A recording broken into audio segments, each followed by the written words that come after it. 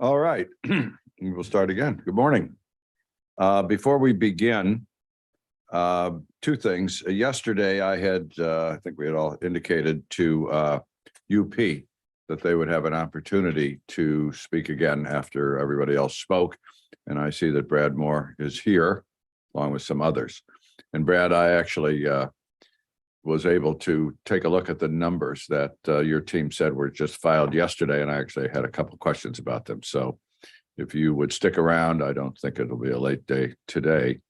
Secondly, Greg Twist from AGP has asked for a few minutes to respond to what UP said. And Greg, if in fairness, if you will wait till all today's panels are done, we'll call you up here again. And I would say the same thing to anybody. The goal of these hearings is to get as full and discussion and revelation of everything that's relevant to this issue. So the more we can hear that people have to offer, I think the more the board would want to hear from people. So with that, excuse me, we will begin our first panel, which is the following, and they're all here, but for the record, our friends at National Grain and Feed, represented by Michael Seifert, their president, and Tom Wilcox, their counsel. Justin Laukheim from the Fertilizer Institute, welcome. And Katie Mills, National Mining Association. So I think I will call on you in that order. Mike, if you want to start off, remember to turn the microphone on when you're speaking so the camera gets to you and we can hear you, and turn it off when you're done. Thank you. Thank you, Mr. Chairman, and good morning. As you mentioned, I am joined by Tom Wilcox, NGFA's Outside Transportation Counsel, who will also testify on behalf of NGFA. And I want to begin by commending you and the board for holding this hearing to examine Union Pacific Railroad Company's use of embargoes. NGFA consists of more than 1,000 grain, feed, processing, exporting, and other grain-related companies operating more than 8,000 facilities.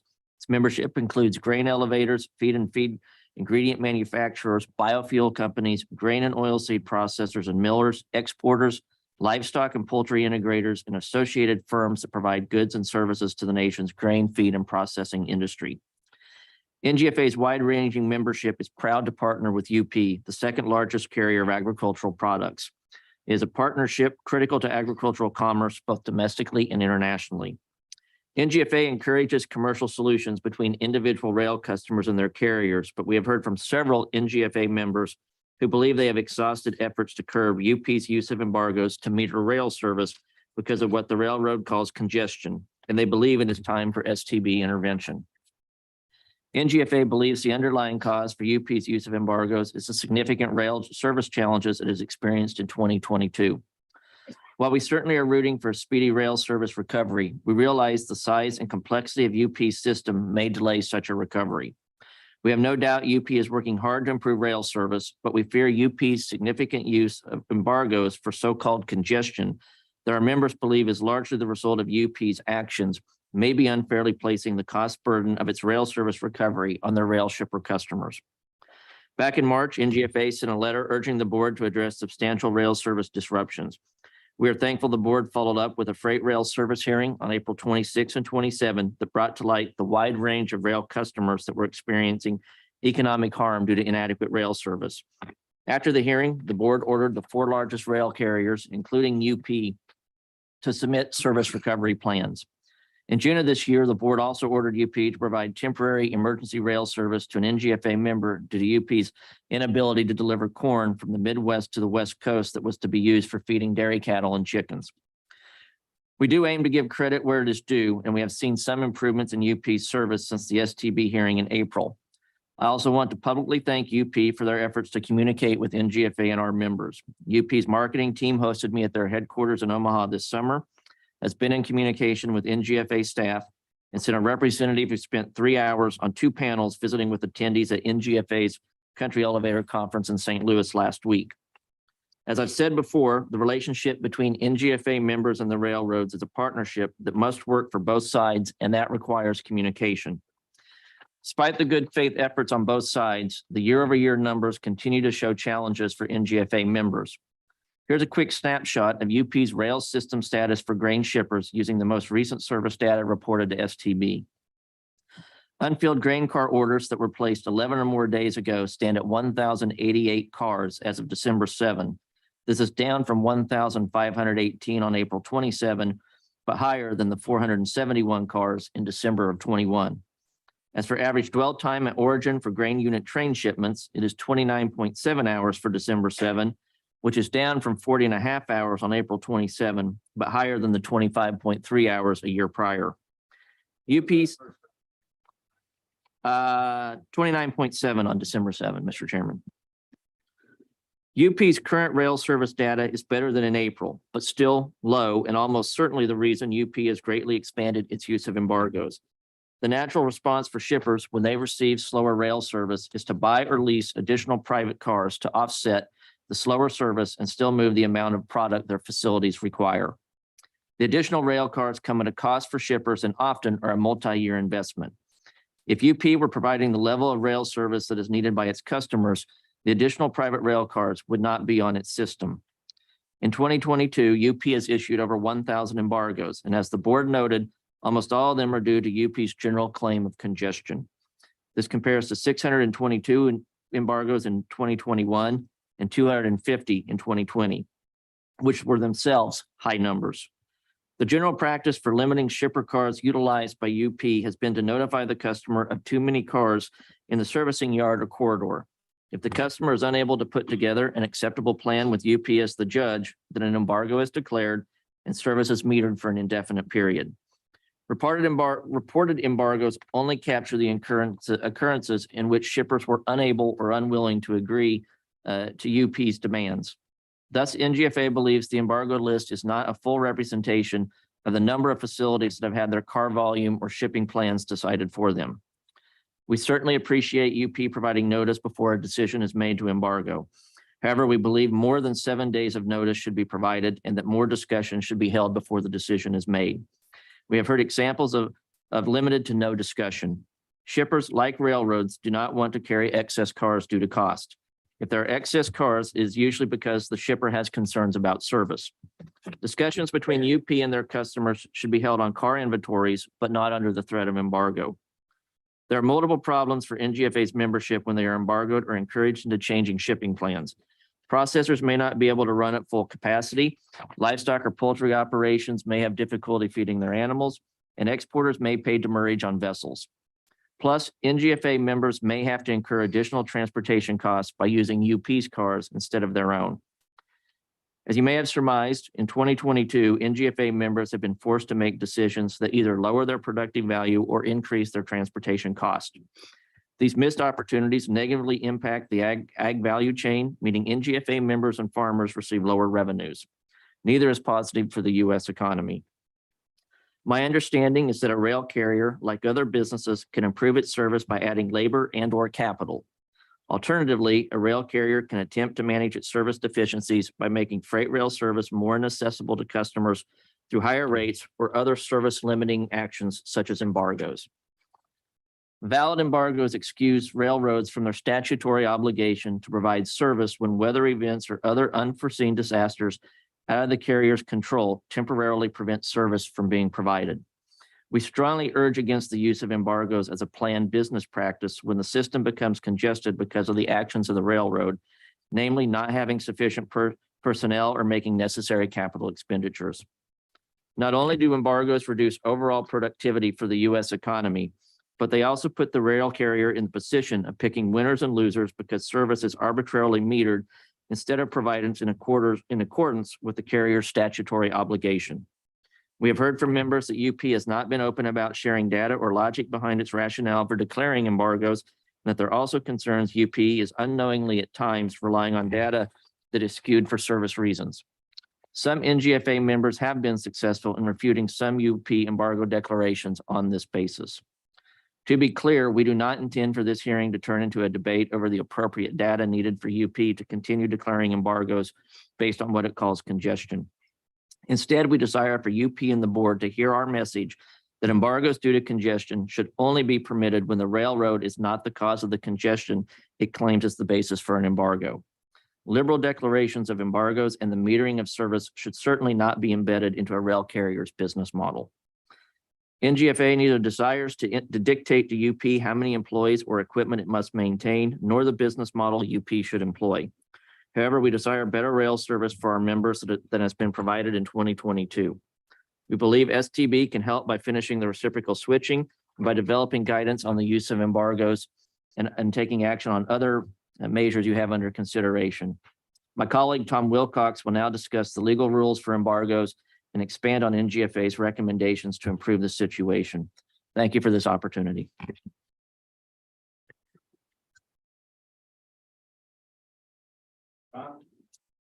Good morning. I'm Tom Wilcox, and I'm appearing before you today as Transportation Counsel for NGFA.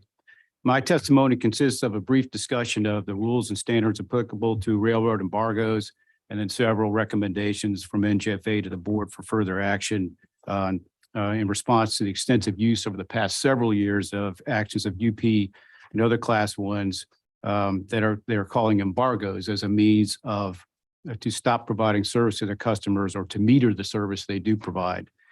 The written version of my testimony includes citations to some applicable cases and authorities, and I'll submit it into the record for the board's convenience and reference. As the board noted yesterday, the use of embargoes started increasing a few years ago. To me, as a practitioner, this is another example of an area of law where there are established rules and precedent, but in today's industry, the boundaries of those rules get stretched and railroad practices become potentially unlawful, but they become part of the industry because they're not challenged. They then spread as other railroads adopt them. We've seen this in other areas, just to name a couple, as demurrage and accessorial charges, billing practices, and even rates for that standpoint. The concept of a railroad embargo is well established and it's fairly straightforward. A railroad has a statutory obligation to provide service upon a reasonable request pursuant to 49 U.S. Code 11101A. The railroad cannot refuse to provide service merely because to do so would be inconvenient or unprofitable. However, as Mike noted, that statutory obligation to serve can be temporarily excused by an embargo without liability to the railroad if events happen out of its control that prevent it from temporarily fulfilling its obligation, and it takes appropriate steps to eliminate the cause of the disruption. So the question is not whether UP's congestion practices violate the common carrier obligation, which was a question asked yesterday. The correct question is whether the action they have taken meets the criteria of an embargo. If it does, then legally UP has no liability for violating its common carrier obligation for the duration of the embargo. So if you're looking at the bigger picture, if you allow the expansion of the definition of embargo, that arguably removes an incentive to improve service and also the efficient use of private rail cars. The written version of my testimony includes some judicial definitions of embargo and a couple from the STB, and one including that an embargo is a carrier's notice to the railroad industry and affected shippers that a disability or interruption in operation exists, which temporarily prevents it from providing service or performing its common carrier duties. So embargoes by definition, and discussed a little bit yesterday, they're limited to emergency measures, and an embargo is a temporary measure. It's justified only if the conditions warranting the embargo cannot reasonably be rectified, and that's in the GS roofing case the chairman mentioned yesterday. Most embargoes are for physical conditions. The board has mentioned in cases that embargoes can occur due to operating restrictions such as congestion, but there are very few cases on it. And then Tom, have you found any cases either at the board level or at court dealing with a factual situation involving congestion and an embargo? Yes. Are they, the citations are in your, because we didn't. There are two examples, and they came out of the UPSP merger. And in that case, BNSF, and there's a longer discussion here, but BNSF embargoed Mexican-bound traffic over the International Gateway at Laredo Junction because of congestion caused by the implementation of the UPSP merger. And in that case, BNSF, the congestion was being caused by the merging railroad. BNSF embargoed the traffic temporarily. And this discusses that they also included a permitting system where they, to quote the board, authorizing only those train movements that can be completed without delay. Now, I also point out there's two material differences to that permitting system and the one we discussed with the SIMS program, and that is the congestion there was not caused by BNSF, and it's very disputed here as to what the cause of the so-called congestion UP is basing its embargo claims on, who caused that, and it still wasn't clear from yesterday's discussion as to what's causing the congestion. Was that decision reviewed, or was it just at the board level? It's just at the board level. Probably why I didn't find it. There's some, this is not exhaustive research, but there was a couple of cases that arose out of the merger that I believe were settled, but there's some material on some discussion about BNSF system. The other part about it is that BNSF's permitting action took place under a situation where the board had already issued an emergency service order, order SO 1518, because of the meltdown after the merger. So they were, I think, looking for solutions, and because arguably a permitting system is not really an embargo because you're still providing service, you're just metering it. And so I didn't see where that was challenged, and the board didn't take it up on its own because I think they were looking to solve some problems. Can I have a couple more minutes? Okay. So an embargo has to be reasonable at all times, and that includes at its outset. And so if an embargo is unreasonable at the outset, or it becomes unreasonable because the condition or disability that prevented the carrier from providing service is eliminated, then the carrier has violated its statutory obligations. And the relief for an affected shipper is damages under 49 U.S. Code 11704, and the shippers have up to 2 years to file those complaints. UP has based the vast majority of its embargoes on so-called congestion, which it hasn't defined in any detail other than to say it's elevated excess inventory. And then I won't repeat the discussion, but there are very few cases, but I have yet to find a case where the embargo was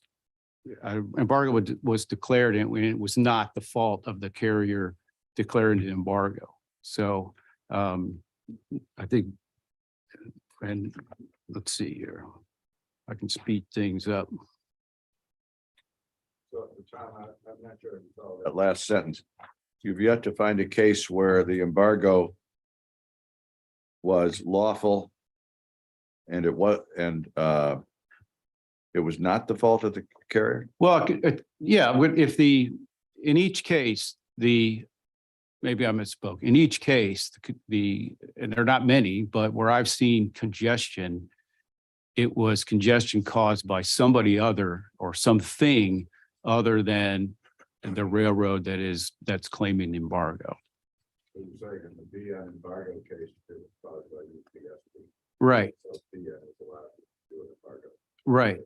And I've in those decisions, what I was looking for was that question: who caused the congestion? And the decisions, the STB decisions from there talk about a lot of other factors that cause congestion other than the railroad. It's a little fuzzy on what the basis for UP's embargo, because they embargoed after BNSF, but they did not engage in a permitting system. So it's a little, I think you'd have to dig through the evidence a little more to see what that, what the basis for that embargo was. the exact cause that UP cited, if any.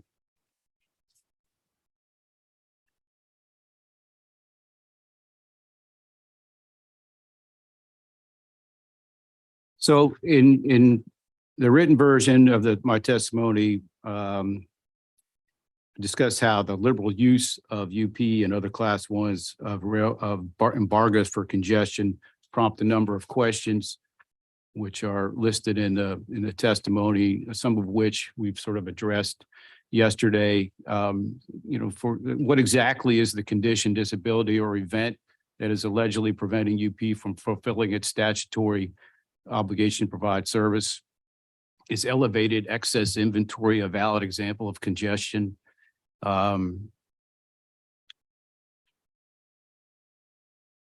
Assuming instituting an embargo for elevated excess inventory is lawful at the outset, at what point is the condition or disability considered eliminated? And how is that to be determined? And then if an embargo requires cessation of service under the rules, then how is a congestion embargo with permits a valid embargo that provides UP with a defense from an action for a breach of its common carrier obligation?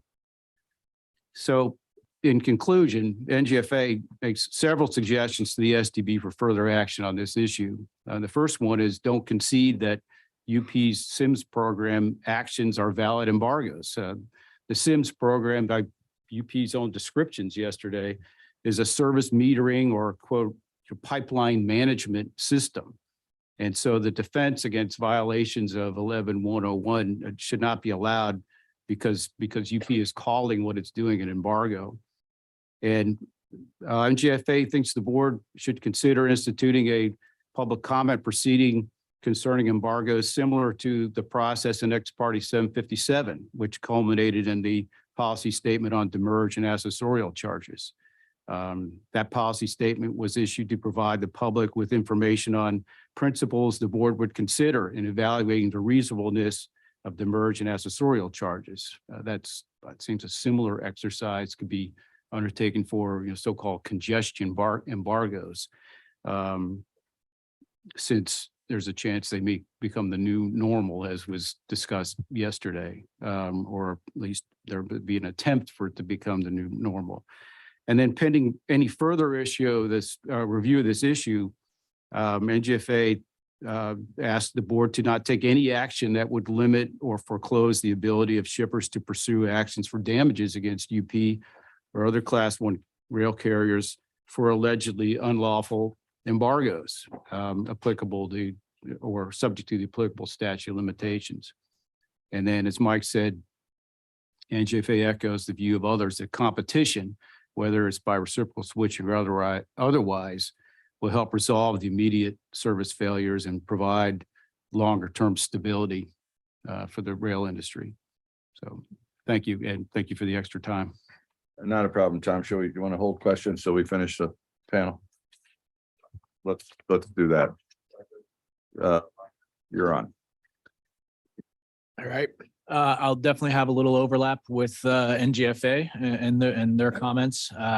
Good morning. Thank you, Chairman Oberman, members of the board, for holding today's hearing on UP's embargoes. I'm here today on behalf of the Fertilizer Institute, TFI. TFI represents companies that are engaged in all aspects of the fertilizer supply chain in the United States. Half of all food grown around the world is attributable to fertilizer. Thanks to the fertilizer inputs. Half of all fertilizer in this nation, more than half, moves by rail around the United States. So rail is absolutely critical to both our domestic production of fertilizer and its distribution, and ultimately getting it to farmers. In regards to rail service and staffing, I'll speak generally. I mean, I think I know I'm sort of, you hear this all the time, I think. Shippers continue to face drastic deterioration of rail service all year. I'd say rail service this calendar year has probably been the worst it's been perhaps in our history in this nation, unfortunately.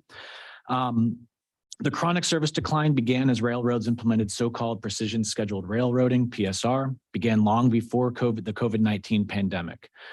This involved carriers cutting their workforce, reducing their equipment. When the pandemic hit, COVID-19, Carriers made additional drastic employee reductions. And from what TFI can see, carriers' staffing decisions have prevented them from providing a reasonable level of rail service and making reasonable adjustments to address demand changes and service challenges that are inherent in railroading. The disturbing decline in rail service since railroads implemented PSR hopefully serves as a wake-up call. And hopefully they'll be able to, and I think they're working on it. We appreciate that. I mean, they need to staff up. They need more resources to do their jobs. Today's hearing focuses on one carrier, Union Pacific, a PSR adopter. They've used embargoes, as has been discussed already this morning and yesterday. They've used embargoes to manage their congestion on their rail network.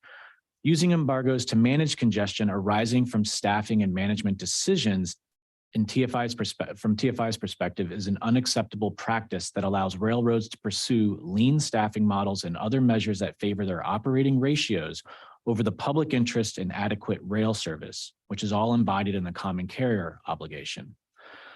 The board and TFI would urge the board to examine, and I think the board is doing that, thank you, examine UP's embargo practice closely to ensure that Union Pacific is not using embargoes improperly, including to pursue lean operating models that impair its ability to satisfy its common carrier obligation. So more specifically to UP's embargoes, TFI acknowledges that UP's network is currently struggling. Some action that restricts activity on the network may be required to improve fluidity. We don't like that, but we understand that. We think the root causes that I've already kind of teed up are really at the fault here. The immediate question is whether UP's actions are reasonable under the circumstances and whether it is imposing embargoes on a fair and equitable basis. April of this year, which is the middle of the spring planting season, UP imposed and threatened embargoes on many TFI members. The timeliness of fertilizer shipments is particularly sensitive during the spring. TFI came within actually about an hour of filing an emergency petition with the board. We didn't, our members were able to, with a little bit of TFI assistance, but our members were able to individually work out arrangements, not great. They didn't get back to a great spot with UP, but they did get to a better spot with UP. And so we did not file then. I'll also add TFI, we appreciate, and our members appreciate that UP has been willing at times, often with a lot of prodding, but they've often been willing to work with our members to make sure that, I guess, fertilizer gets where it needs to get to. The current embargoes are occurring now, at least when they came down more recently for our members in November, in the middle of the fall application season for fertilizer. This is highly disruptive, not quite as potentially catastrophic as it could be in the spring. Certainly not as time sensitive, but still quite disruptive. UP's implementation of these embargoes is concerning for several reasons. One, as I've heard from many of my members, the data underpinning UP's actions is generally quite bad. UP's communication with its customers about the embargoes has been very poor. UP has failed to set clear expectations or a timeline for when things might get back to normal. In many cases, what UP is even asking shippers to do and the methodology they're using is to make its embargo decisions is unclear. And as a result, customers, TFI's members for sure, are left to guess at what traffic UP will handle, and they have no meaningful ability to help UP address its congestion nor make appropriate business plans. So, and this includes actually those who have not even been embargoed in my membership. So data and communication really has been quite unacceptable. It sometimes feels a little bit like, I don't know if you've seen the Muppet Show, it feels a little bit like the Swedish Chef is sort of like trying to do, and there you go. It's frustrating. And I'll go back to the business plan piece. It is really tough for our members need to make their business plans. They exist in a competitive business environment. They're sort of struggling to you're sort of not sure what's around the corner. And it's been like this all year. We've had troubles, and it's quite challenging. All right. So as mentioned, fertilizer is a critical precursor to food supply. Various geopolitical events have made fertilizer markets highly challenged in recent years. And to help American farmers, TFI, we've been working very closely with the administration, with the Congress regarding domestic fertilizer production. The administration has a $500 million grant program to promote domestic fertilizer production. I can tell you what doesn't help promote domestic fertilizer production: an unreliable transportation network, which is what we've been dealing with. And again, I'll say it again and again, really appreciate the board's oversight and activity on this stuff to try to help things smooth out. An unreliable transportation network is highly detrimental to domestic fertilizer production. UP's embargoes are contributing to lost business, increased costs, which will directly and negatively impact domestic fertilizer production and cost. The embargoes also place an enormous burden on fertilizer shippers who have regular seasonal fluctuations in their business to support the ag market ahead of and through spring and fall application seasons. To remain operational, many production facilities need consistent rail service for inbound raw materials and outbound finished product.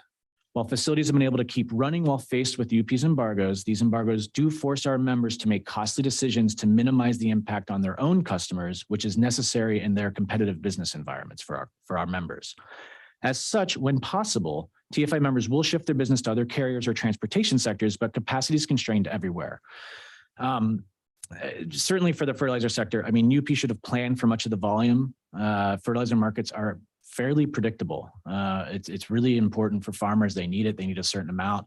You can kind of look at past years and you kind of know what's coming. You know what's in front of you. So, you know, it's predictable. UP should be able to adequately prepare and resource for the fertilizer sector. I'll just say again, you know, when UP's customers have to look elsewhere, it also can create a cascading situation that puts unforeseen burdens onto other carriers and transportation modes. We've seen this happen in 2017. I don't want to bring up other companies into this, but we've seen this happen before. And that's a real problem here when something gets, you know, really sideways with one particular carrier. And like I said, capacity is really quite constrained everywhere. We use barge movements for fertilizer sector as well. You got low water there. We can't really control rainfall right now. We'll do our rain dances as we approach the spring as much as we can. But, you know, and it's not that the UP situation didn't just happen this year. I think this has probably been about a decade or more plus in the making, but it's a little bit of an unforced error. We didn't need to lose all the resources they have. So, like I said, UP should have planned for much of the volume it currently has. I'll just say, you know, TFI, we accept that UP needs to establish network fluidity. Can't rely, you know, but it shouldn't be relying on embargoes to run its business. And nor should it ask shippers with no notice to stop or severely curtail their business. So UP and rail carriers need to maintain staff and resources at levels that allow them to be more consistent throughout the year through up and down business cycles. And moreover, it may be time for Congress and the board working together on ways to clarify the common carrier obligation. I think that this includes the role of embargoes.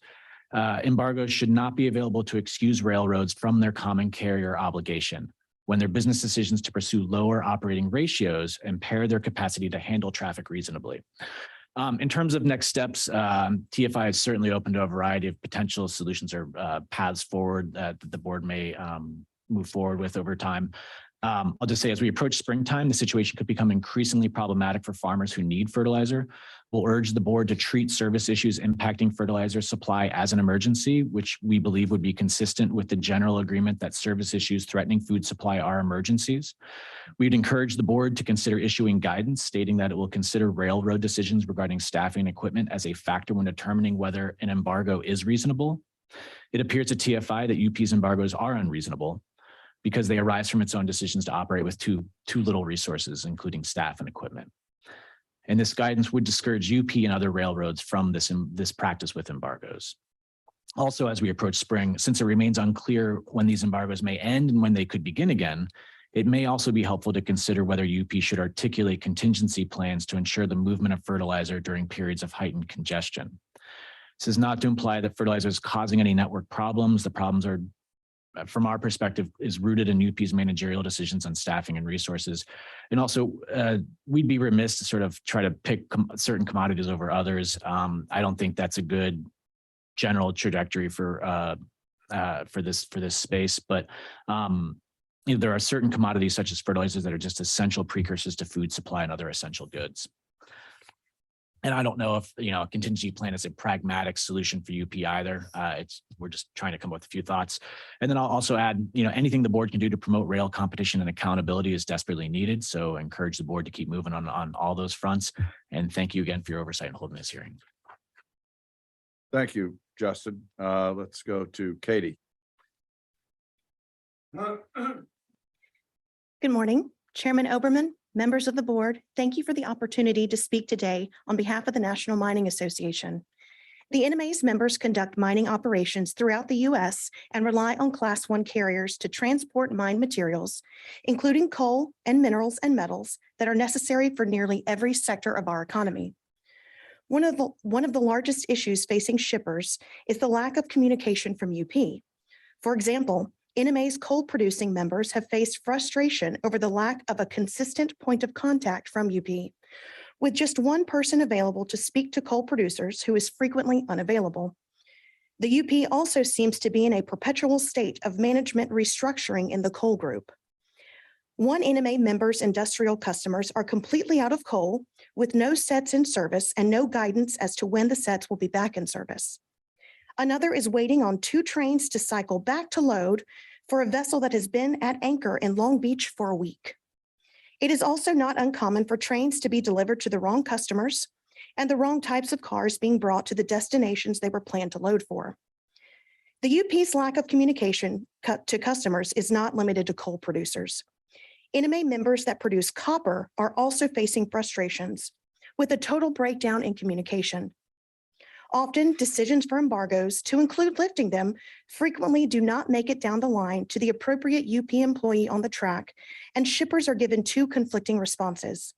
This results in mixed communication, wasting precious time to get copper shipments to the markets where it is in high demand. The UP's inconsistent communication with shippers has resulted in a significant breakdown in service. Unfortunately, the burdens of managing the rail line sometimes then fall to shippers, who even try to anticipate if the UP will consider an embargo and proactively begin removing cars, despite the contractual agreement to move said cars. In practice, this leads to self-metering or the UP asking the shipper to self-meter with the threat of a future embargo. However, these instances of a non-embargo or a pre-embargo are effectively a de facto embargo that is not reported as an official embargo. In reality, the very threat of an embargo hangs over captive shippers' heads like the sword of Damocles, where failure to anticipate a potential embargo and begin self-metering or comply with UP's request to remove cars or face a true embargo could risk additional financial and business consequences for the shipper. As Justice Marshall recognized, the value of a sword of Damocles is that it hangs, not that it drops. The UP wields enormous control in these situations where uncertainty threatens a captive shipper's ability to continue to mine and ship its products to customers. As an example, last month, one NMA member shipper was told by the UP that they had too many rail cars in service and had to take cars off a particular line or potentially face an embargo. Of course, not wanting to risk a costly embargo, the shipper began removing cars from service, only to be told a few days later that UP actually embargoed the entire interchange after the shipper complied with the original instruction to remove cars. These costly days of removing trains only for the UP to issue an embargo resulted in lost revenue for the shipper and increased costs to truck the mined product to the market. This particular shift from rail to truck cost the shipper an additional $100,000 a week. The UP has underinvested in its capital infrastructure to the detriment of shippers. In an effort to be part of the solution, NMA members have invested in additional private rail cars to continue to ship mine materials.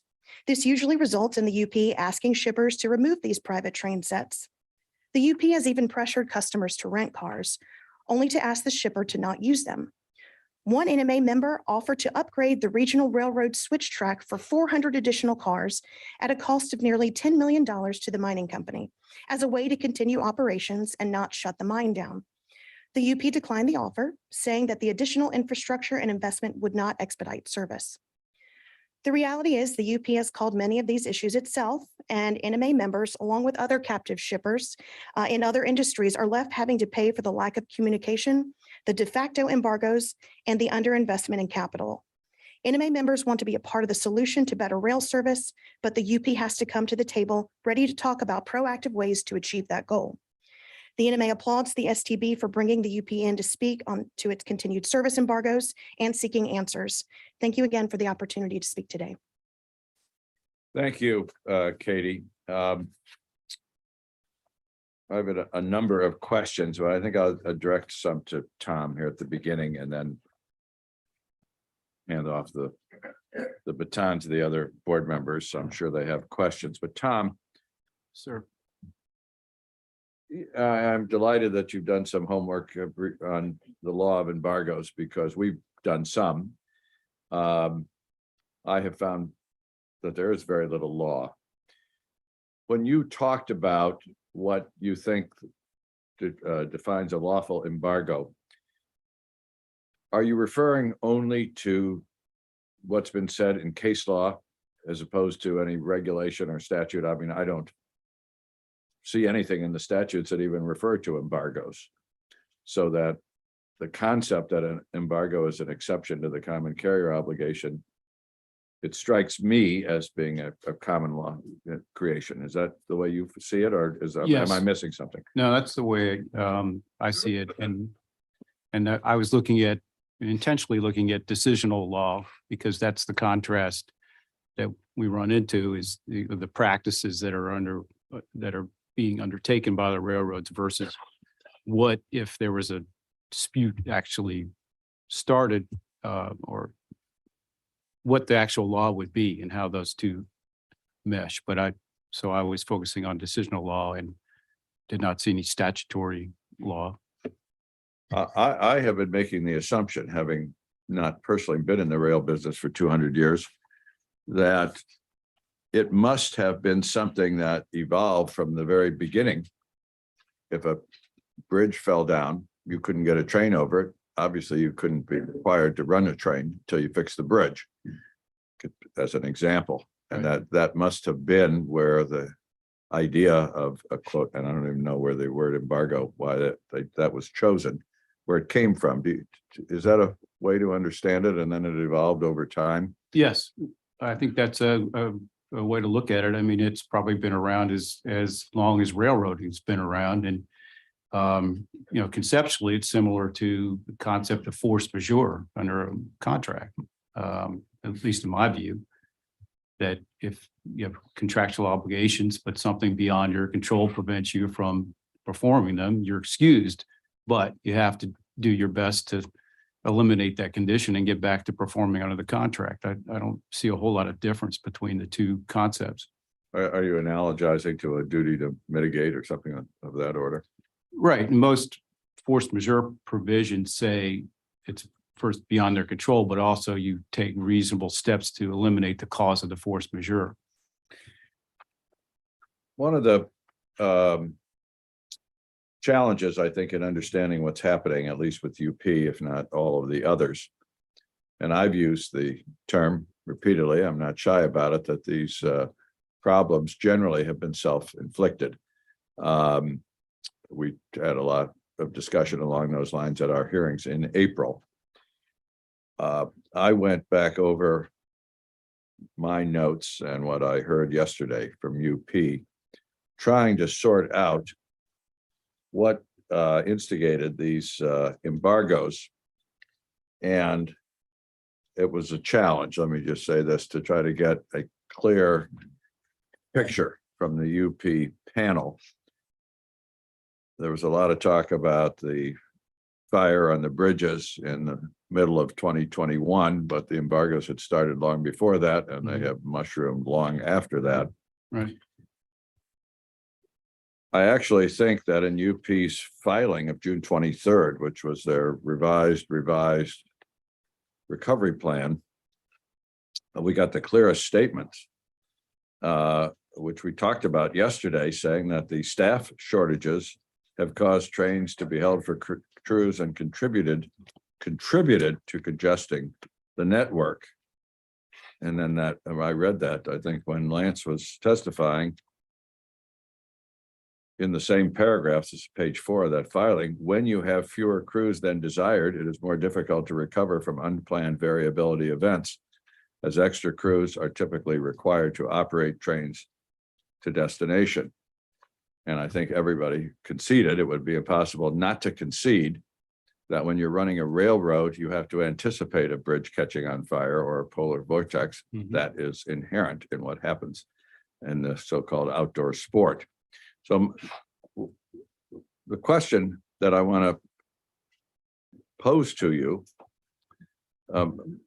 not for necessarily that you have an exact answer, but to see if how you would ask us to think about it,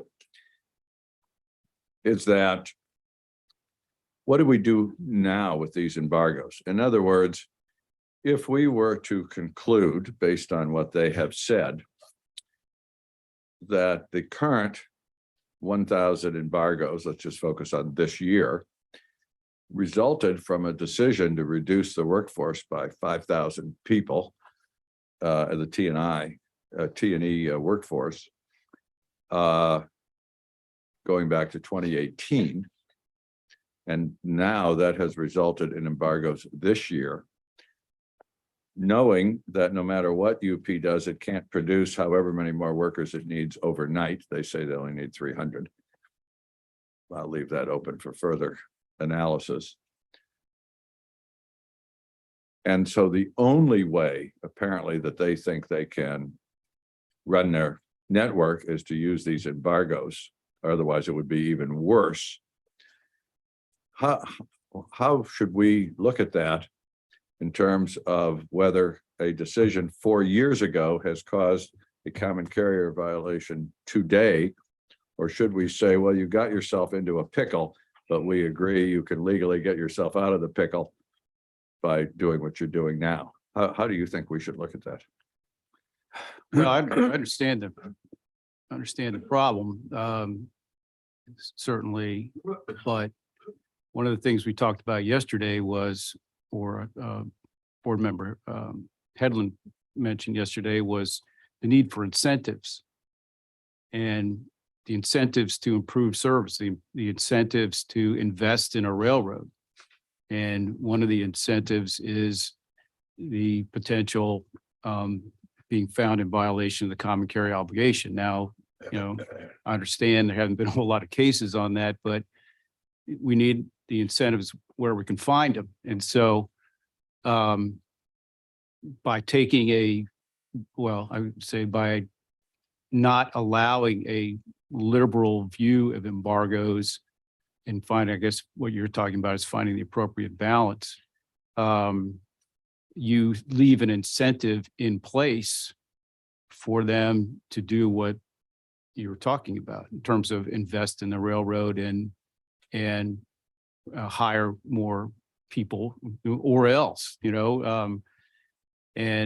but by the same token, by allowing 1,000 embargoes or more, you're removing an incentive. It's, you can say how big or small that incentive is, but you're flat out removing it. And so to me, that's almost, enabling is maybe too strong a word, but you're not advancing the ball that way. So I think, as I said, our first step would be to not concede that all these are in fact embargoes and that they have to stand on their own, because that's the analysis with an embargo, that whether under its initial facts it's valid or not, each on an individual basis. And then I think that's one way to approach it, but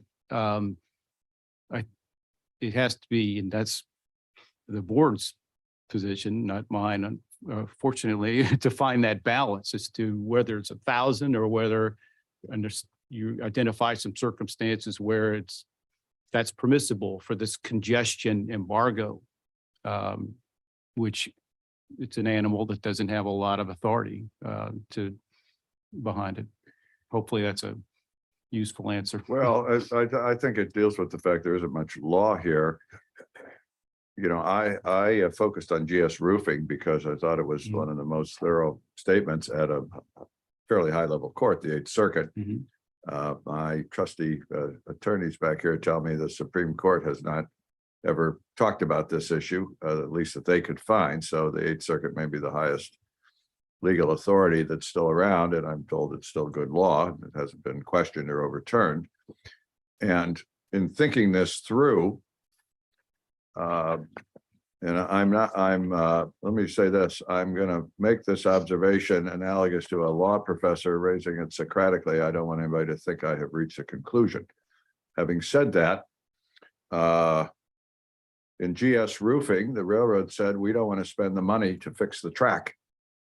And therefore we're going to embargo it. And the Eighth Circuit said, no, that's not the law. You have to, unless the board gives you authority to abandon a line, you got to keep it running. So if you have to spend some money on the track, do it. That's not an excuse. And by analogy, if a railroad comes in here and says, we don't want to spend money on personnel to drive the trains, how does that differ from not spending money on track over which the trains run? If you've made a conscious decision that you're not providing the service because you don't want to spend the money, I don't see the legal difference. And I'm sure UP, that's why I asked them if they had any legal authority, will disabuse me of that notion.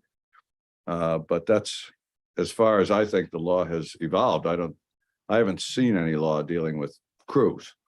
Right. And I'm anxious to get your memo and read the cases you've found.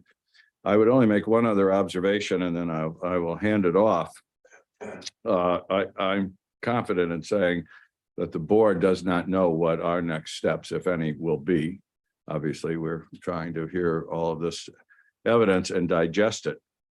And I take your suggestion as an interesting and one that we should think about, of opening this up to comment for then the purpose of perhaps issuing a policy statement. I think when we started the demurrage hearings, we didn't know we were going to issue a policy statement that evolved from what we heard. And I assume if we did that, we wouldn't know the outcome of that either.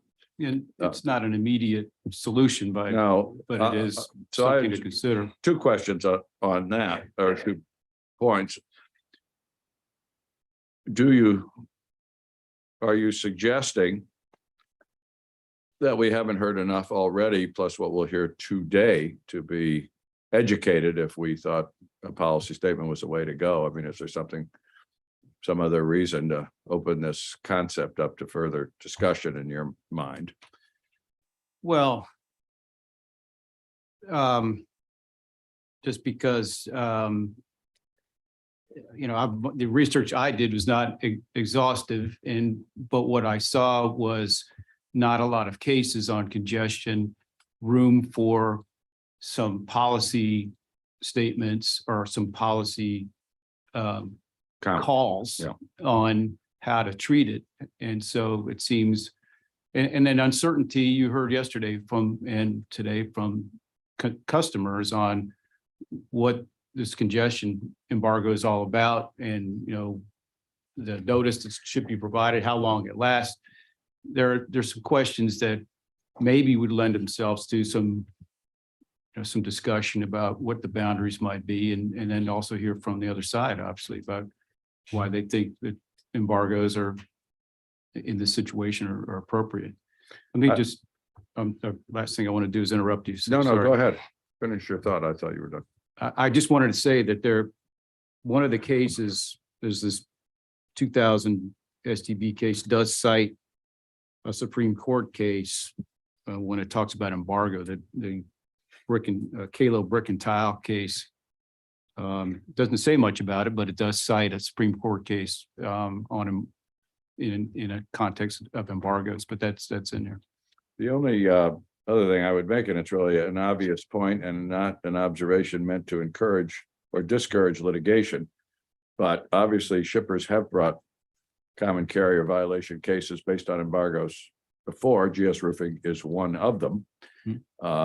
And there's really nothing to stop a shipper or your clients or anybody else's if they conclude that there has been a violation, to bringing a case.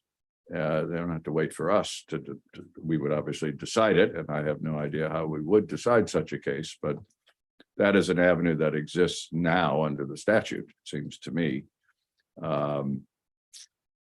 for what it's worth. And again, it's neither to discourage nor encourage, but to just observe that the vehicle exists. Patrick. Well, I agree that I thought member Headland brought up an essential point yesterday about incentives. And I think, Tom, you rightly picked up on it. And, you know, I think about incentives in the context of competition. We were discussing competition as a way to mitigate the impacts of embargoes yesterday somewhat. But the truth is that competition can also be seen as a preventative tool, with the incentive being the potential loss of a customer. And so, you know, just pursuing that a little bit, starting with maybe the mitigation angle. We heard some of it on the first panel, but speaking broadly for your members, do the shippers that have access to another railroad, are they generally able to feel a lower impact from potential embargoes?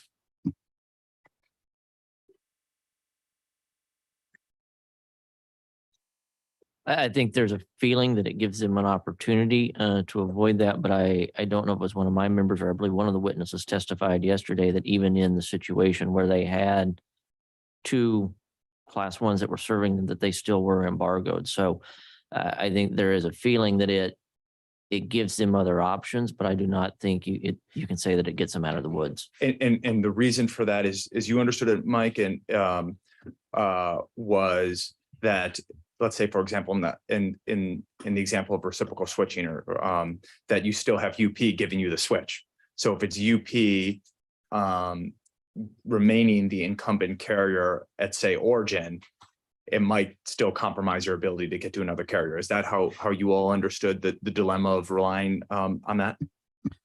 That's how I understood it. Yes. Yeah, but I'm probably not getting at your question. I do have a thought about if the board were to issue a policy statement, which I think TFI would encourage and support.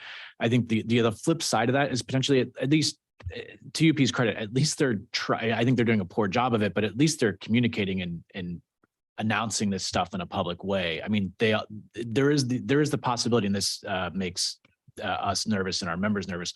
Someone could just not show up. They could just not say anything. Well, I'm glad you said that, because, you know, I mentioned yesterday that, you know, to some extent, and I think UP conceded to some extent, people can debate the extent, but that embargoes are downstream of service problems.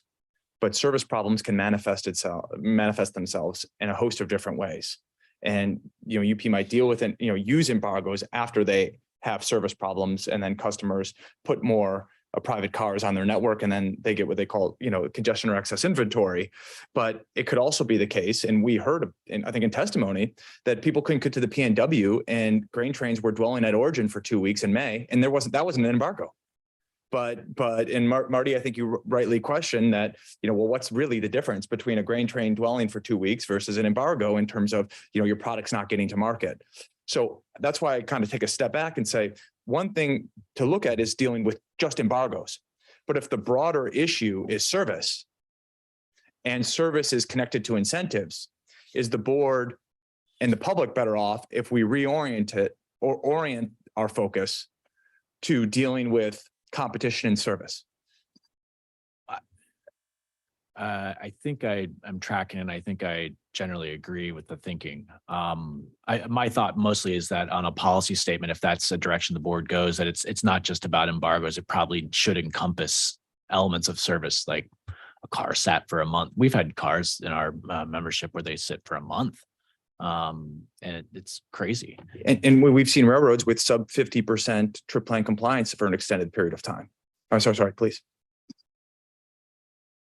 I was just going to say that the issue is that an embargo has, as I discussed and Marty has discussed, and there's a legal significance to an embargo, and it excuses statutory obligations, and so I think I agree with you that should be the focus: service and competition. And I think part of that is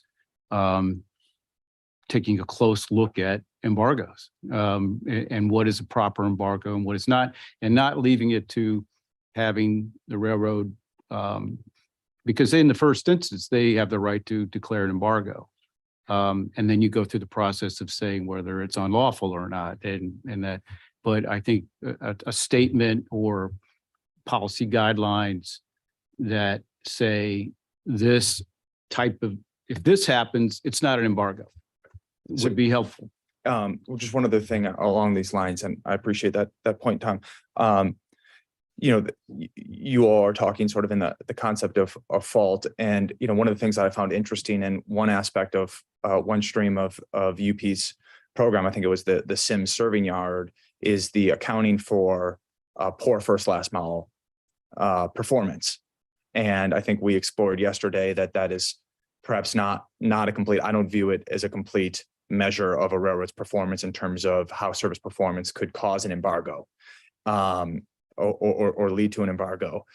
But one of the advantages, I would like your commentary on this, is one of the advantages of kind of zooming out and looking at competition from a public interest lens, that you can make an assessment about service performance in terms of first last mile, in terms of transit time, in terms of trip plan compliance, without necessarily having to disentangle precise causes and fault. Yes, Dry Canyon Bridge goes out, and then yes, they might not have enough crews, and those two coalesce into a slowdown, and then people put private cars on. Disentangling fault could be difficult. I don't know how the board would rule if we were asked if fault is an essential component, but if you zoom out and look at it from a public interest lens, you may be able to say, well, listen, this substandard service performance with multiple contributing factors may enable a remedy that both has incentive effects and mitigation effects in terms of competition. And competition allows you to zoom out to a public interest lens as opposed to solely a fault-based lens, which you might have to do if you narrowly look at it in embargoes. And I just like your commentary on that.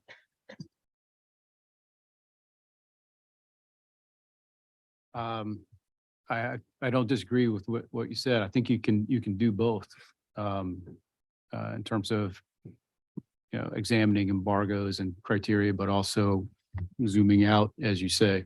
So I don't have any disagreement with what you said. Appreciate it. Thank you. Mr. Seifert, has the embargo program had any negative impact on the ability of your members to export grain? I don't know that I have any specific examples that I can cite to you of that, but obviously we'd be happy to go back and check individually with our members. But I think where it has been the challenge is the uncertainty of when they're going to be able to move or how many cars they're going to have. And clearly, we have had issues in the ports this year of demurrage issues where we haven't been able to get. Now, if that's been right into the regular service issues or to the embargo, I can't say on that. Obviously, too, as it comes to exports and along the river, we've had a number of issues here this fall, and somewhat some of our shipments for export. Again, I'd want to dig a little deeper on this, but may just be down a little naturally in that due to the competitiveness and the value of the U.S. dollar right now, we're not as competitive in the export market, particularly on beans, as we have been the last couple of years, a few years, and that's impacting it as well. But we certainly happy to follow up with our members and get back to you specifically on that. What we have seen is, what we have been told by them is certainly increased cost, as some of the references that have been cited here.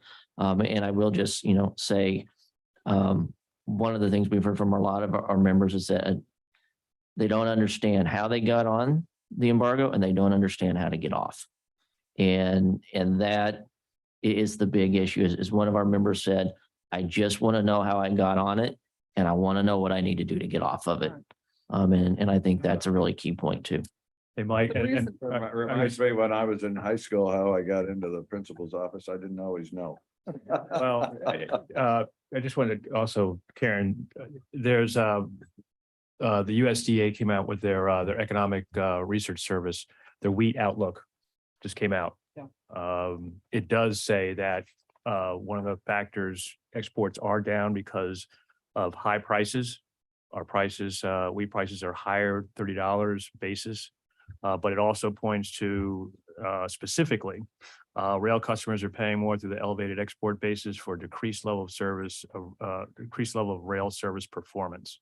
And they do specify that cost of rail service, you're paying more for less, what we were saying yesterday, so you get less cars, you're told to embargo. So using less cars, you're paying more for system cars. And now on top of the high prices. So, it's almost a lose-lose. Yeah. Let me explain why I'm asking this question. There was an article, it was a lead article in Reuters yesterday, talking about the famine in Somalia. And part of the cause is the drought in the Horn of Africa, but they also mentioned the incredible increase in the cost of grain due to the disruption of the market in Ukraine. So, as we deal with this issue, I think it should be in the back of our mind. This is not just about dead chickens in Southern California. We're talking about feeding the world. I wanted to come back to the discussion that you and Patrick were having.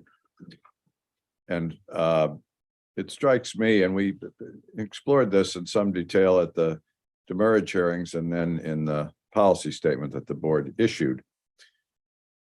And that is the question, the concept of fault. I have, and I'm really just speaking for myself now, I have found it more useful to not use that term because it implies some kind of moral problem. And to me, it's more useful in trying to untangle this to just talk about causation or proximate causation, regardless of bad behavior.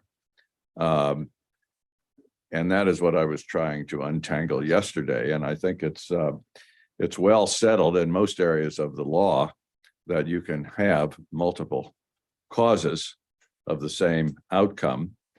And just because there is a contributing cause doesn't mean that the other causation is immune from remedy. Certainly a well-established concept in tort law.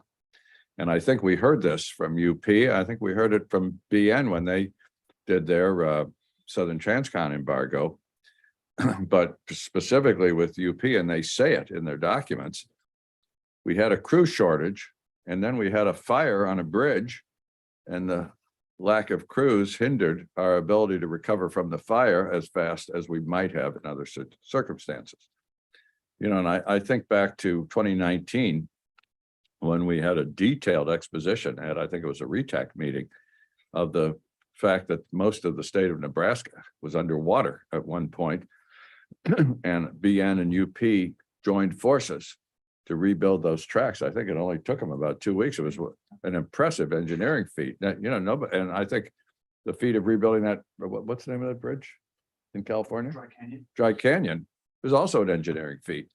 But in 2019, the service recovery was pretty quick. As I recall, there was always some delay in catching up, nothing like what we've seen here. So to separate out the bridge from the crew shortages, may be necessary if somebody ever brought a case and we had to focus on it. But to me, it's more useful into my analysis to think about just causation factors. The one thing I wanted to Marty, just real quick on that. Yeah. And I appreciate that Yeah. very much, the clarification of how you're thinking about it. I just wanted to observe on because you mentioned when the ground froze and then the rain couldn't absorb in the soil and it caused the flooding in that portion of the Midwest and West. The very same, I heard the very same shippers that have raised concerns about the embargoes were complimenting the railroads at that time. So I just wanted to add to that observation. It was impressive. It shows you what the railroads are capable of. That's one of the frustrations. You know, if I thought they were just unable to serve the economy, I'd have a different view. But what it's really caused me concern, and I talked about this when I spoke in New York a couple of weeks ago, is that they're not living up to their potential. They have a great potential and we need them. A couple of points I wanted to get back to on a very useful discussion with Patrick. You said something, Tom, and it may have just been a passing manner of speech, where you said the railroads have a right to initiate an embargo. And then the question is it legal? I don't think of it that way. I don't think they have a right to embargoes. I think an embargo is an exception to their duty to under the common carrier. I almost think of it when it's a physical safety problem, like an unsafe track, they have a duty to embargo or an obligation.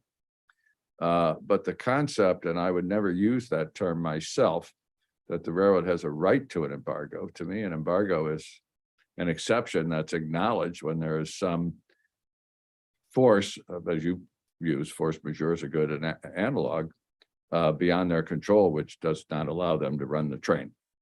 So I'm not sure why, unless it was just an inadvertent use, or why you use the term right. I just was referring procedurally.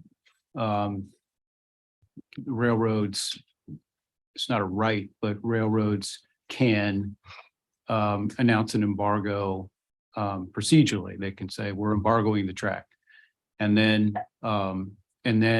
it's on parties who object to that to argue that the initial embargo, or at some point during that embargo, it's become unreasonable and now they're violating their common carrier obligation. That's what I was referring to. It may be unreasonable the moment they think about it. Exactly. Depending on the facts. So that in the context was that if there are boundaries sort of out there similar to the demurrage causation guidelines, then maybe they don't declare the embargo in the first instance because they know that it won't hold up. You know, the other thought I had, and I share Patrick's observations about incentivizing better service through instituting more competition. We've all been talking about that for years, that we need to improve competition. But to me, there's not a one solution to these issues. Competition and reciprocal switching might really advance the ball if we could figure out a way to put it together, which, by the way, is, I know it seems like forever, but we've been diverted here by a lot of issues this year. Dealing with that rule is still high on our agenda to finish it, but the railroads wouldn't keep interrupting our thought process here. We'd get our work done more quickly. But no, it's still very, very much on my mind as in terms of completing the work on that one way or the other. But we also heard yesterday, and I think we're hearing today, that if only enhancing competition will not solve everybody's problem. There were several shippers who said there is no place for us to have a reciprocal switch. We're not physically able.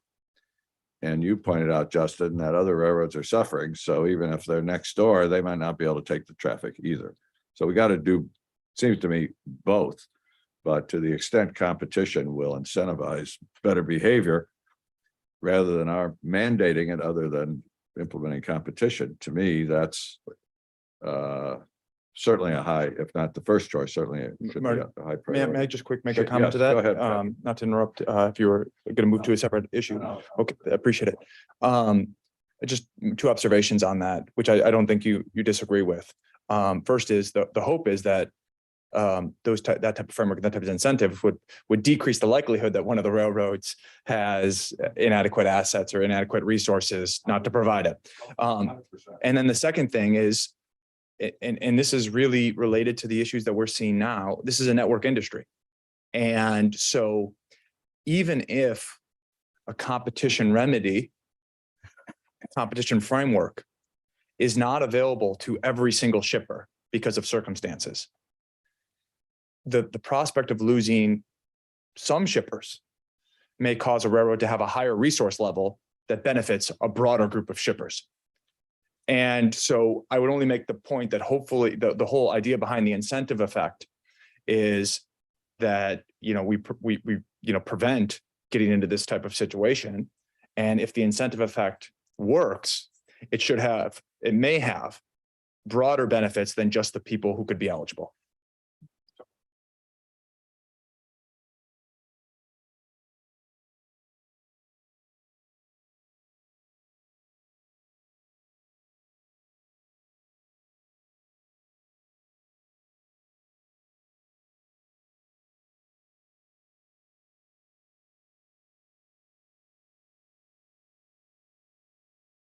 Mr. Chairman, one thing, maybe following up on a couple of the comments. One thing I would say is that obviously, we as NGFA have been arguing for competition and believe that's important on several areas you all have talked about. The other thing I would say though, too, in addition to coming to competition is, and I'm not a lawyer, so I going to be trying to be a little basic here, but what is the bar? That's a blessing. What is the bar, so to speak, of when an embargo is allowed? And I think obviously we've discussed here what I'd call acts of God, and I don't think any of us would disagree that those are valid reasons. But I think, as you said, Mr. Chairman, declaring an embargo every time they get in a pickle, and if they create that pickle, I think that is a concern that by doing that, you lower the bar for what is their statutory obligation, and that you do allow that become a part of the business model, not just, for UP, but potentially across the full system. And so competition is a part of it, but I think also, what qualifies as a valid embargo is an important question that also has to be part of that consideration. I think that's a good point. One point. I'm sorry, Michelle. To me, it's like most case by case decisions that we've got a spectrum here. We know pretty clearly what's a valid embargo. The flood washes out the bridge. You can't move the train over the bridge. It isn't even worth thinking about whether that's a valid embargo. It clearly is. Over here, we don't have too many illegal embargoes in the case law, but we do have GS roofing that says if the price is reasonable, you got to fix the track. You can't just stop running the trains because the rails are defective. And everything else is undefined somewhere in the middle. Where does it become illegal, either because it's self-inflicted or there's a reasonable way to fix it and you don't want to take the reasonable out as a railroad? And that's a reason, could be a reason to follow up on Tom's idea that maybe we ought to try to issue a policy statement laying that out. It's an open question, but it does need some definition, I think, Mike, and I think you hit it. I'm sorry, Michelle, go ahead. No, you actually made a lot of the points that Oh. I was going to make. Tom, you actually had, analogized the embargo to a force majeure situation, and I just wondered, and I know that the law here is pretty thin. If you could just maybe walk us back through the legal support that you think would allow the board to perhaps frame it in that way. Well, yeah, the authorities on embargoes go pretty far back, 100 years, 150 years. And that they're usually, and I have not found a case that, does not say that the cause of the embargo was not, I said it wrong before, but was not out of the carrier's control. So it's not, there's no cases where the railroad declaring an embargo was, was the cause of that embargo, particularly with congestion. On the bridge example, one case, the one fact scenario I've been looking for is, say a railroad has a bridge and they don't do any maintenance on the bridge. And then the bridge collapses. They've done no maintenance at all and the bridge collapses. Can they declare an embargo? I have not found that case yet, but just to add the facts in, you're saying they didn't paint it and it rusted out and then it fell down. exactly, like in GS roofing, the issue there was it was class class one or accepted track. They maintained it there wasn't an issue there whether they were not maintaining it at all. They were maintaining it to accepted track. So there's not the issue of they just bought a railroad line, just let it sit there and deteriorate. And then when it washed out, they declared an embargo and somebody said they couldn't do it. But force majeure it's a similar concept that if you have a contractual obligation, and in this case, the railroads have a statutory obligation, you must fulfill that obligation unless something beyond your control prevents you from doing it temporarily. And that's the key in both. They're similar in both similar because it's temporary. You have that obligation. Something could happen beyond your control that prevents you from doing it for a brief period of time. And therefore you're excused from your obligations. Hey, But Tom. you have to mitigate or take steps to eliminate the cause to the best of your ability. Tom, so does the embargo, unlike force majeure, does it provide relief for your volume commitment? Is it your understanding, or does it? Yeah, it relieves you of the common carrier obligation. So what that entails is whatever the common carrier obligation entails in terms of their commitment to provide service, any trip plans, any type of tariff provisions regarding the service to that facility, they're all forgiven for the length of the embargo. So you're saying that the rail carrier should give relief to the shipper from the volume. Do they do it now, or is that something that should happen? Well, what I would say from a legal standpoint is that if it's not an embargo, then they are subject to 11-101A and all that entails. And so then they are still providing common carrier service, but at a metered or reduced level. And whether that's reasonable or not is a question that would be, it's a question, that's a legal question. I And guess so as part of that, as part of that service, they could, and we're metering service and to completely not give any relief for that could be unreasonable.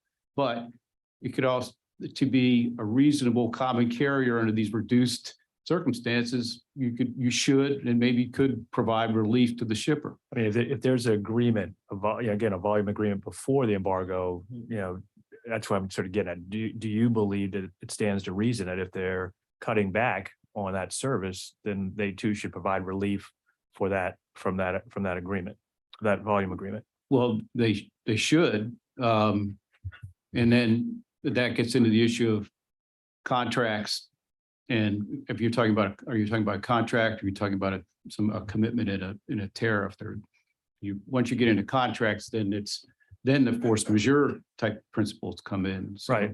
Because I mean, if this is a common, as you said, Mike, before, and this is what I sort of alluded to yesterday, if this is going to be a common practice or normalization in terms of embargoes are just going to be part of operating, then should it be, then stand to reason this should be part of either a contract or tariff that if you're going to limit cars online, you're going to limit service, that too then subjects the volume agreement to be limited or to be relieved if that takes place. Those type of measures should be part of it, because you would not have, ideally, you don't forgive the common carrier obligation, you incentivize them to do more. But if you're going to excuse the common carrier from those obligations, they should not be able to hold their customer to account for various charges or volume commitments and things like that are associated with the obligation that they've just been excused from. So right. For me, it's the question of whether you're allowed to sort of circumvent the contract, if you're looking at a contract, through an embargo. Because then again, it's they can promise that service in that contract, but use embargoes to not live up to it. But you'd have to but you still be beholding as a shipper to that volume commitment. So it makes it, I think, again, it shows a disconnect, it makes it uneven. By if you do use it, and I should say normalize it. Again, if you're using it when a bridge is out, you're using it during a polar vortex, there's an understanding there. But if you're using it as a method of operation, then I think it does call into question whether or not the commitment there, the volume commitment, should be also considered for relief as well. Robert, it's an interesting question you raised. I hadn't thought about that issue, but it does strike me, I haven't heard it yet, that it would be the height of, just to coin a legal term, chutzpah, for the railroad to come in and saying, we're embargoing you because we have a crew shortage, but we're going to sue you for breaching the contract by not shipping the cars or delivering the volume to us that we're telling you don't deliver. But I suppose that given the current state of affairs, the point you raise needs to be made, because we don't know what the railroads would do. So I also wanted to follow up on a separate question in terms of demurrage. For anybody in this group, is the railroad charging shipper demurrage for cars that can't be delivered? Are you guys aware of that? I do not have clients where that's, where I know of those situations, Can you Right. ask? but I will say, and I put Mr. Twist on the spot, who's going to be able to rebut. We were discussing this issue yesterday, so he may have some thoughts on it. I don't know that I can't answer that directly. I do think that over the last year, some of our members have paid demurrage, not to railroads necessarily, but there might have been an interchange point where something was sitting on a water terminal or a barge, and it was supposed to be unloaded and reloaded onto a rail car, and then pulled out. And due to poor service, our members will wind up paying demurrage to a different modal carrier because the rail carrier wasn't able to get there as you would normally expect. I would say that if you can, if it applies to embargoes, so same thing. If they can't offload it because the interchange is embargoed, I'd like to see I'd like to know if that's happening. We're happy to follow up with some of our members on that, Robert. Obviously, we'll need to follow up with some individually, but we are aware of some, that have been under the embargoes, and we can check on that. But certainly aware of the situations, as Justin mentioned, on the broader service issues where we've seen demurrage. Some I believe have been charged on the rail side, and then obviously on vessels. We know vessels have paid demurrage because they weren't able to load because the cars weren't there, the train wasn't there. And I think following up on the question you mentioned earlier, Robert, and also Karen, on the overall cost and transportation, is that, again, I'd want to follow up on being able to cite specific exports that have been lost, but certainly there has been additional cost due to grain or beans that have had to be sourced from other areas if deliveries couldn't be made, and due to the increase, the demurrage charges that have been paid at some point on vessels, and to the overall increase in rates that have been paid in some instances on the cars. That impacts your overall cost, which obviously impacts the value of the export that you're putting out. But that transportation cost is also built into the basis, which impacts the final price that producers are getting paid. And when you look at the exports, and particularly addressing some of the major food security needs around the world, particularly to the Black Sea situation that you referenced, a key part of that for some of the countries that are trying to get or purchase food aid, or that are trying to purchase their food needs on the market, a significant majority of those sales are priced in US dollars on the global scale. And so the impact here, the increased transportation costs and the overall value of the dollar, it's all a complex web. But at the end of the day, I think the short answer is yes, it impacts it. And we certainly have seen increased cost here in the US for our exporters and our shippers, and reduced prices at the farm for producers because of the challenges that we've seen here and the increased cost. So I don't know if that helps answer that earlier question, but I did want to follow up on that while I had the chance to. I do want to follow up, but I'll let Katie. Yes, I believe our members do have a couple of examples, but I'm happy to follow up with y'all with a few specifics. Thank you. I just want to also, Mike, since you answered that, part of what was said yesterday, I think Don had talked about it from the chemical standpoint, is sort of the unintended consequences and the fallout that, we look at embargoes and where they are and what they do, but, they're not just centralized to that one area. It impacts going, for you Pacific, to the PNW and beyond, in terms of cyclical, what it does for you guys. Justin, I'm going to come back and ask you about that. But one thing that you did bring up and we talked about yesterday was, the lack of communication. And even how it was communicated yesterday was not as clear as it should be, in a sense that, I know Kenny and others, when they talked about, they're always constantly talking to their customers, communicating. But I've often understood that, talking to somebody and not talking with somebody is two different things.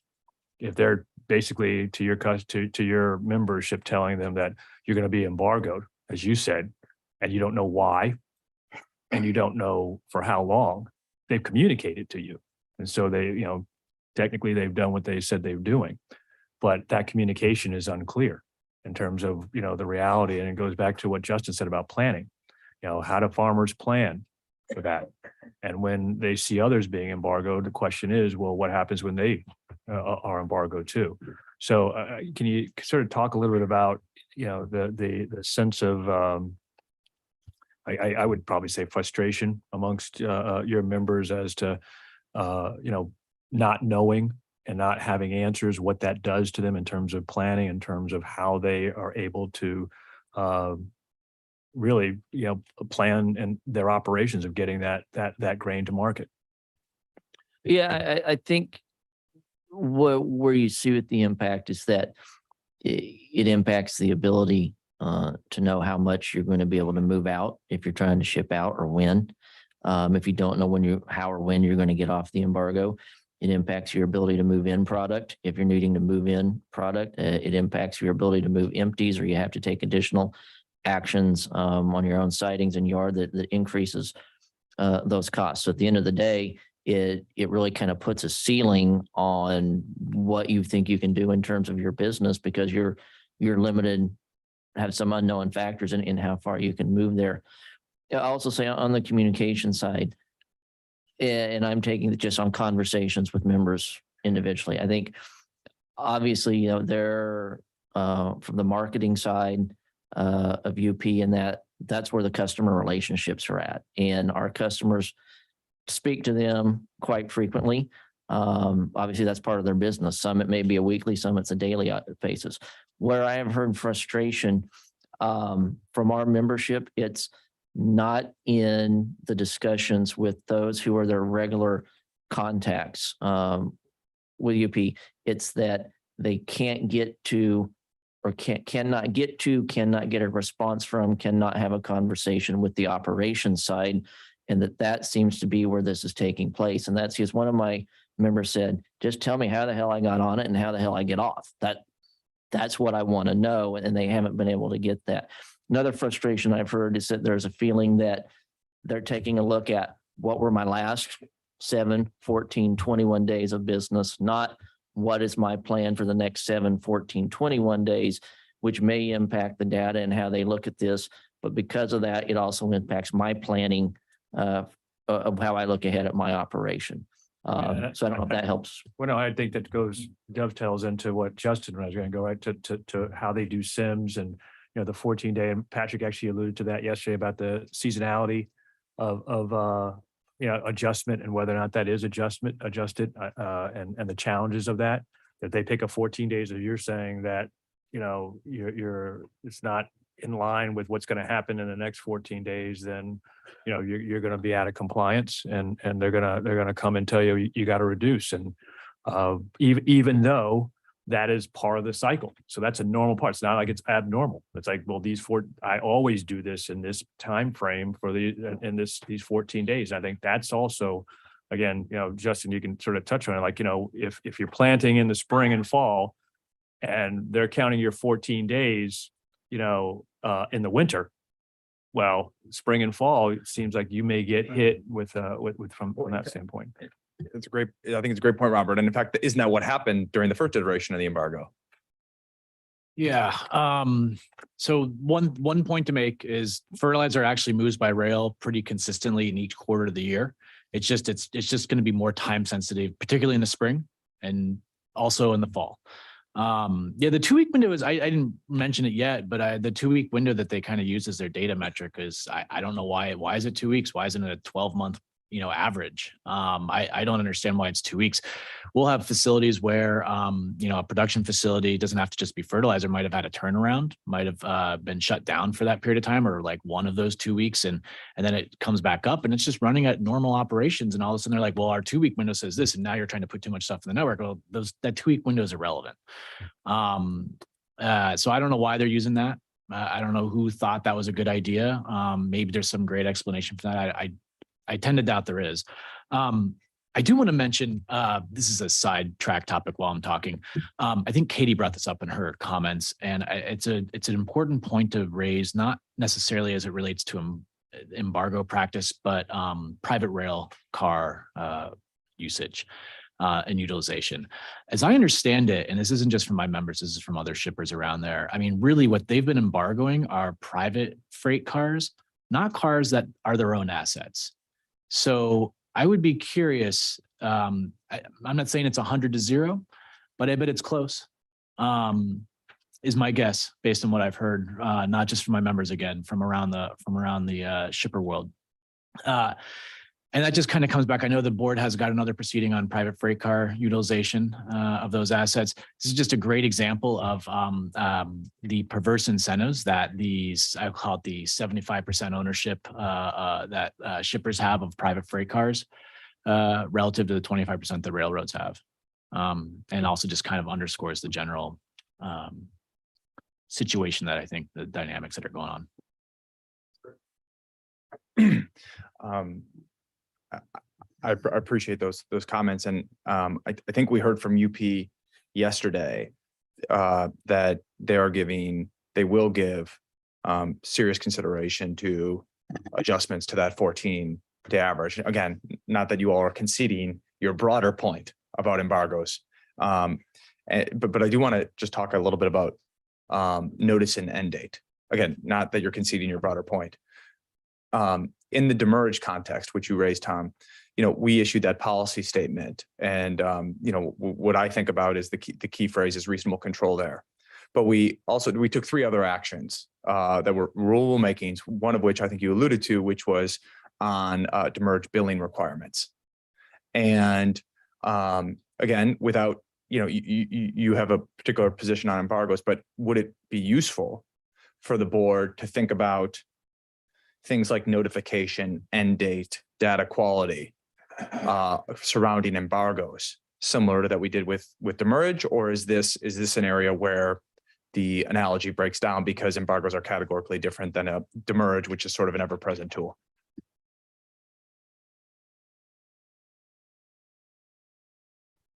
Well, I think my overall view would be to err on the side of more guidance, particularly in terms of the notice that has been a big issue.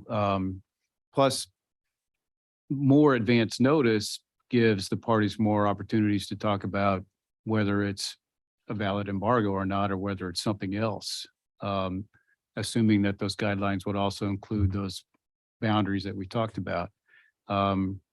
So I think that those additional features would be helpful. Katie, do you have a view? I would also say it adds an increased layer of transparency, really understanding, like you said, Chairman Oberman, the spectrum, which scale it is, and sort of helping to determine which is a true embargo and which may not be. So transparency is great. Right. And I think stipulating, of course, that, I think, Mike, what you called acts of God, those are things you're not going to have notice of. But I think, and these are voluntary things that UP could do on its own immediately, because it seems that they're rolling out new technology for sort of pipeline tracking. We have heard that some shippers working with other railroads use that type of visibility to actually get notifications about how close they're getting to whatever limit, because the railroad is the comprehensive keeper of the data.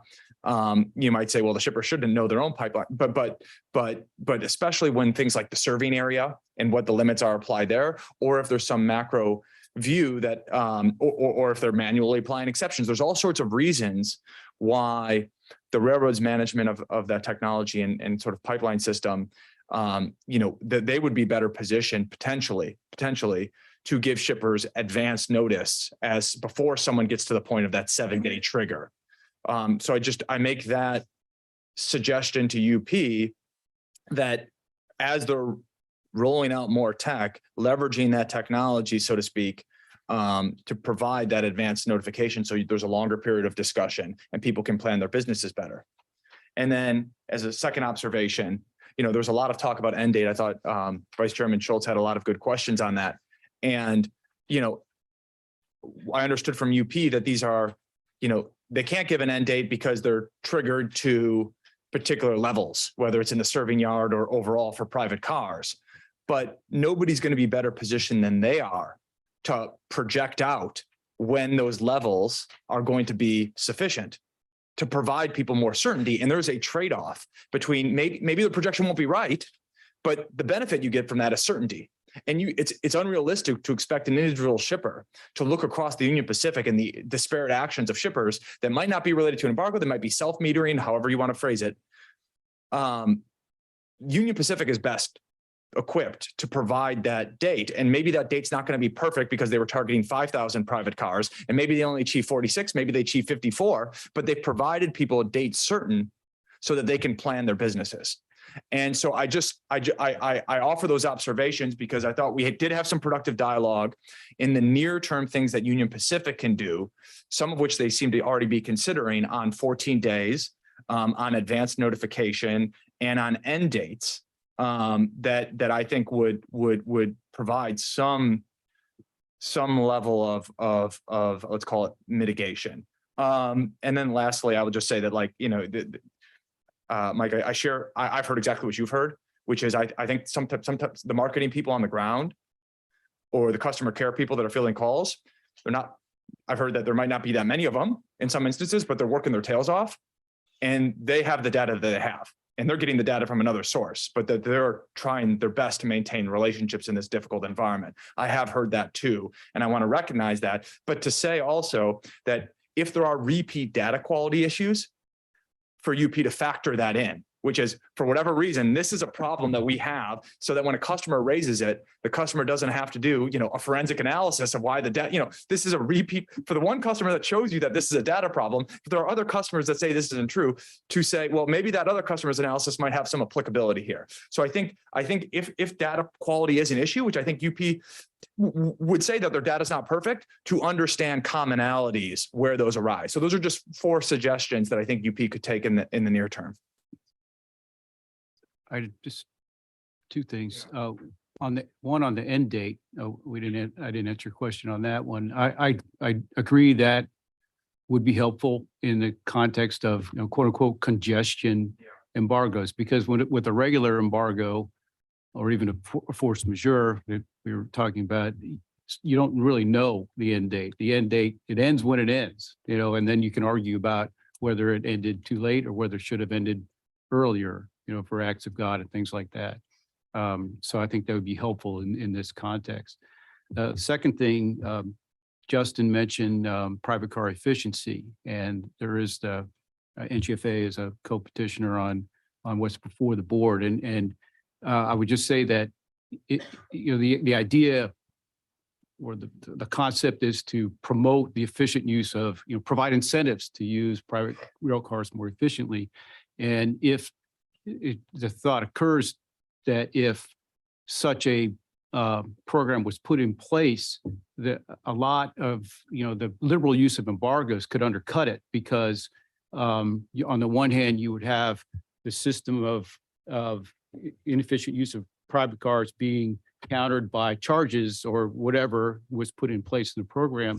But if you had an embargo, then arguably the railroad could say, well, I'm forgiven from participating in that program because I'm I am excused from my commentary obligation because I've declared an embargo. And that may be useful or may be appropriate when you have a washout or a bridge go down and private cars pile up somewhere, but it may not be in a so-called congestion situation. So I just wanted to raise that. Hey, Katie, if I could, I just have just one, I'd just like to get your opinion on one issue. And yesterday I spoke when I the conversation with UP, I asked about growth and where they thought growth was coming from. And one of the things that they focused on, they said, growth was in coal and in stone. And it seemed to be, right down your alley and with your membership. And yet, you come today and say, but they're not doing the job, that you're asking them to do now. And I'll pose the same question that financial analysts pose to them, to you. Is it how do you expect them to grow, or how do you think they can grow if they can't meet the need that they're meeting now? I don't know. I don't know.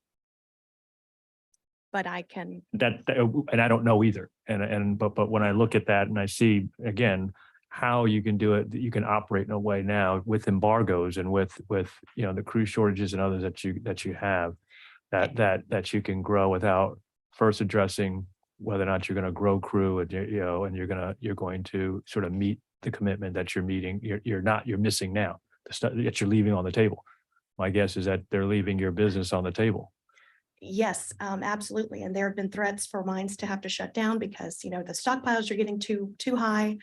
So there's threat to employment there and the local economies there. So it really has just a snowball effect on a variety of different things. So I don't know. I don't know what the answer is, but it's pretty impactful. On that point, Robert, I couldn't help but coming to a conclusion yesterday, couldn't get any concession on it from the UP team, that a railroad which has in the last 5 years cut 5,000 T&E employees and 2,000 locomotives out of service does not sound like a railroad that's growing. And I kept coming to the conclusion every time they tried to justify it, that it has an awful, terrible analogy to the Vietnam era message we heard that we had to destroy the village in order to save it. And it really begins to sound like that from what we keep hearing here. And it's quite troubling. It leads me to a question that I wanted to ask each of you. We'll just start with Katie. But by the way, Katie, it sounds to me like all the rosy descriptions we had of all the communication between UP and its customers that we heard from UP yesterday did not apparently make its way to your members. I mean, this concern about communication is directly at odds with what we heard yesterday. Absolutely. And as I testified to, some of our members, right hand isn't talking to the left when it comes to UP. And so we're getting mixed messages. One particular company, as an example, during their most recent embargo, it was throughout, I think it was around Thanksgiving or a major holiday, reached out to UP and got a response, well, I'm on vacation. So you can imagine the frustration there. So I thought that railroads told us they were 24/7, 365. They didn't have vacations. I can tell you the mines are 24/7. Yeah. So you said trains, among other things, trains got sent to the wrong customer. I don't know how you misplace a 100-car train. I suppose anything is possible, but what I'd be interested in hearing from each of you. So you talked about that, Katie. Justin, you talked about the decrease last spring, which we heard about in cars that they were going to pick up from fertilizer manufacturers, and eventually these things were worked out. And Mike, you talked about, let me have the number, 1,000, I think, in 88 currently unfilled car orders. So currently, believe that date, that was the most recent data on Yeah. December 7th, which is Yeah. the most recent data I have, Yeah. Mr. Chairman. So the question I have for each of you is, did your members actually net lose business and therefore lose revenue and profits, or were these shortages eventually made up, or can you ever make it up? So I wonder if each of you could comment on that. At least for our members, once a train is missed, you can't make it up. I mean, you just can't. The coal isn't getting to the power plants, copper isn't getting to the smelters, so you can't make it up. It's lost forever. I ditto. There's not enough slack in the system to make up lost ground. So usually what doesn't get shipped just won't get shipped.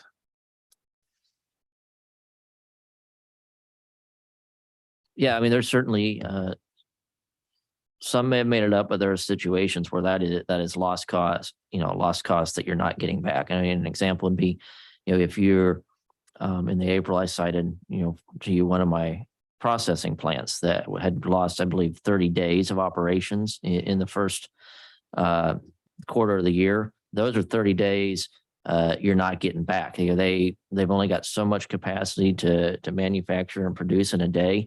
And if you're maxed out on what you're producing, you can't go back and catch up those 30 days that were lost. They're just gone. And so that profit and those revenues are gone as well. So some of you may know that I made a stab at trying to estimate what this has cost our economy a couple of weeks ago, starting with the AAR's analysis, which I neither endorsed or not endorsed. I just used it as a starting point of a $2 billion loss to the American economy per day if there were a strike. And with the help of our very smart economists on our staff, we tried to take that and massage some of the data and figure out what all these crew shortages have cost the American economy.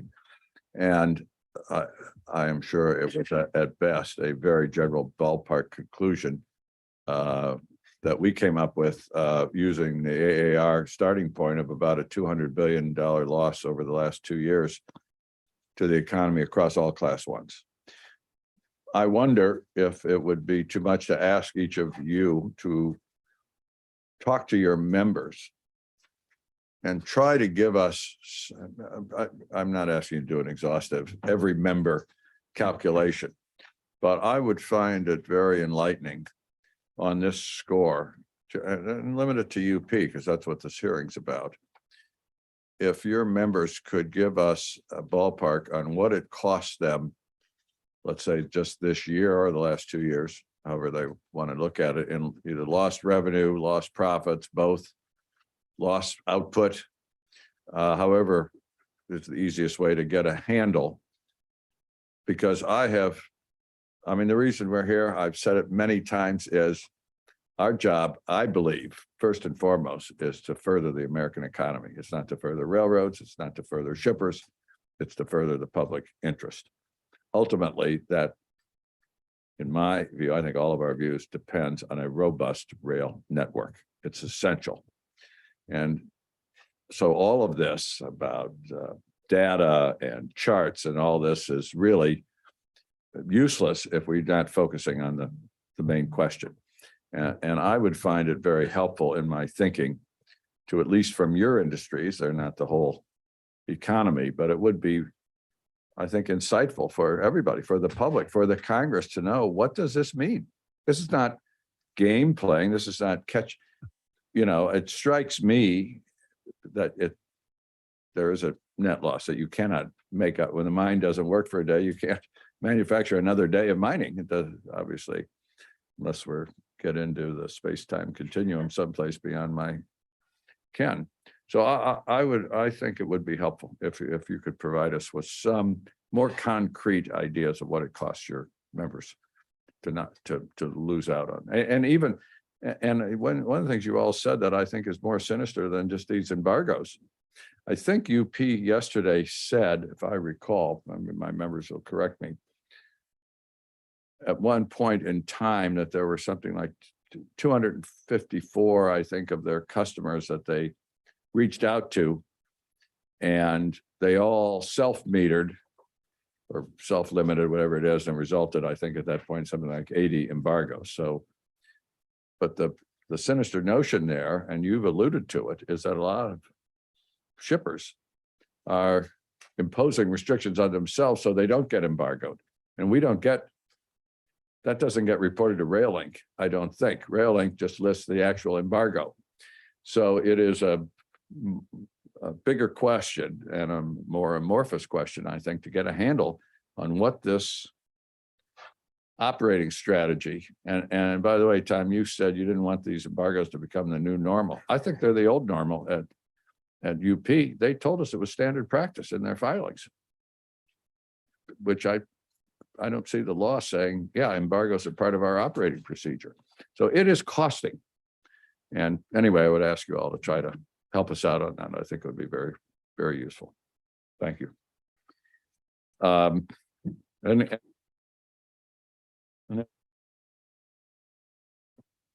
Just wanted to offer an observation. Yesterday I had asked the question to UP about notice and had shared that some of the testimony that we had heard is that shippers were only receiving, as short as 7 days notice. And they did, in case you weren't here, they actually did mention that they were going to take that under advisement and perhaps, look into a revision of how they're conducting notice. But just wanted to revisit the issue of the end date as well. And at this time, I think that what I've heard from shippers is that this use of embargoes is basically, causing such unpredictability to the network, both in terms of advance notice for the use of the embargo as well as the uncertainty of the end date. And I guess I just offer again the observation, Tom, based upon your comments, if the embargo is restricted or limited to an emergency situation, even though you can't predict the duration of the emergency, you at least would be able to have an understanding of the circumstances surrounding it. And using again the bridge outage as the example, where you might not be able to predict an end date with certainty as to when the bridge could be reconstructed, but you do have a timeline. And so maybe you do a little better than that timeline, or maybe a little worse, but there at least is a defined period of time. And that to me at this point is what's missing from what's going on.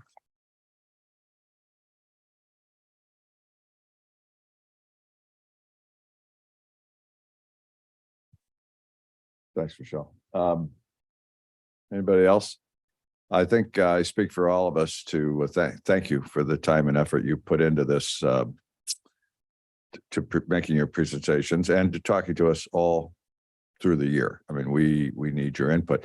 Justin, one thing I meant to say to you, following up your comment about being concerned, it's not too early to anticipate the spring planting, to avoid the situation we had last year with I think it was a 20% reduction. As best you can, and we're talking about notice and end dates, keep us posted, January, February, and so forth, if you see this coming. So we don't wait until planting is here to say, wait a minute. Aside from anything else we might do, that's obviously spring comes when spring comes. We have to be ready. And we'll continue to also work directly, Yeah. and our members will with UP, and Yes, of we'll course. engage Yeah. you all if we need to. That'll be our first option there. And Yeah. absolutely, and appreciate that. Thank Yeah. you, sir. Thank you. So again, thank you all. Much appreciate it. So you are all, as soon as Tom, do not leave the room without getting those citations to us. It is 11:35. What is the board want to take a 10-minute break here? And it's a little early for lunch, but we all want to break? Sure. All right, let's recess until 11:50, and we'll hear from the next panel, and eventually we'll take a lunch break. Thank you all.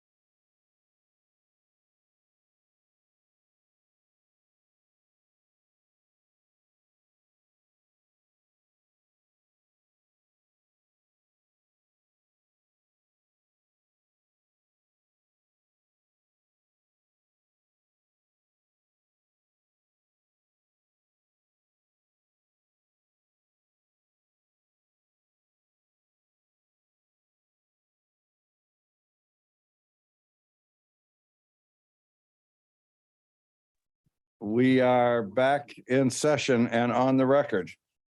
We're going to hear from our next panel, our labor representatives. And then at the request of UP, we're going to call them next because they have a plane to catch. And then depending on the time, we'll either break for lunch or hear the last panel. And we also have one final witness, Greg Twist. So let's see how we're going. Maybe we can all do it without a lunch break. But we'll proceed in that order to accommodate everybody. So with that, our next panel is from SMART, Stephen Whitney and Matt Burkhart. Who wants to go first?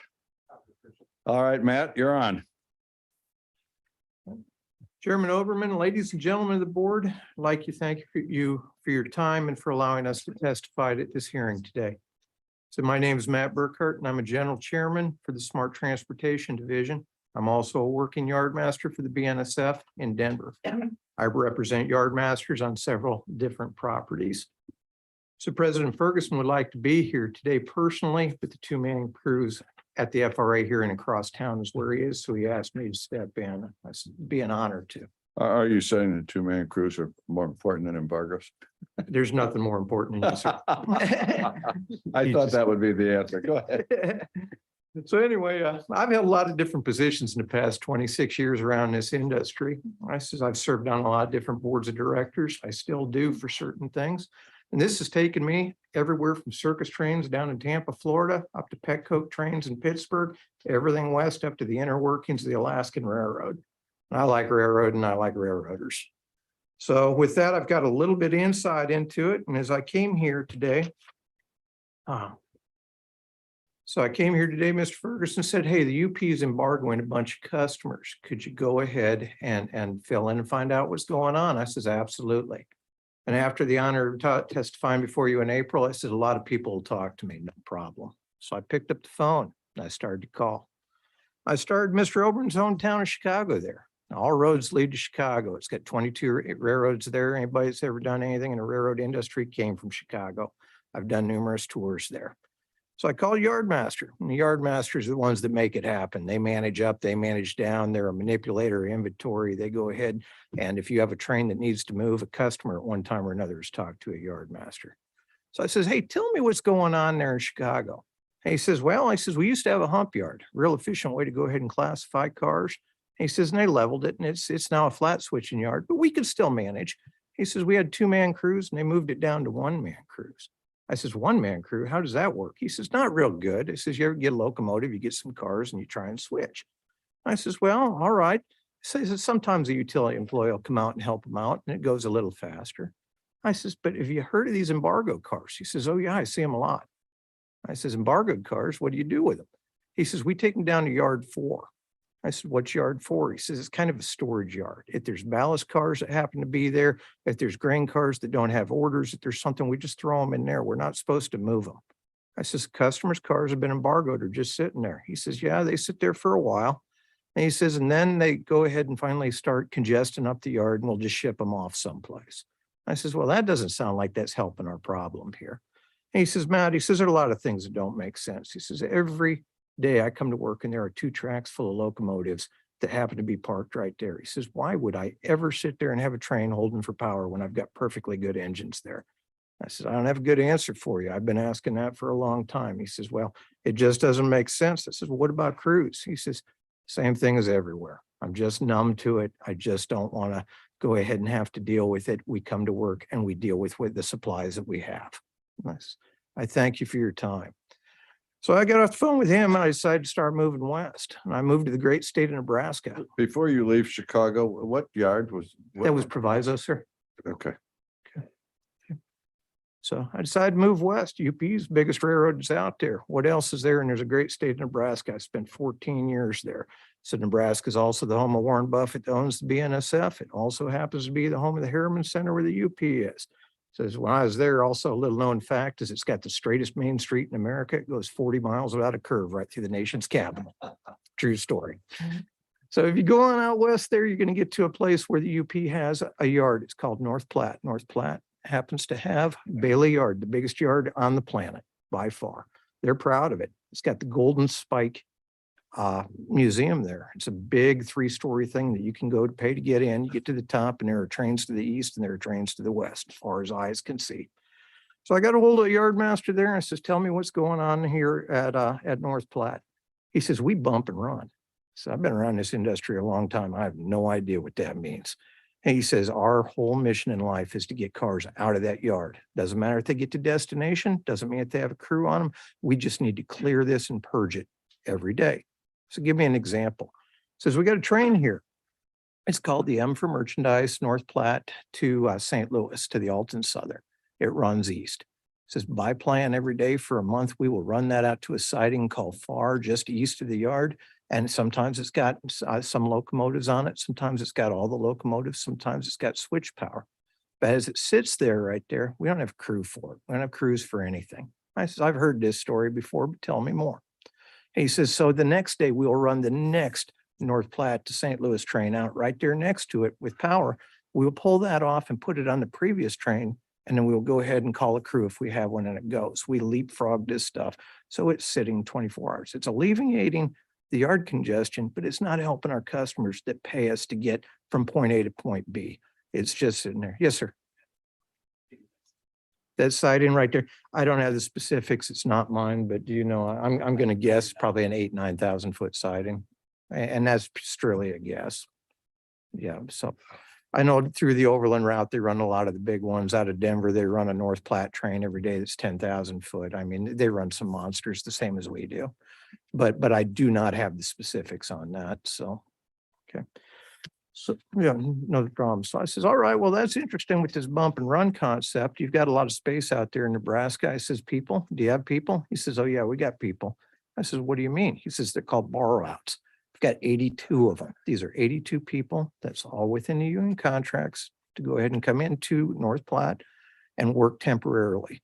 I said, so that's a shortage of people. They took them from someplace else. You're robbing Peter to pay Paul. And he says, yeah, it is, but we're doing what we can to stay fluid at this time. I says, well, I do appreciate that. I says, manpower wise, you're hurting. Locomotives, same as everywhere. It's a repeat story. I hear it over and over. I said, well, thank you. I do appreciate that. What's telling me what's going on. So I said, let's go a little bit farther west. I says, let's go all the way out to the West Coast. Let's go to Roseville. Roseville's a hump yard. Hump yards are very efficient. I talked to Central California. Roseville. Yes, sir.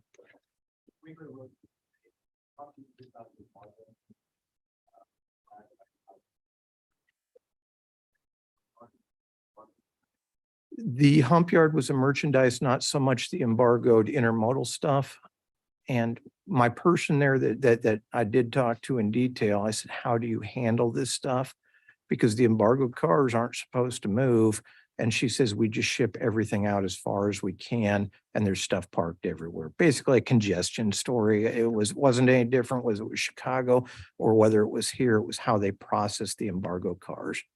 So a lot of those are planned derailment type things, if you would, with the embargoes. How do you mitigate the damage with the cars and the trains that you have? So that's what she told me about Roseville. So I'm seeing a common theme of everything across the board. But then I got all the way, I said, well, I'll call Yardmaster, and I work with these guys here in Denver. I said, their yard's right next to mine. I work with them every day. And I says, could you tell me what's going on over at your place? And he says, man, he says, I got to tell you. I said, I got to tell you about zebra phones. The zebra phones, I've never heard of such a thing. That is the slang term that they use that every trainman will go ahead and receive. And that's where they get their work orders from on what to do. He says, out there. And I said, Miss Hedlund, this right here is in your home state. I've heard you mention Colorado lots of times, but this is going east to the not mountainous part right there. And we're going to go all the way out on that Lyman branch, you know, where the wind blows all the time. Okay. So as we get all the way out down that Lyman branch, there's a place called Rydell. And Rydell's got about 30 industries out there. With these industries right there, he says the conductor got out there and he loads up his zebra phone. And what do you know? That thing says, hey, these cars are embargoed. And he says, so some of them were, some of them weren't. And he spent his entire shift switching cars out that he could pull and the ones that he couldn't. This should be a normal industry spot pull type thing. And he took the cars, left them in the industry, the ones that he wasn't allowed to pull, brought the ones into town that he did. I says, well, that doesn't sound real efficient. And he says, well, it gets a little different. He says, when you get to town in the yard right here, the yard master I was talking to says, hey, we get cars that are embargoed. We're not blessed with space. We got to get them out of here. And I can't train set them. Train set's locking it to the computer program so that it can go ahead and be listed to everything. He says, so my manager told me to write the car numbers down on the wheel, give that to the conductor and tell him to get the train out of here. I says, that doesn't sound right. He goes, it's not right. It's all about moving it. It sounds okay. I says, anything else you'd like to talk about? He says, yeah, I do. I says, this week right here, just 15 miles south of Cheyenne, happens to be 50 cars of loaded fuel oil. This is hazmat. He says, so for whatever management decision it was, they picked those cars up and they ran them 85 miles south into Denver, into a high threat urban area. And that's fine. That's what we do. We move chemicals. And he says, we bring them in here. And he says, but there's one problem with that. I'm not blessed with a whole lot of space. He says, and those cars belong in Green River. So the next day they went ahead and they put them on a train. They ran them 85 miles north, right past where they were, and took a left and took them to Green River. We're talking about yesterday. I heard over and over 130 cars were going to go ahead and make the difference for embargoing a customer.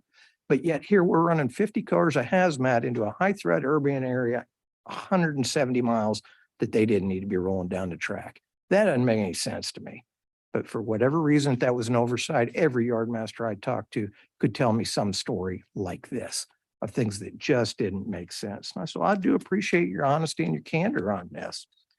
I said, so the gist of it, crew shortages, power shortages, they're not running real well. This doesn't make a whole lot of sense, but I'd like to address one thing that Mr. Primus, you asked yesterday. What does the Union Pacific look like in a post-PEB world as the rank and file right there? And I pondered that for a while because the one word I heard over and over again was fear. Okay. I work for the BNSF. You know, I'm here. I represent yard masters. That's what a union rep does. My counterpart did not want to come here. He says, I don't want to lose my job. Every person I talked to said, can this come back and hurt me? I said, you're on the side of the good guys. You're telling the truth. You want this to go ahead and run. If the Union Pacific succeeds, we succeed. I said, I don't want my job cut. I don't want to get fired. Nobody wants that. I says, that's not good. That was part of the PEB. Was the PEB all that about money? It wasn't. What they really wanted was respect. You've all seen the things that said that labor didn't contribute. You've seen those type of things. I've never seen such a barrier. Back in the 90s, the Norfolk Southern had that reputation. The UP has it now. I said, that's not good. During the pandemic, all of my yard masters went ahead and took a 10% cut in pay on the Union Pacific for 3 months because they were told they were going to go broke during this pandemic. I didn't hear it write down the exact numbers yesterday, but it was something like $24 billion in buybacks. $24 billion doesn't sound like taking 300 yard masters and cutting their pay is going to make them go broke. They never got that money back. They showed up to work. We went from essential to expendable overnight. And that's just not good. How do you fix it? It doesn't cost a nickel to say thank you. I appreciate you. You're good. You're contributing. You're doing a great job with this. That's not a hard thing to go ahead and do. I'm not talking about incentive. I'm just talking about little things that come across. Undoing the damage of the language that came out of that PEB that says you're here, you're part of the job, your family, you're here for life. Those are important things right here to make you feel like you're part of this cog, this machine is making it go. I said, those things right there are just little things that could happen. So how do we look at the future right here? You asked about the PEB and what it was.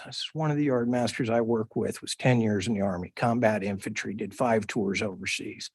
And he sat there and he looks at me and he wanted to walk. He wanted to be out the door, not because he wanted to hurt anybody. He just wanted to be heard. And he says, Matt, he says, when I was overseas right there, I never made so little money. He says, but you know what? I never felt like the generals hated me. And that stuck with me. I said, this isn't right. There's little things that we do in these yards right here to talk about the carmen that do the inspections. Carmen right here are qualified mechanical employees. They go through a 3-year journeyman program. They can fix anything on a car. They replace them with trainmen. My brother's right there. Only a number, but lesser qualified. Now I can do a brake test. I can look and make sure there's safety appliances there. I can do that. But you know what? I can change my oil, but I can't change my engine. That's the difference between the two. These are cost-cutting measures that they've done that does not make the railroad run better or safer. So there's a lot of things that Uncle Pete could do, a lot of things that don't cost money. And this is right there. And I appreciate the time to go ahead and tell you, but there's a lot of things that say there's yard congestion that doesn't need to be congested. They've got good people. They're building America. That's their motto. It's on their, armor yellow engines everywhere. And they can do better without all these goofy things that they've been doing. So I appreciate your time. Thank you very much.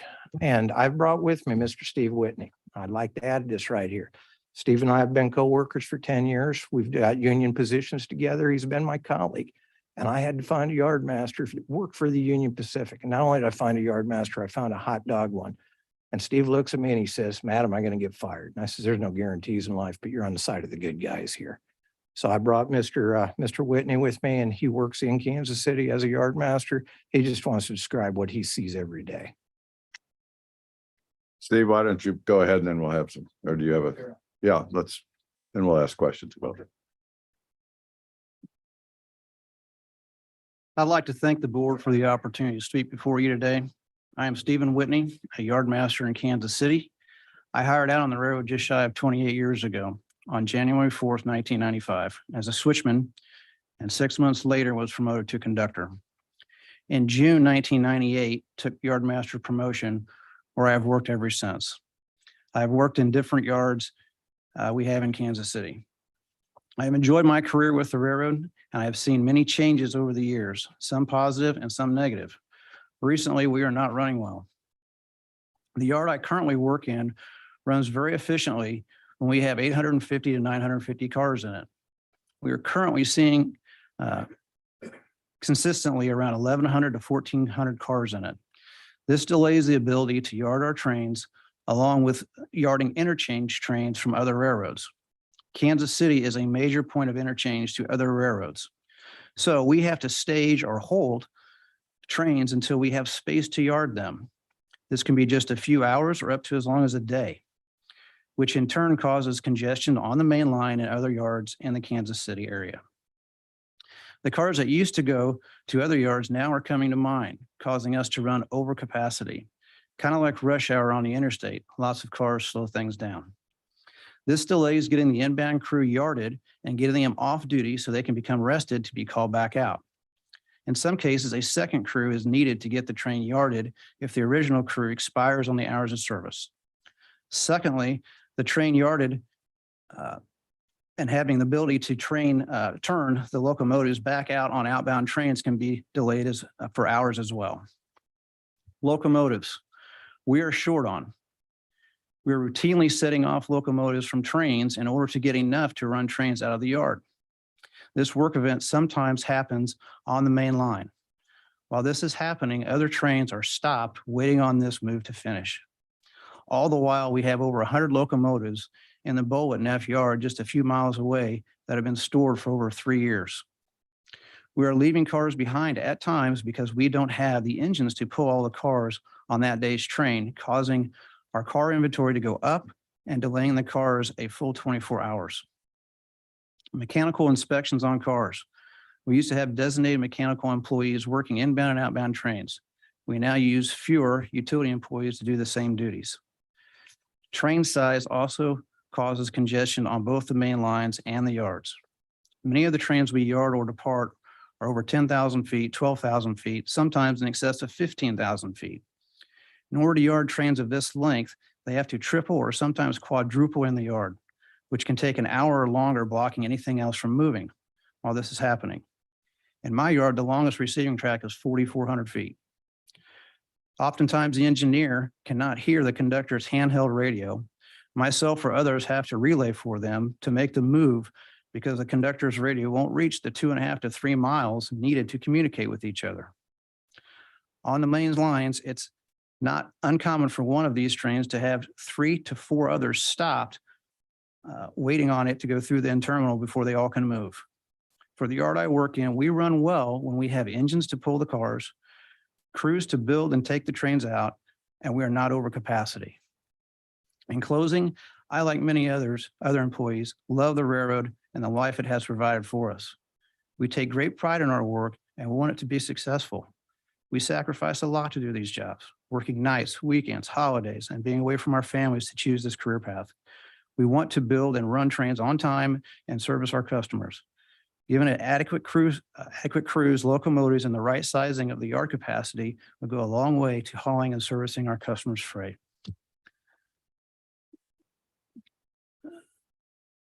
This great railroad to which I've dedicated my life's work can run very efficiently. I want it to run smoothly, and I would like to see it back on track. Thank you. Thank you, Steve. Patrick? Yes, just two questions for me. Reflecting on the discussion that we had yesterday, and there was a discussion about productivity and performance. And one of the performance metrics that Union Pacific offered up as their preeminent performance metric was car miles per day. But, to me, I thought that spanned at the time, I thought that spans both categories. But it occurs to me that from a customer perspective, that's not the performance metric that is most relevant. I don't hear a customer come in and say they're at 190 car miles per day. Now they're at 200. Now they're at 210.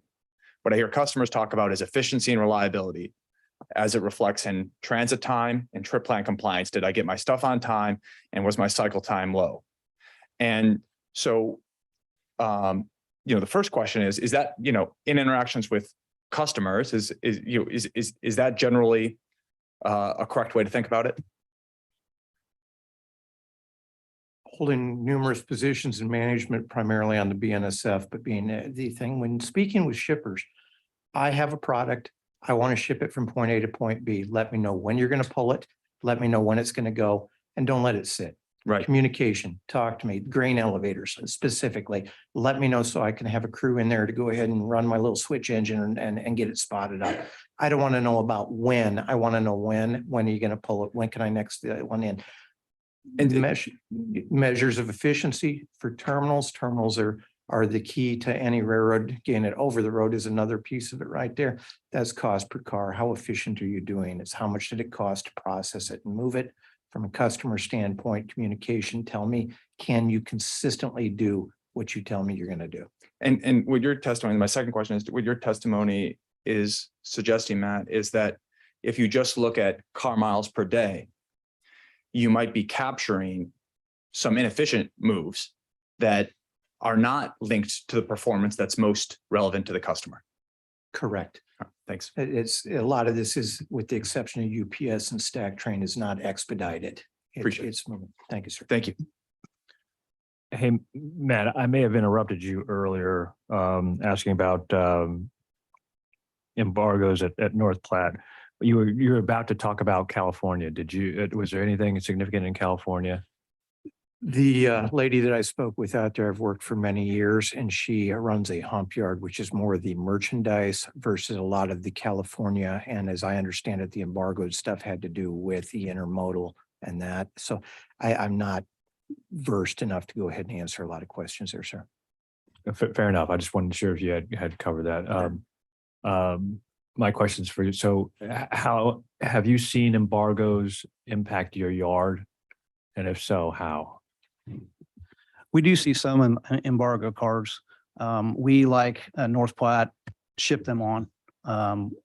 My yard does not service any industries directly, so we continue to ship them on down the line. They're not delayed in my yard, but we don't have the capacity to hold them. And when you say ship them, are you shipping them back to someone, or are you shipping them, as Matt sort of referred to some place where it's going to sit, or where they can figure out what to do with it next? I mean, is it just kind of It comes up in the system as an embargo car, so it doesn't give you a destination, a next destination, but there's a way you can look it up to see where that car is going, and we send it that direction. Now, what it happens when it gets there, we don't know. Does that answer your question? It kind of does, because again, it's to the point where it's not, the embargo cars kind of just, they're out there, like you said, in a direction where they're supposed to be, but they're not where they should be. But that also implies that you still have excess cars on the network because they're just there. Right. So for instance, if I see an embargo car that's going to Phoenix, I will send it on a train that's going to work its way final destination towards Phoenix. Okay. So we're not just sending the car any place. Okay, it's going that direction to where it's supposed to go. Now, what happens to it once it gets to Phoenix? I don't know what, if it sits there or if it gets spotted or what. Thank you. A few questions. Matt, the conversations you had with other yard masters that you told us about, are those current? Those are recent conversations? Within the last 2 weeks, sir. All right, thank you. Steve, I had a couple of questions. You said you're short of locomotives and there are 100 locomotives being stored in a yard just nearby. What is the situation in your yard with crews? Are you also short of crews? We are tight on crews, both road crews and yard crews. Correct. It sounds like if you had more crews, you don't have locomotives for them to drive at That's the also, current time. So it's a two-pronged problem. it can be, yes. Do you have any insight as to why UP hasn't moved some of those locomotives out of storage into your yard? I don't know if they're working or not working. I don't have knowledge of that. I don't want to speculate, but they've been there there were more in that yard and some been pulled out. But there's still quite a few, over 100 still left in there probably. Do you know whether there's an issue about not having enough mechanics and electricians to get them in working shape?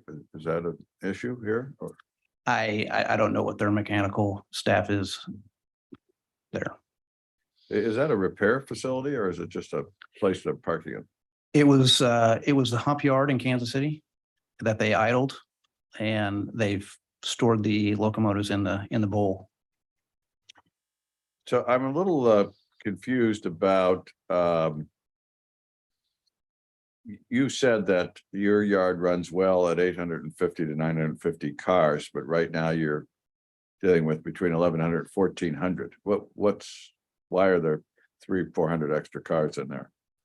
Well, some of them used to go, not all of them, but some used to go to that NEF yard. And Kansas City, like I mentioned, is a major interchange point. And it's hard to track some days how much interchange business we get from other foreign railroads. That fluctuates. So that drives volumes up on certain days and just a little bit lower on others. And of course, we're not departing the cars because we don't have the engines to run them out as quickly as we should. We're not turning the cars over as fast as we should, causing the congestion. And I thought you said that your longest track was 4,400 feet Receiving receiving. track, yes. And what about as Departure, departure tracks? 5,500. So when you're building a 10,000 foot train, or are you building a 10,000? Oh, yes. Yeah. So how does that work? It takes 2, sometimes 3 tracks. And then they pull it out and back it up? Yep, and yep. Hook up the They- different they- sections? Right, they double and triple it out to leave, and when the trains come in that big, they double, triple, and sometimes quadruple in the yard. So while this is happening, is the main line being used up as the train? The main line, Backing and moving back and yes. forth? Yes, The one thing I'm a little confused about, you both referred to embargoed cars. But Steve, you said you have embargoed cars and you put them on a train.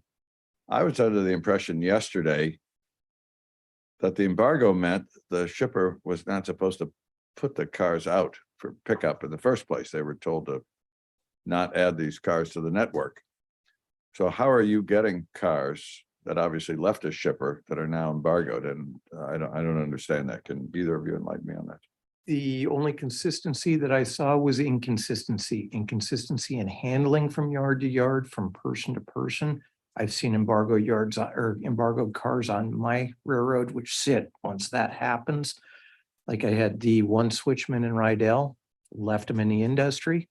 The one in Roseville says we get them on a train, we get them towards destination. One that sat there at Proviso, it says we have a place that we just gather them and let them store. So what they're doing with the cars when they're in the bloodstream, when they're out and about, is different from yard to yard to yard. The one consistency, though, was most of the managers were telling them, depart them. Once they're here, get them out. The exception of Proviso there. That makes no sense to me either.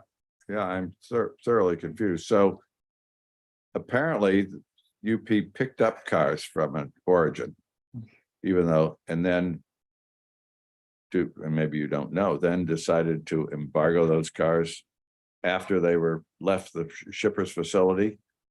With the volume and with every person that I talked, they were out there and familiar with them. So whether they were pulled while they were in embargo status or once they were pulled from the origin and put into the bloodstream of the whole railroad and then became embargoed, I don't know the answer to that, but everyone had seen them and they'd seen them in different capacities. And then when the in those places where the yardmaster said, I'm told to get those embargoed cars out of my yard, it sounds like they're getting them out, but not to go to where they're supposed to end up, but to just get them out of the yard and go anywhere. Is that Absolutely. right? Yes, sir. Until the embargo is lifted and then they move to their, We, when it's the bottom line, we work for the company and we do what the company tells us to. And it doesn't make sense. And they tell us to get them out of the yard. Yes, sir. Yes, ma'am. You got it. well, to go back to your yardmaster who was in the service. Mhm. Sounds like that old saw, dig the hole and fill it in and dig it again. There's so many things that could be more efficient and make no sense. And that's one of them. So then Steve, you said though that you had embargoed cars, you used the ones that were going to Phoenix, for example, and you actually, even though they were embargoed, put them on a train to Phoenix? We don't have a train that leaves my yard to go directly to Phoenix. So the routing would be through several other terminals to get there, yards to get there. And we send them that direction that they would work their way onto that final destination. So what's the difference between a car that's going to Phoenix that's embargoed in terms of how you handle it in your yard? What's the difference between one that's going to Phoenix that's embargoed and one that's going to Phoenix that's not embargoed? In either case, you're sending them towards Phoenix, it sounds like. So Correct. And to go back on your point, how we get embargo cars in my yard, and I don't know 100% sure on this, but since we do a lot of interchange business with foreign railroads, I don't know for sure, but I can assume that some of these, once they hit our yard or our inventory, then they go into embargo status, but I'm not sure on that. okay, thank you.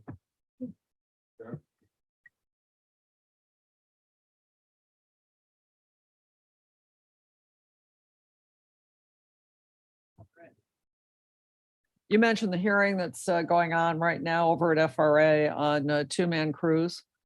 I was wondering if the railroads are there and saying we could solve our crew problems tomorrow if we could go to one-man cruise.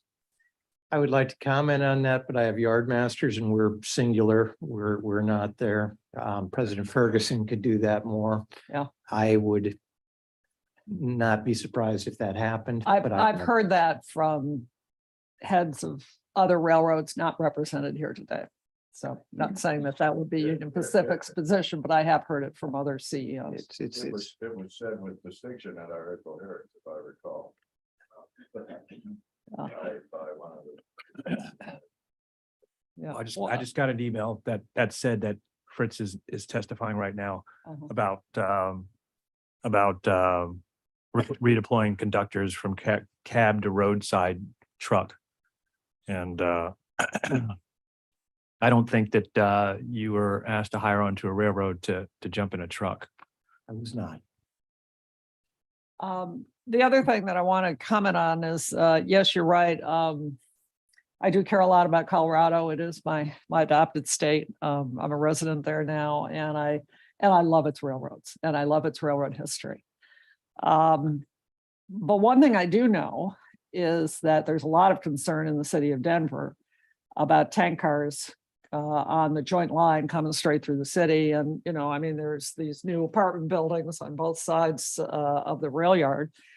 A number of years ago in DC, the district tried to essentially ban tank cars from going through the city on the grounds that it was a real threat. And then we all learned that, gee, cities can't do that. And Denver will be told they can't do anything about it either. But I know they would be very concerned to find out that for no apparent reason, there are more tank cars going through the urban area than there should be. I know there was also an effort a number of years ago to, and the plan is still kind of out there, is to move the line, the joint in Colorado, through Denver and down south. There are two tracks. UP owns one and the BNSF owns the other, and they use both of them, one, bidirectionally. There was an effort to put them out on the Eastern Plains called the Eastern Bypass. That still sounds like a good idea to me, but it did not go forward for various reasons. But I do know there's a lot of concern about tank cars in the city. So thank you for raising that. Yes, ma'am. Stephen, if I could ask you a quick question. When did the increase in car activity at your yard? Again, you've been around since 98 in that area. Now it's 1,100, 1,400. I mean, is this, do you see this as happening before 2017 or after 2017, or has this just happened over the last several months or years? Yeah, we kind of ebb and flowed, but the increased volumes in the yard that I'm currently in is probably been the last 6 months, 8 months. Have you seen it? Like you said, 850 to 950 are manageable. You said Correct. Was it around the 850, 950 timeframe 6 months ago, or was it just lower than the 1,100 or 1,400 that you're dealing with now? It was around the 850 range, and that's we work real good in that range. We go over that, we get balled up and just jammed up. And again, being the yard master there and running it, was there any reason given to you for the increase in that traffic now, to again adding another potentially 400, 500 cars to your activity? I haven't gotten a reason. Any conversation about when it might mitigate?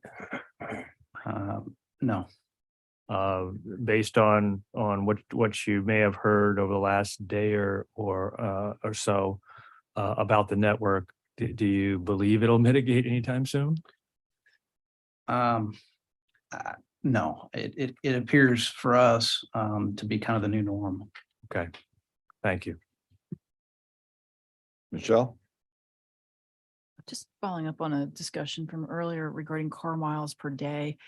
Do you know how UP is using car miles per day? And I think you mentioned that captures some inefficient movements. And if after you tell me how they're using it, what would be a better metric? I don't know how they're using it. I don't work for the UP, but being former managers, they're very similar. What you measure is the flavor of the day or the efficiency. Well, I've been on times that we ran on time all the time. UPS peak season is one right now that we have the ability that trains come in consistently early and they make sort time because Christmas is important. By January, we won't be doing that anymore. Again, I don't know about the UP. Right there, we have trains. Then it comes to the merchandise network, your box cars that we will run on time all the time. Those were things. And then it'll be, wait a minute, the new metric is units per train. Okay, where we must have the long trains, the 145 car trains, the triplers, the ones that you wait forever for at the crossings.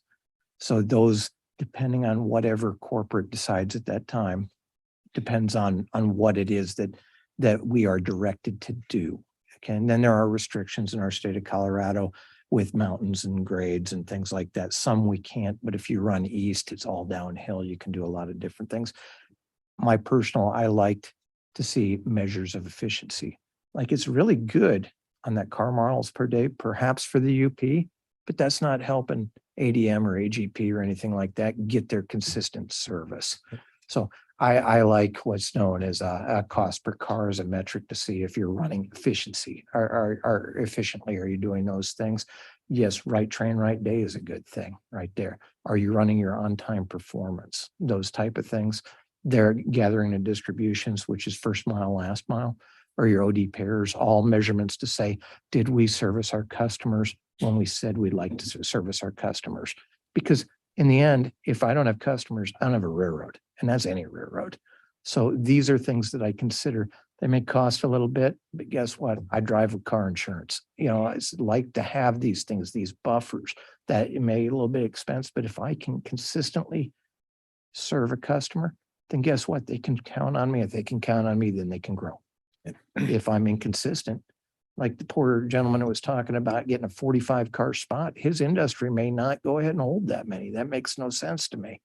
You know, if he needs to consistently get 10 cars a day for 50 for a week, that's good. He doesn't want 50 at once. So these are the type of things that just being in the railroad industry, and I don't have specifics on the UP, that's their management level, but makes sense to me as a measure of efficiency. I hope that answers your question. Yes, ma'am. I just wanted to follow up one thing you said, Matt, in answer to Robert's question about post PEB atmosphere at the railroads. You said the single thing you've heard is fear. And I wonder if you could extrapolate on that. I understand what you meant about a person who was afraid of coming here as a witness, afraid of losing his job, but is there some fear that's permeating the workforce beyond testifying here? There has been, just in the yard mastercraft industry wide, there's about 1,500 of us. 10 years ago, there was 2,200. There are reductions. There has been a lot of work put on us, and we can do it. Don't get me wrong, we'll take it. That's good. But there is fear of me personally. Would I get fired for doing this? And there is fear is, are they going to eliminate my craft, my hub? Are they going to put more stuff on me? There's been fear in certain places of, are they going to replace me with an officer? Okay, there are certain mechanisms with an officer, a train master, an MTO, those type of things. So there is a consistent level of uncertainty. I mean, a lot of these people hired out. I said, I've got a lot of years out here. I want to hit my 30. I want to go ahead and do this. And so do they. It's a good paying job. It's got good benefits. It can be great. And I don't want to come to work and scared whether I'm going to be here or not. And a lot of it's not the scare if I do something wrong. It's a scare of, are they trying to reduce us for whatever reason in the ways of efficiency? The yard masters consistently told me about losing 10% of their pay, yet showing up every day during the pandemic because of fear. And I was like, well, they did it. They're people that say, yes, we're going to come here and we care about it and we're going to make it work. But obviously the railroad in their testimony of stock buybacks isn't going to go bankrupt. That 10% that they took from them.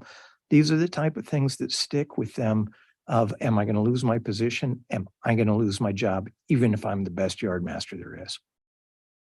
So a couple of questions. How does that work under your yard master's collective bargaining agreement? How do they get away with cutting their pay 10%? The yard masters on the Union Pacific, the Southern Pacific yard masters were clerks and belonged to the TCU union. Then they also happened to have the former Union Pacific were the UTU yard masters. They have an agreement that Steve could answer a little better because he works under it as to how they went ahead and arranged for that cut in pay. And you feel comfortable talking about that? Okay. There was something negotiated in which the kind of company went to the UP leaders, which are my peers, and this is what they came up with. And it was a result of the pandemic. So that's how they did it.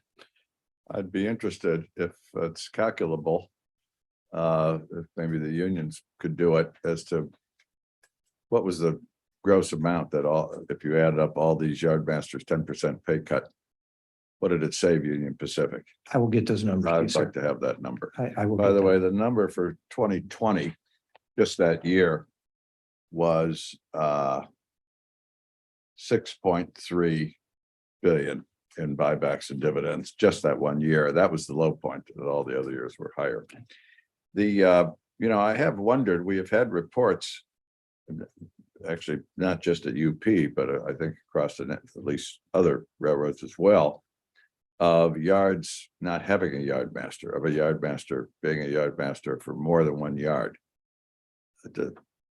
I mean, to me, yard master means that you're the master of a yard. How can you have a yard without a yard master? How does that even work? I have that in many locations, not just one. I have over the mountains in Seattle is a place called Wenatchee. I had yard masters there. They went ahead and eliminated the yard masters there and moved the work to Interbay or Seattle proper. and we run them via cameras and radios across the board. I can give you many. We do that at Pearland, Texas for Galveston. We do that in Denver for Pueblo. There's a lot of remote locations and a lot of places. That's good. We like the work. That's not a problem.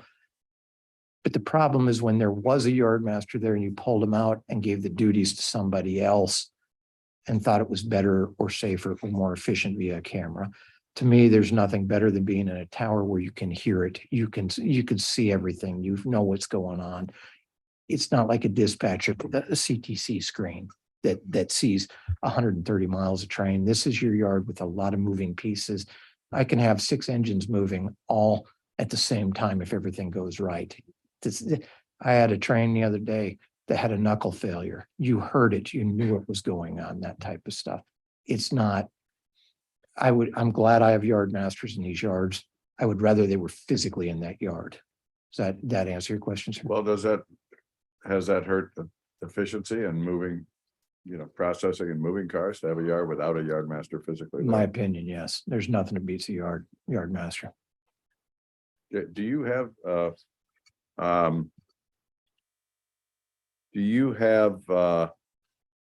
Steve, are you responsible for other yards remotely or just your own yards?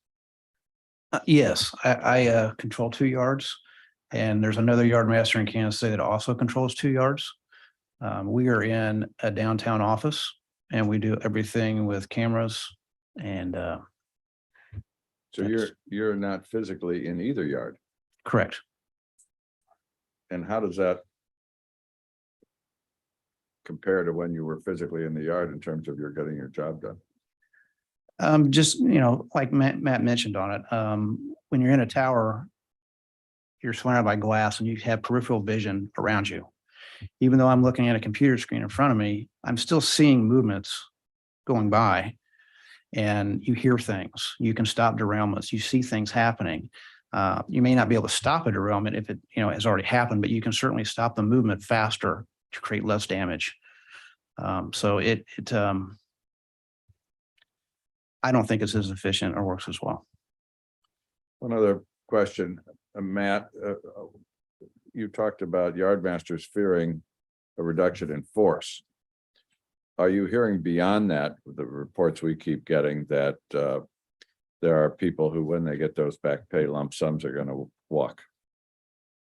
Do you have any insight into that or whether that's a real phenomenon? It is not a phenomenon, it's a fact. Okay, I tell you, I've lost people that had 15 years. I've had a lot of officers come from my ranks because it's a natural progression.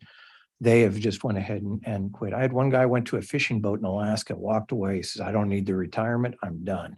And it's not 1 or 2. It's a large number where I've discussed and seen people that have a decade out here that are a ways away from the 60 that said it's just not there. The January 11th is the day for us yard masters to get our back pay. There are people that just say, I'm not going to do it anymore. I want my money. Consider it a severance package. Goodbye. So that is a realism, sir. If and when that happens, can you get us numbers? I can't.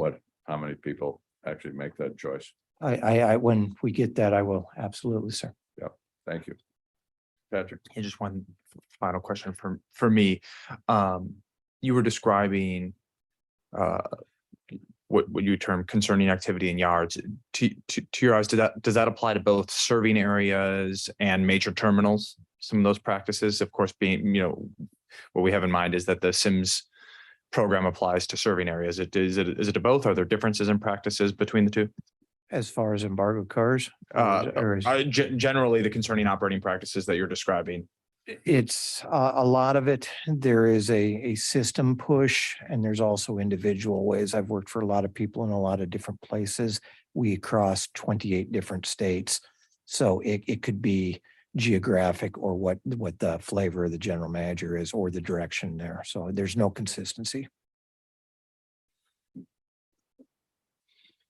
If I could, I mean, I'm just my final statement, Stephen, I just want to thank you for your willingness to come before us and just give us your perspective from your yard and the operations. I know, it's not being here. It's not easy to come. I know it's a tough thing to do. But as Matt said, you are on the right side. We do need to understand this better and do need to know it. My appreciation also is to you for what you do every day. I mean, you are part of what makes this network great, what keeps it moving. We couldn't do it without you.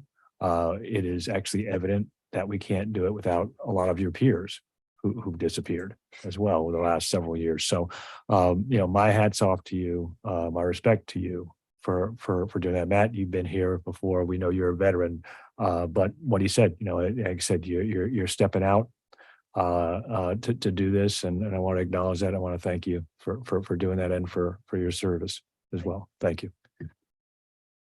Just one second. Really do appreciate it. Thank you. There are no other questions. We'll let you both go. And I'm going to ask Brad Moore to come back up because I know he's got a schedule he's trying to keep. Hopefully we'll get him out of here. I'm thinking while we're waiting for Brad that we should go through the rest of the witnesses and not take a lunch break. I don't know how the board feels about it. What? Lunch break. We should take a lunch break. Okay. It'll be 3 p.m. All right. We will take a lunch break then. Gosh. You're a growing boy. I don't want to deprive you of lunch. Representing others.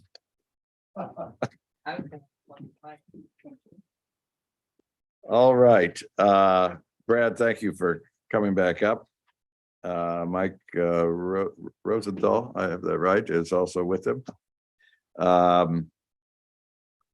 did get somebody who asked me last night, who was that guy sitting next to Lance all day, never spoke? I said he didn't have to. Everything was under control. You almost did at one point. Brad, is there anything you would like to add here before, because I do have a few questions and board members may too, but if you have some remarks you want to add, please do. Yes, thank you, Mr. Chairman Oberman. So I would like to offer some additional clarity from a UP perspective based on some of the comments that we've heard over the course of the last 2 days, as well as obviously feedback that we've received prior to today from our customers. So first and foremost, I do want to assure the board that we've listened, we've heard feedback, we've heard concerns, and we are going to work through that feedback diligently. And that includes, the comments about transparency, visibility, release rates, trend analysis, looking at can we offer greater advanced notification? Basically, in summary, looking at all ideas, concepts that we've heard leading up to the hearing and during the hearing, and we'll take that back and evaluate and come back with next steps and take those next steps accordingly. Second, I want to talk about loads versus empties. Based on our testimony yesterday, we have heard from a few customers that didn't follow or heard, misinterpreted what we were attempting to say. So I want to offer clarity because our words are important that we clarify. So I want to talk about mechanics first of all, and then I'm going to talk about intent. And Eric's comments yesterday were around the intent of embargoing loads versus empties. But let me first start with the mechanics. So an embargo is issued by the Union Pacific predominantly at a singular customer location or facility. Each embargo can be issued based on loads, based on empties, or both. The majority of the Union Pacific embargoes are issued mechanically as a load-only embargo. That enables the empty to physically move back to the origin location, which is typically a location that the plant has ownership of the cars or leasing the cars, and they can store the cars. That shipper also may choose to store it at alternative location. So that's talking through the mechanics. Now, the intent of our embargoes, and again, I'm going to separate, I think it's important that we continue to separate SIMs from the serving area. And then private car pipeline management. SIMS for the serving area, the intent there is to match up the consumption rate with the production rate.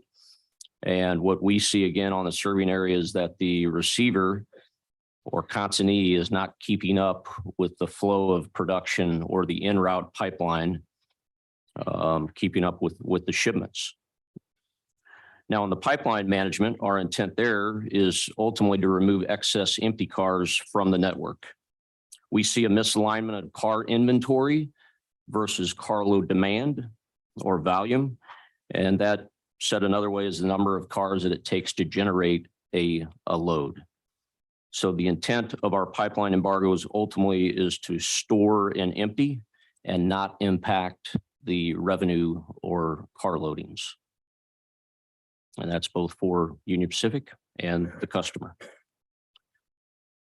Third, I want to talk a little bit about system cars. We've heard some feedback about railroad controlled cars and impacting private cars over and above an impact of a railroad controlled car. The point there that we'd like to make is that the railroad has the ability to take direct action on railroad controlled cars. That corrective action could be to redirect a railroad owned empty car flow to an alternative origin or facility that is keeping up with the demand, or in cases where the overall demand of the network for that car type is not necessary, then we can store the cars to offset the downturn in demand. Fourth item I would like to address is communication. Certainly I've taken to heart the feedback about communication, as a lot of that falls in my team. And I'll also just make a personal plug here that the customer care and support team, I'm a little biased, but I think it's an awesome team, a great team. And I want to talk to you a little bit about that team a little bit more. So we have 24/7 call center operations for our customer base and for our operations support. We also have a online support team that we call e-business to support customers with questions about web applications. And then we heard from the Mining Association, and I did want to clarify that we also have a 24/7 unit train desk that fields calls from customers on an ongoing basis. And then finally, when we were thinking about embargoes, and that group is our manifest team, and we have a case management technology, and this case management technology actually applies across my organization, but it's applicable here due to the embargo discussion. And that case management technology allows us to have documentation of all of our engagements with customers. It also allows us to monitor our response times and make sure we're being accountable and being responsive. It also allows us to collect data and do root cause analysis where we have opportunities. And then to the comment about an individual being on vacation, it also allows and assures the customer that we have group coverage. And if they come to that case management, again, it'll be addressed with those that are on duty, and you won't need to worry about who might be off of work that day. I'm just going to pause for a second. All right, so then I want to address embargoed cars in the yard, because we heard some commentary from the last panel there. And so I did want to clarify. So en route cars can flow to destination. So cars that are billed or shipped prior to the embargo, those cars continue to flow. Those cars do not get held for embargo. Those cars will continue to flow through the pipeline, and the en route will be delivered. What an embargo does do is it pauses any new bills. So those cars for us hit what we call an EB hold, an embargo hold status, and that hold will be at the industry facility. Our system does not block billing. We can't stop a customer from billing a car, but rather the car, if billed, and if that location is embargoed, it will go into an EB hold, an embargo hold status. Now, the crew member at that point has been advised, they know that they're not to pull EB hold cars from a facility. So if a car, as you heard in the testimony, if a car is out running on the railroad that is an embargo hold, then we mistakenly pulled it from an origin location when it was on a hold status. The other possibility is that the car was interchanged from another railroad, and the foreign road or the origin road pulled the car mistakenly, and they provided that in interchange to the Union Pacific. Now, at that point, we have the alternative to set back the car, is the industry term, to do a setback back to that road that delivered us that car mistakenly.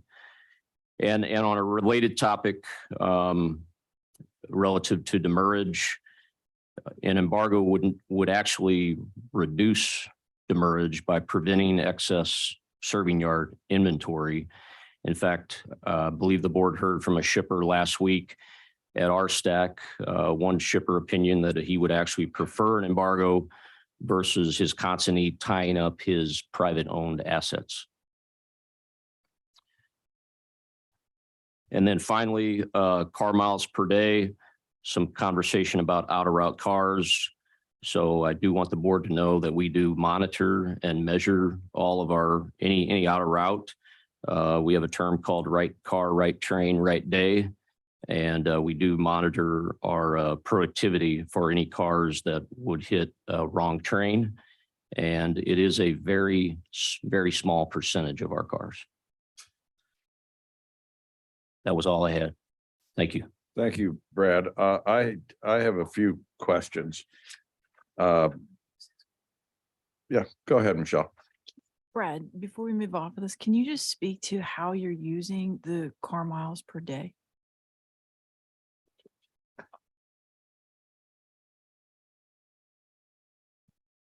So car miles per day, I believe you heard in our testimony yesterday, we feel it's a very key metric for us.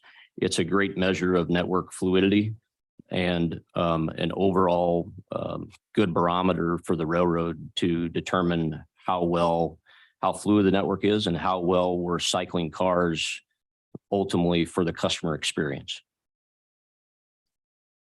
So just on that point, and I think Patrick raised this question yesterday, to compute car miles per day takes into account both the actual miles per hour that the car is moving and the dwell, because it's really averaging how far that car was at the end of the day.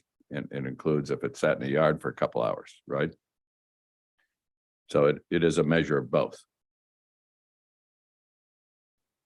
Yes, that is correct. So there was some talk at the end of sometime yesterday. Wait till we see the new numbers that came out that we hadn't seen. So we got those off. If you filed them, we don't have them there, but we got them off of your website. And what I see is that on 12/9, that's the latest date that's on the website, of course, because you won't report again until the end of this week, I gather. You were at 202. The first time this year, I believe, maybe early in the year, you exceeded 200. Most of this year, you were in the 180 to 190 range. So a couple of questions, Brad. Isn't it fair to say that 202 is mostly a result of the Thanksgiving slowdown in volume that every railroad gets over that holiday, and that allows you to speed up a little bit? Is that a fair statement? What I could say, Marty, and this isn't going to be my area of expertise, so I'll give you what I can on that response. What I can tell you is that certainly we've talked about a correlation between your inventory and your car velocity. As you have less excess inventory on your railroad, you can move at a higher car velocity. Yes, there is during the holiday period, there is a historical trend where we do see some volume or some inventory come off the railroad during that holiday period. That said, our performance has been over the last 3 weeks has been better than the historical average. When you think about our operating inventory reduction and what we've been able to effectively have less inventory and allow us to move at a higher car velocity. So we've actually been able to, in the last, well, when I talk about Thanksgiving Day versus December the 12th, we were down 6% operating inventory versus our historical average of, and when I'm thinking about historical, I'm talking 3-year average, prior 3 years, only able to reduce inventory by 1.4%. So we have seen improvement there. And, certainly again, Marty, there is a correlation between velocity and inventory. However, that performance is also partly the, UP performance. I don't want the board to walk away to think that is solely due to the holiday. But Marty, just real quick, Eric did testify yesterday that Thanksgiving did play a role. And I do think that the 3-year comp is a little bit difficult because of the pandemic year, if that was included in the 3-year comp, Brad, where, reducing operating inventory, I imagine, was not a major priority there. Yes, the 3-year period did include the 2020. That said, if you look at 2019 and 2021 just individually, well, we did do better than both of those comp periods if you just look at those standalone. Appreciate it. Thank you.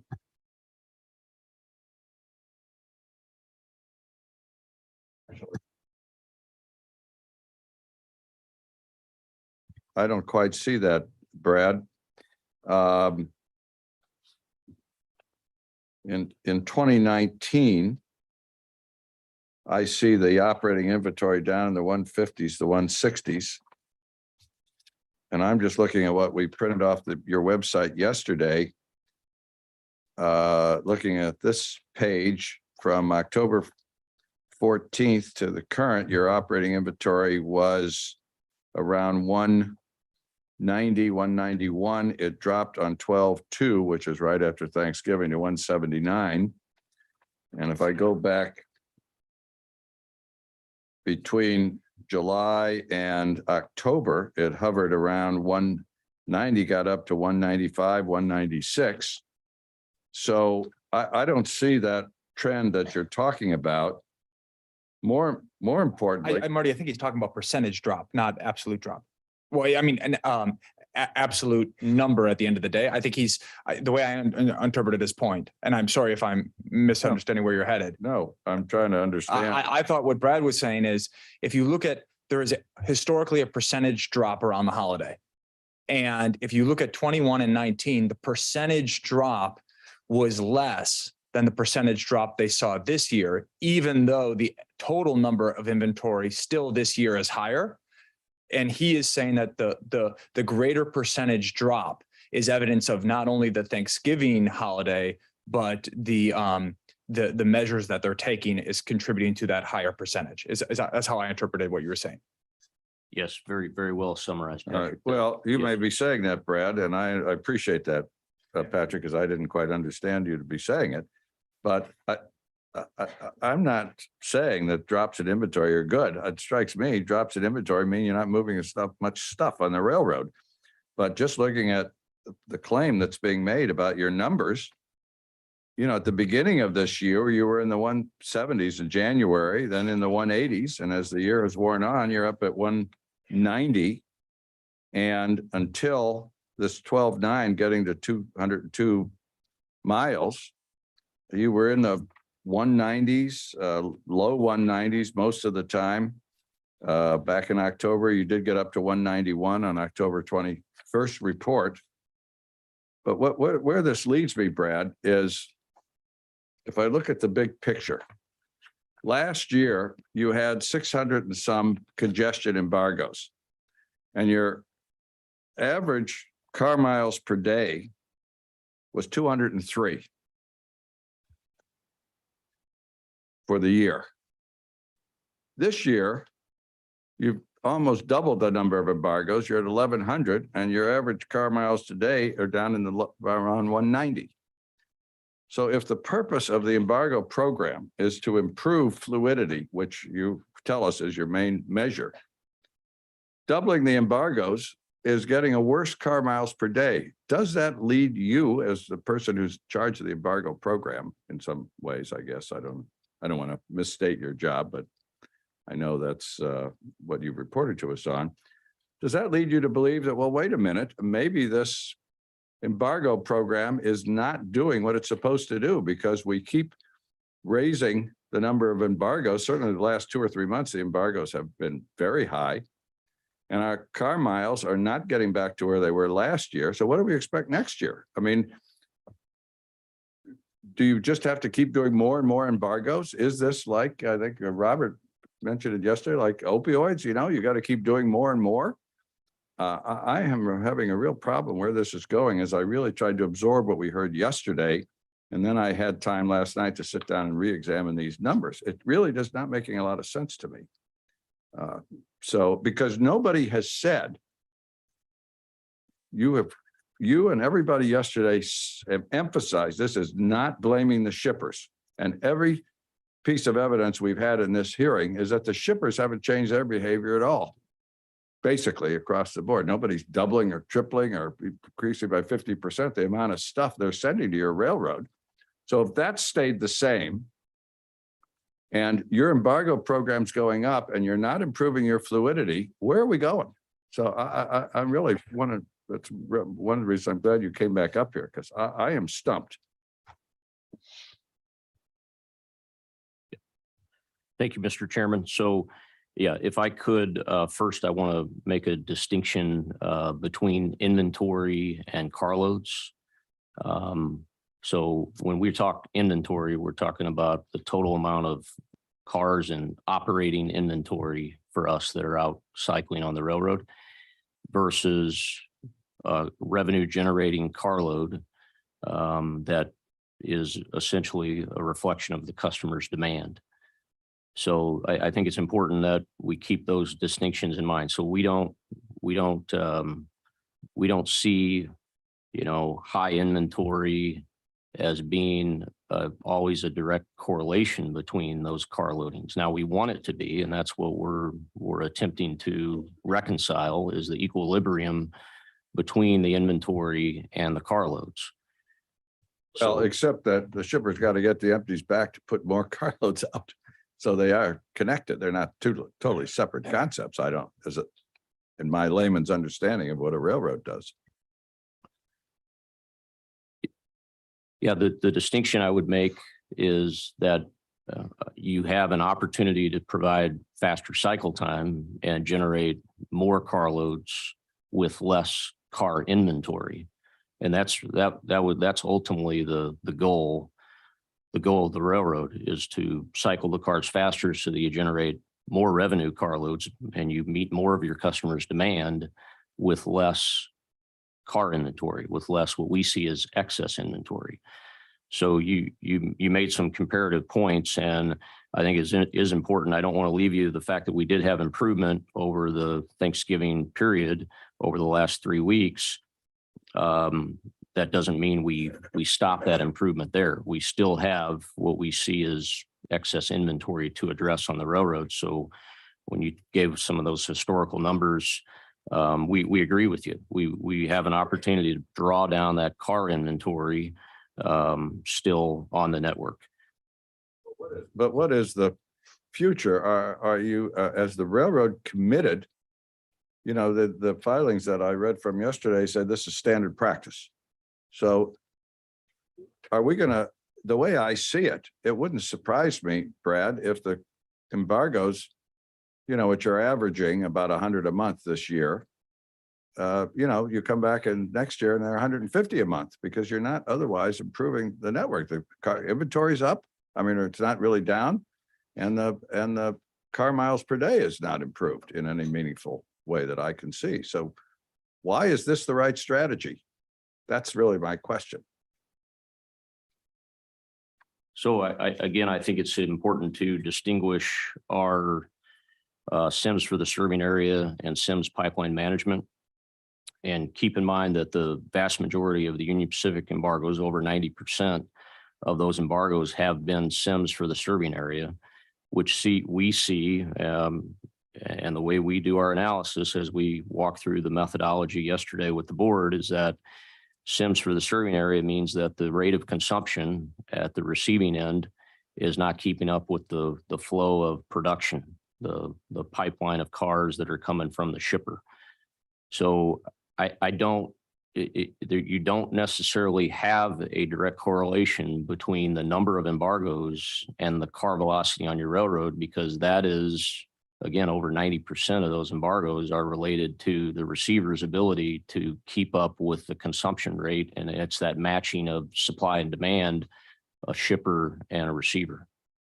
Oh, but wouldn't, the idea is to not launch more cars from the shipper because the receiver can't take them, to clear up the network so the overall car miles per day, one you like to use, improves. And we're not seeing it with even the great increase in embargoes. May I add to that? Well, go ahead. Or no, Brett, if you would like to respond.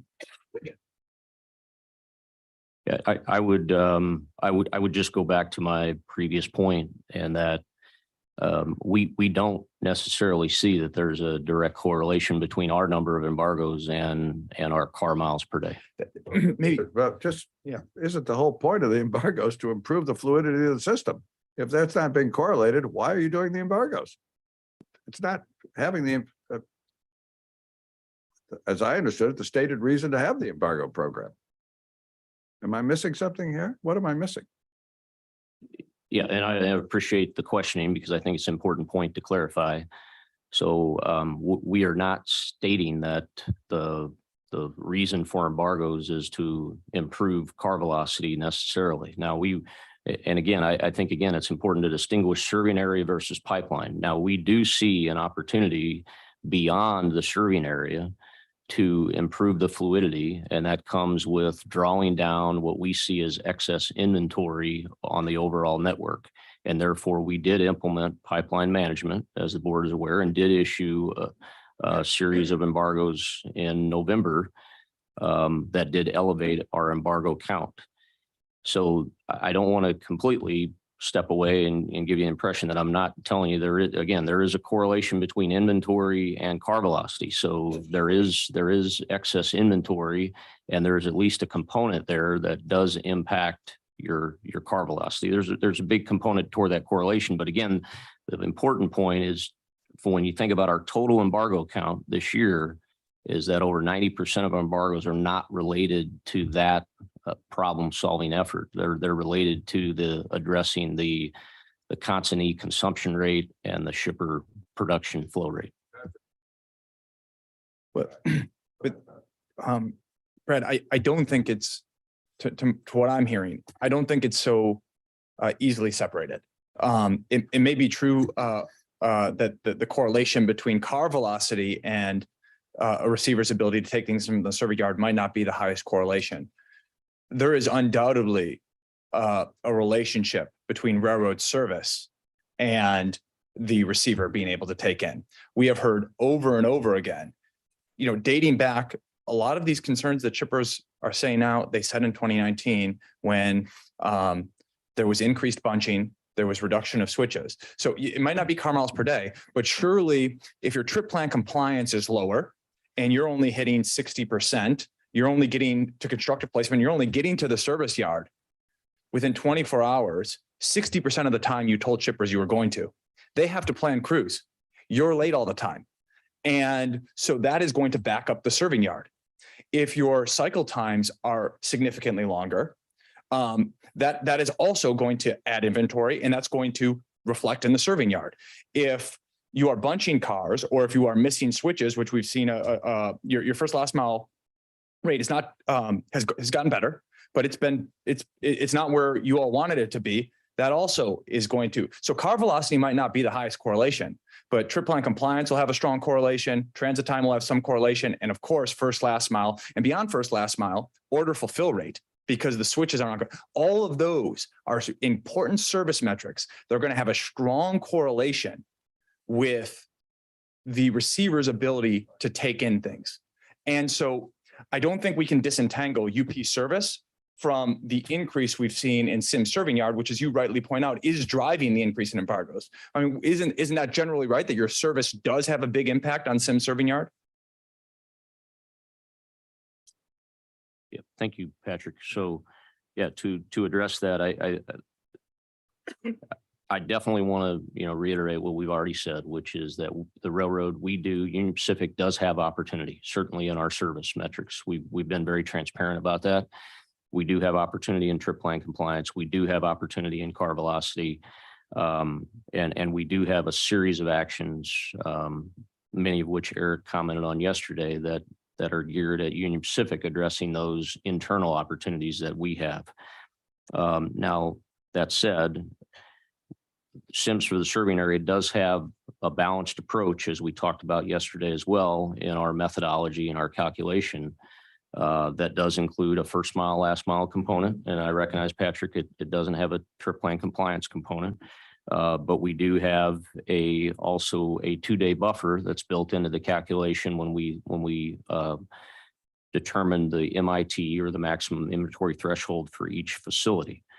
So while it's not, it doesn't mean, again, that we don't have opportunity. We do have opportunity, and I'm sure there is some percentage of correlation, but I wouldn't say that is a significant percentage when I think about our SIMS embargoes for the serving area. Well, and just to bring it full circle, Mark, and then I'll turn it back to you if that's all right. I think to bring in some of the commentary I've heard from my colleagues, and I'm not speaking for anybody, but I think I mentioned some of the current concerns from shippers about the productivity versus performance and the differences in costs.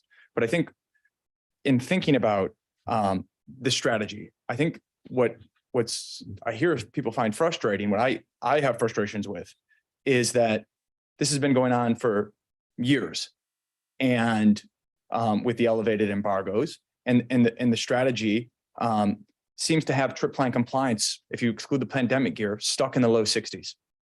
2019, it was 65. 2021, it was 63. You've been in the low 60s. You dipped below that for a lot of this year. And that's just on-time performance. I think you could look at cycle times, which we don't track and which you don't report, and it's hard to isolate by customer, but I think you'd find a similarly difficult picture. And so the strategy of whatever you're doing with your asset base and then embargoing when inventory kicks up doesn't seem to be improving services, Marty's point. But and this is now bringing in kind of Karen's point. I think the thing that's particularly alarming about this is what kind of incentives does it provide the railroad? Because if the costs of bad service, which correlate to SIM serving area, and as you pointed out, private car pipeline management, the costs seem to be disproportionately borne by the shipper. And if that's the case, then it reduces the railroad's incentive to have adequate resources. And when you couple that with the lack of improvement in performance, it really calls into question your entire approach. And I think that's what I'm hearing quite a bit today, is it's not only that this isn't working, it's that it's not providing incentives for UP to serve their customers and to grow the business like we all want you to do. Yeah. So Patrick, I appreciate the comments, first and foremost. And I would tell you that our primary incentive are carloads. I mean, it is growth. We talked about yesterday, Lance talked about different markets that we do have opportunity, that we are not meeting the unconstrained demand that's available to us. That is our primary incentive. And it matches and aligns with the customer, which is they want to ship more. We want to haul more. And that is absolutely our primary incentive, is not only meeting, Karen, as you've talked about, the demand that's out there and available, but also meeting that growth that we want to capture. So that is absolutely our primary incentive. And then I have a few more before you leave. I have one more. Just a basic question. How does UP define excess cars on the network?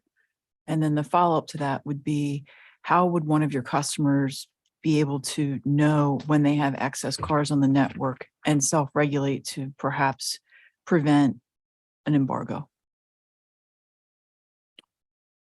Thank you, Michelle. So how do we calculate and look at excess inventory on the network? We have a metric that we call cars per carload, and that's a metric of inventory, the car inventory that it takes to generate a single revenue generating carload. And that ratio provides that balance between, the inventory, and again, making that distinction between inventory and carloads. And so we have thresholds that we have targets, and we actually report those to the board in our filings, the cars per carload metrics, as to what our target range is to achieve. And if we are out of balance and don't have an equilibrium between the two, then that calculates an excess inventory. So is that for UP as a whole? Across, is that for UP as a whole, or can a customer actually look to what's being reported and self-determine? Yeah, so I am talking about UP as a whole. That said, we do have the capability to break that metric down on a individual customer basis and lane basis. We got feedback. That was actually one of our approaches back in April when we engaged customers in conversation. And the primary feedback that we got was that was not a known term, it was a UP metric, and it was one that the customers didn't align to. And that's why we revised. That was one of the key things that we revived in our methodology, was to develop a metric that was more understandable by customers. And that's when we came up with the average daily release rate versus the scheduled transit time with the buffer. So while we do have the capability to break that down, that didn't really translate for our customer base, and therefore we moved away from it. So to your second question that you asked earlier, then how does a customer know? That goes back to one of the items that we're going to take back as feedback is being very transparent about that calculation, exactly how we arrived to it. We have shared those in conversations with customers, but we haven't issued a formal, guidelines document. And that is one of the primary pieces of feedback we'll take back and be transparent with customers so that they have a full comprehension of how we're arriving at the number. Few more, Brad, before I let you go. Brad, thank you very much for your clarifications. For a novice like me, this has been very helpful. And I look forward to actually sitting down and reading what you've submitted so I understand it. Sometimes it's a little hard to follow the back and forth through the testimony. But I have one specific question. Mr. Boonstra yesterday said that they have one person whose full-time job is getting permits. So that suggested to me in your customer service operation, how much have you had to expand it in terms of personnel to handle all the inquiries from the customers that necessarily result from this program? Thank you, Karen, for the question. And again, I'll distinguish serving area from pipeline management. We did not have any personnel increases with the serving area. We've been able to manage that through a very hardworking team that diligently works through processes. And we've also built automation for the serving area that has enabled us to work through those opportunities on the serving area. Now for pipeline, we did bring in some help from outside the department of 4 individuals. And then we also did temporarily have folks from other areas inside my department that did help on a temporary basis to provide additional support for the program that we talked about yesterday that we ended up rolling out to customers in November with some of the additional embargoes that we talked about yesterday. Well, this sounds like, I mean, what you've created is a fairly complex system and responding to a very complicated problem. And what we've heard since April, we heard in April, and then we heard again this week, is this communication issue. And so my question goes to, have you been developing enough human resources to deal with to manage this new program, which to me sounds like it's a permanent program?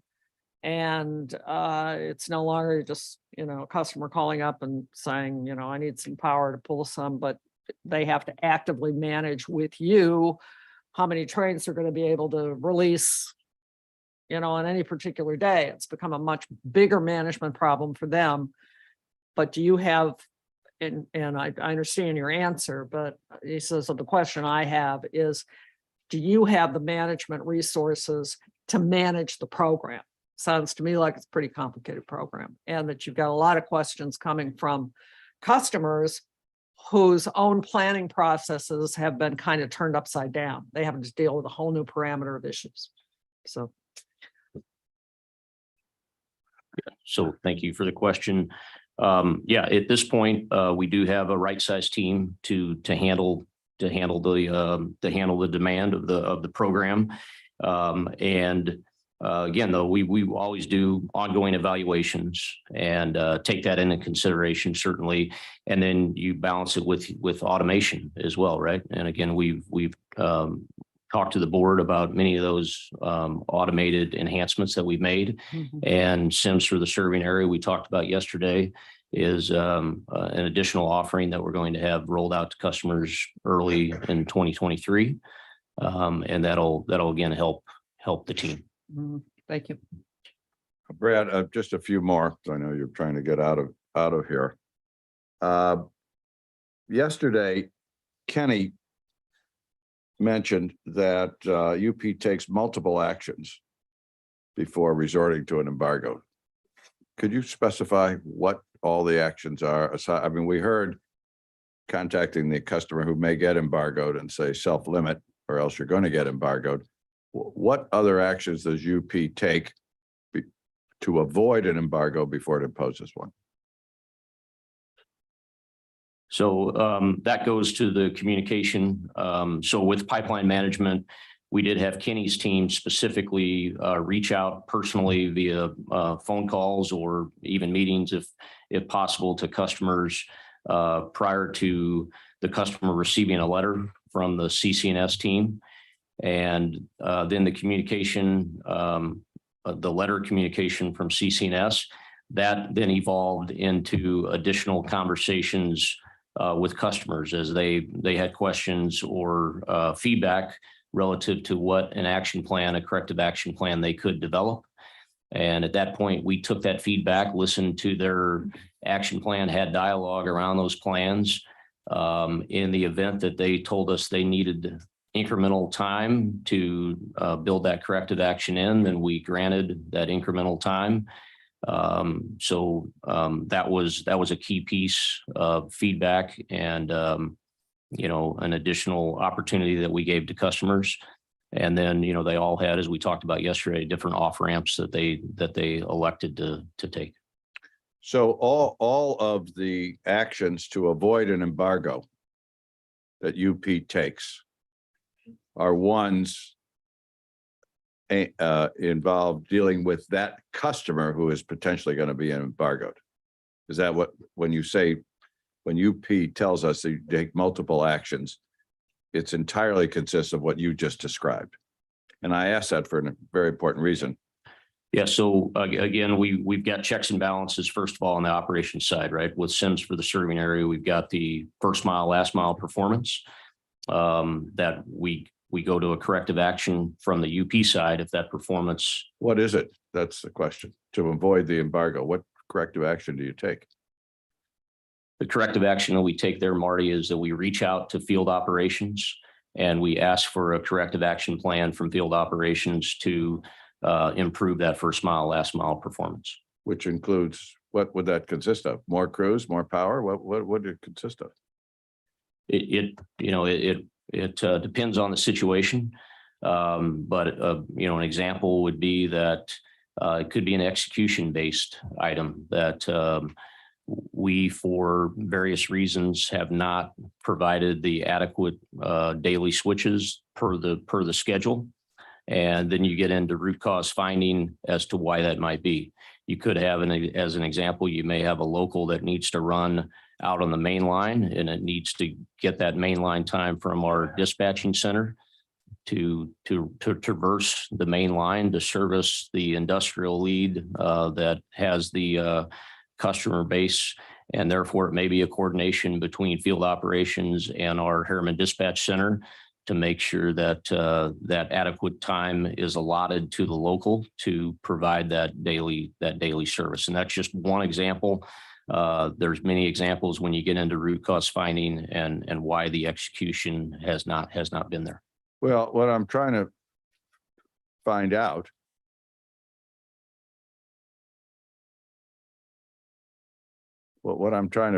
Brad, is what, other than contacting the customer with these various efforts, informally, then formally, for them to change their behavior, to sort of encompass all the things you just listed. Does UP, you're now saying that you do look into some possible operational changes. Do you do that before every embargo? And I don't know what that is. Do you, and do you consider for that particular customer situation, bringing more crews, more power to clear up the congestion from your end before you impose an embargo? Does that happen for every embargo before it gets imposed, or any? I guess is the question, both questions. So by plan, I'd take you back to our first mile, last mile performance. We set it that at an 80% threshold. If we're below that, then we will take our own corrective action. Now, on a global kind of macro scale, certainly we talked to you a lot about yesterday about our hiring plan, about the resources to ensure they're aligned. And we've been, obviously talked in depth about that. Certainly when you get into more of a micro level and you think about each and every customer and each and every hub, are the right crews in the right place? And that is certainly part of our approach and our strategy. We also have a crew management team that is daily looking at making sure that the boards are set at the right level, that we're doing the right efficiencies to make sure that we can drive the crews at the right time to the right service needs, the right, local train service. Filling those yard and local jobs is a primary critical priority for our crew management team, and that happens on a daily basis. So they're embedded. I would tell you that the corrective actions are really embedded into our daily processes within inside each team that has ownership and accountability over improving our service metrics. Let me ask this question. We can count the number of embargoes because they're on Rail Link. Everybody can count them. So that's really not open to much debate as to the numbers. I am unaware, maybe that it exists now, I don't think so, about counting the number of customers who get contacted through this process that you described and end up self-limiting, or they're told, you better limit it or you're going to be embargoed.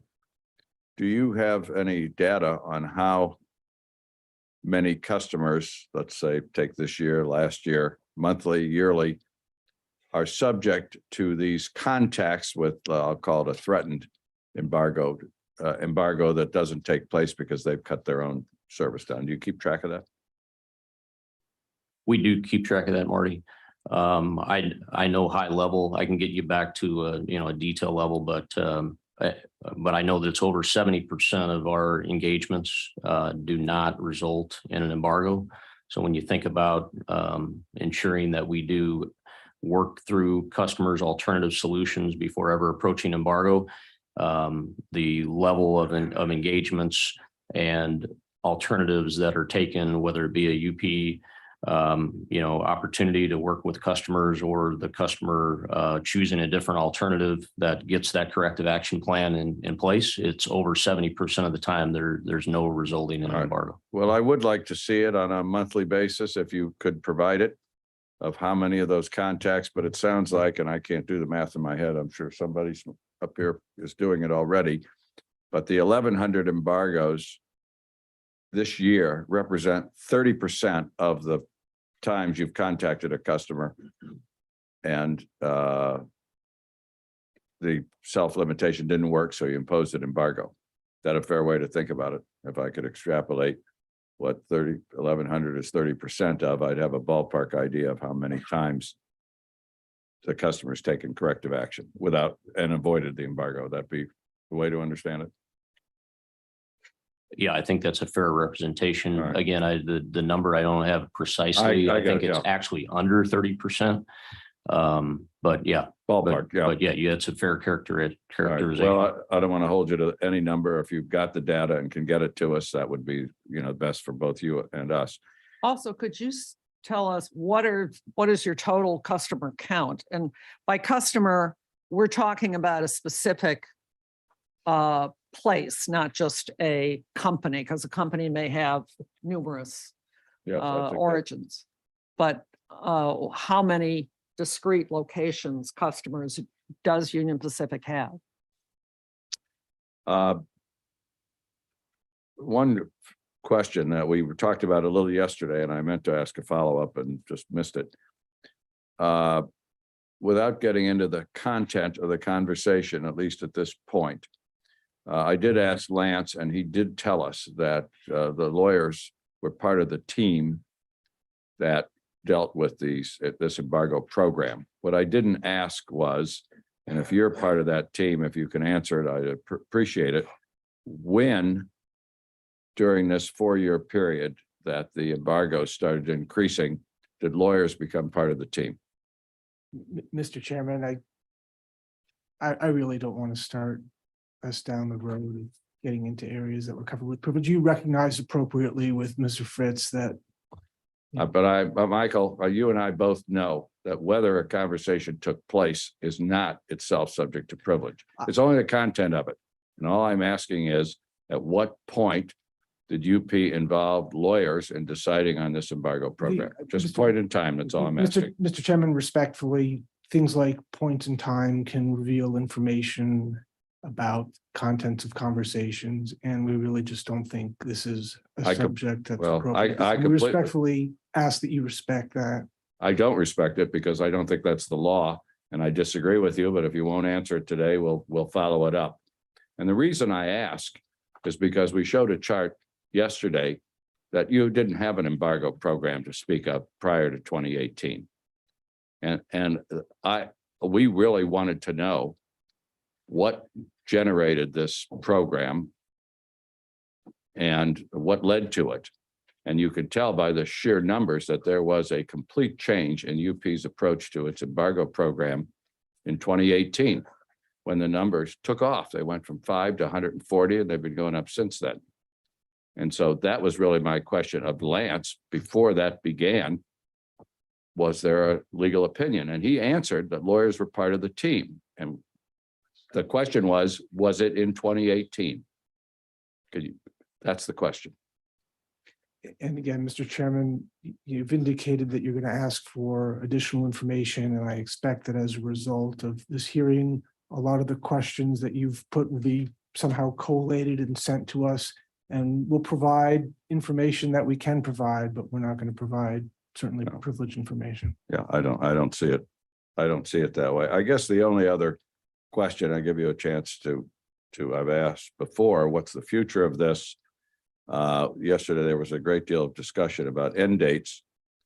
Based on all of the discussion we've had from both stakeholders and board members, it's not unreasonable to think that one way or another, whether we decide to explore policy statements or rulemakings or people bring cases, at some point, we're going to be asked to evaluate the reasonableness of your program as it relates to the little bit of law that there is out there on embargoes. And to me, if there's any legitimacy to the embargo program, and I don't opine one way or the other, for the program we've seen over the last 4 years, is it's been going for 4 years. It's been increasing on a yearly basis, except for the brief hiatus and the slowdown in traffic in 2020. And I haven't heard any end to the program. I don't even know what the end goal is of the program from what we've heard here. And if Brad, you want to comment on where this is going and what you foresee for UP, I'd like to hear it. I'd like to give you that opportunity so we can have some notion in our heads as we proceed further on this matter. Yeah, I would take you back to my, earlier feedback when I reapproached the board here this afternoon, and that we have listened and heard the feedback, heard the concerns. We're going to go and take that back as a team and further evaluate and come back to the board. Now, Eric's, if you look back at Eric's testimony, he did make and gave some feedback relative to what we see for the future. But again, I'll leave you with the fact that we have heard the feedback, we've heard the concern. We're going to go back and evaluate that as a UP team and then move forward. I hope that evaluation will include whether the program ought to be brought to a halt, but we'll wait to hear what that evaluation is. But it's quite concerning, and I don't see if we hadn't had these hearings and heard this, based on the numbers we've now examined, I don't have much optimism for the future on these numbers embargo numbers going down. I see them going up because I don't see you're accomplishing any of the things you say they're supposed to accomplish. That was all I had. I know you're trying to get out of here, Brad.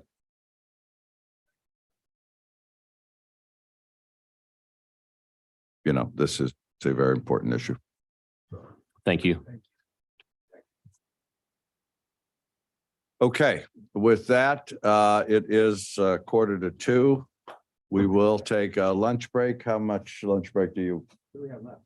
We have the chemist, ACC and the AFPM, and we have Greg Twist. Greg. Come on up then. You've been very patient. But AFPM and ACC, you guys are young. You can hang out for a little bit of time.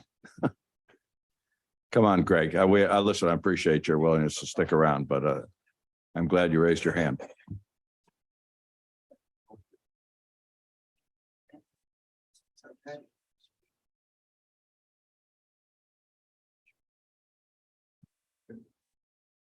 Well, Go for it, Greg. thank you. Thank you, folks. And I understand I'm the only thing standing between you and lunch, so I'll try to be brief. Okay.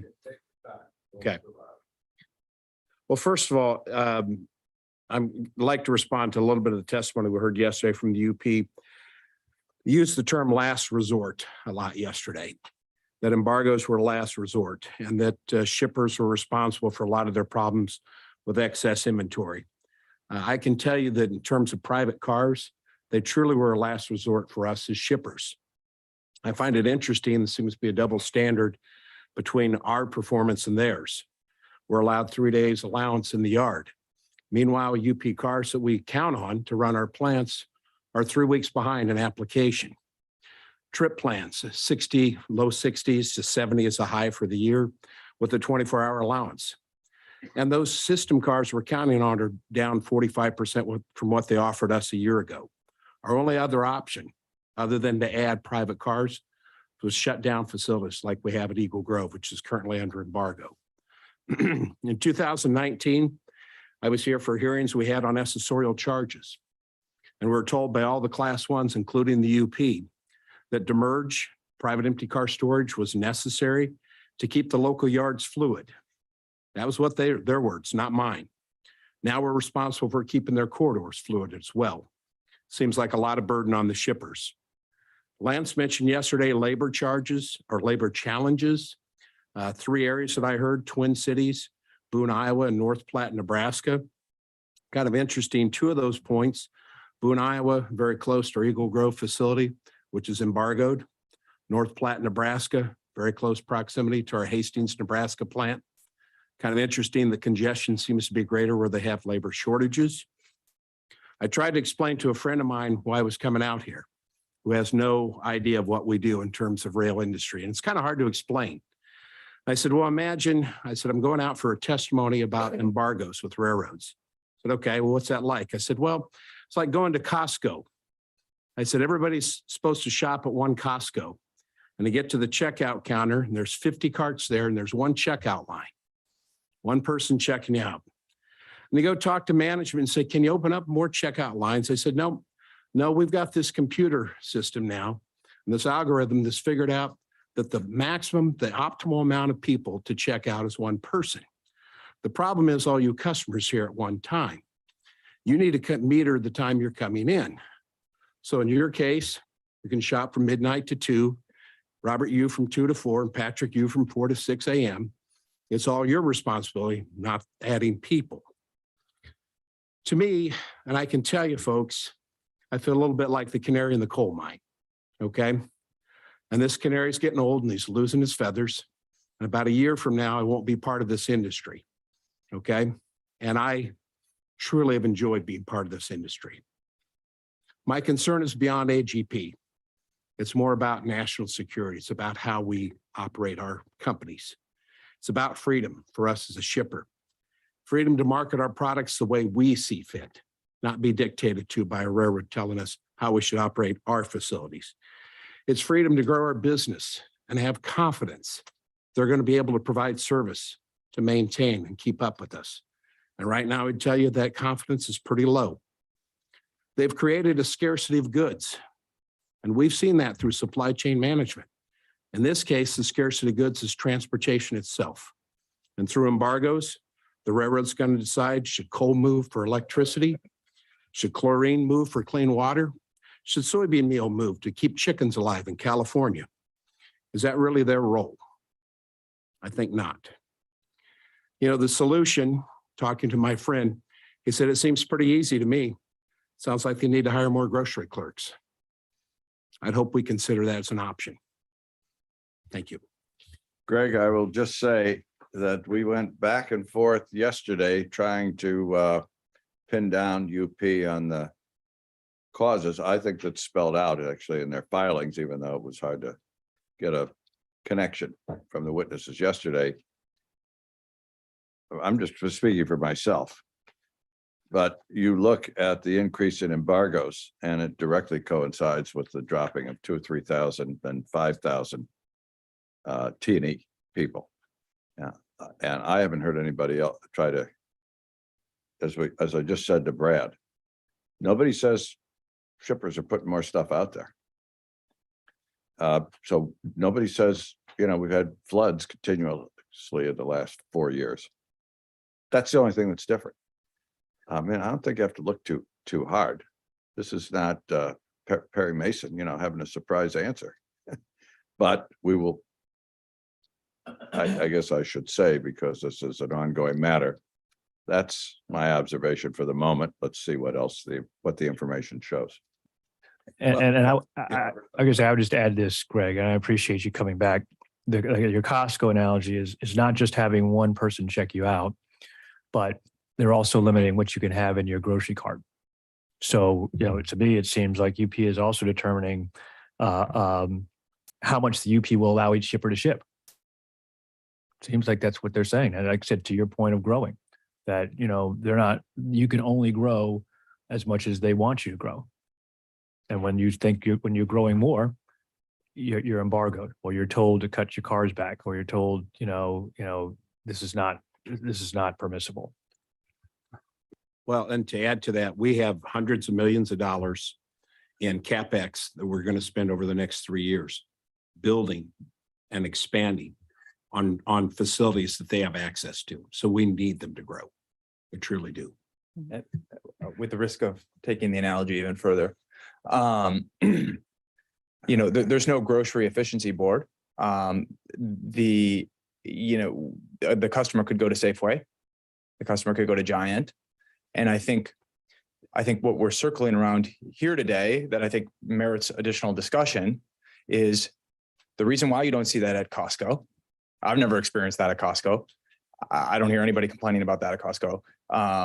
That is that you could go to those other grocery stores. And Costco has the incentive for that not to be the case. Costco doesn't meet other customers. And in that way. And I say that to say that's what I like the discussion, what I think the discussion ought to focus on. We can't order a railroad to hire additional people, but the board has a role in thinking about the incentives to make sure that the railroad hires enough people. And I'd like to continue the conversation. And by the way, I would just add, and I think, Greg, you would agree with this, the shortage is not unique to UP. And so it's incentives industry-wide, of which the embargoes downstream from service are a particular manifestation. And so I think we have to have a real conversation about the incentives as they relate to service in the industry.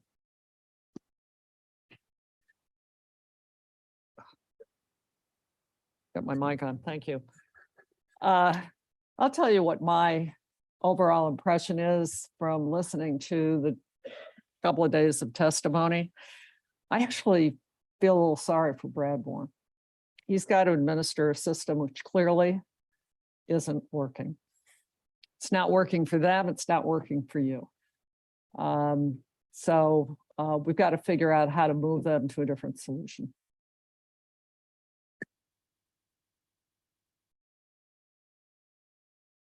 Thank you for the time. I didn't mean to make your lunch any later, but I do appreciate the hearing. I appreciate hearing our voice and look forward to working with you folks in the future. As we said yesterday, Greg, a lot of shippers were not willing to come. Understandably, you've been steadfast, and I do remember your involvement in the demurrage hearing.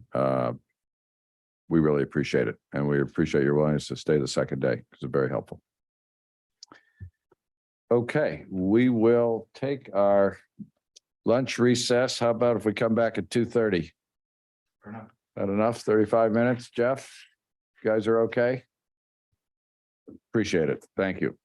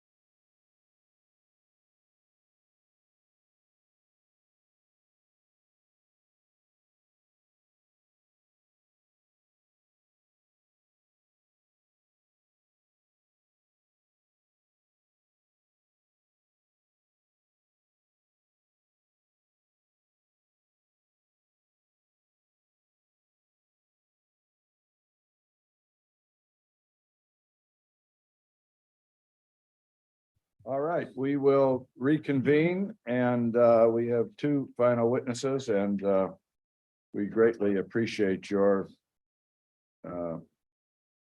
patience and tolerance by deferring to this complex schedule.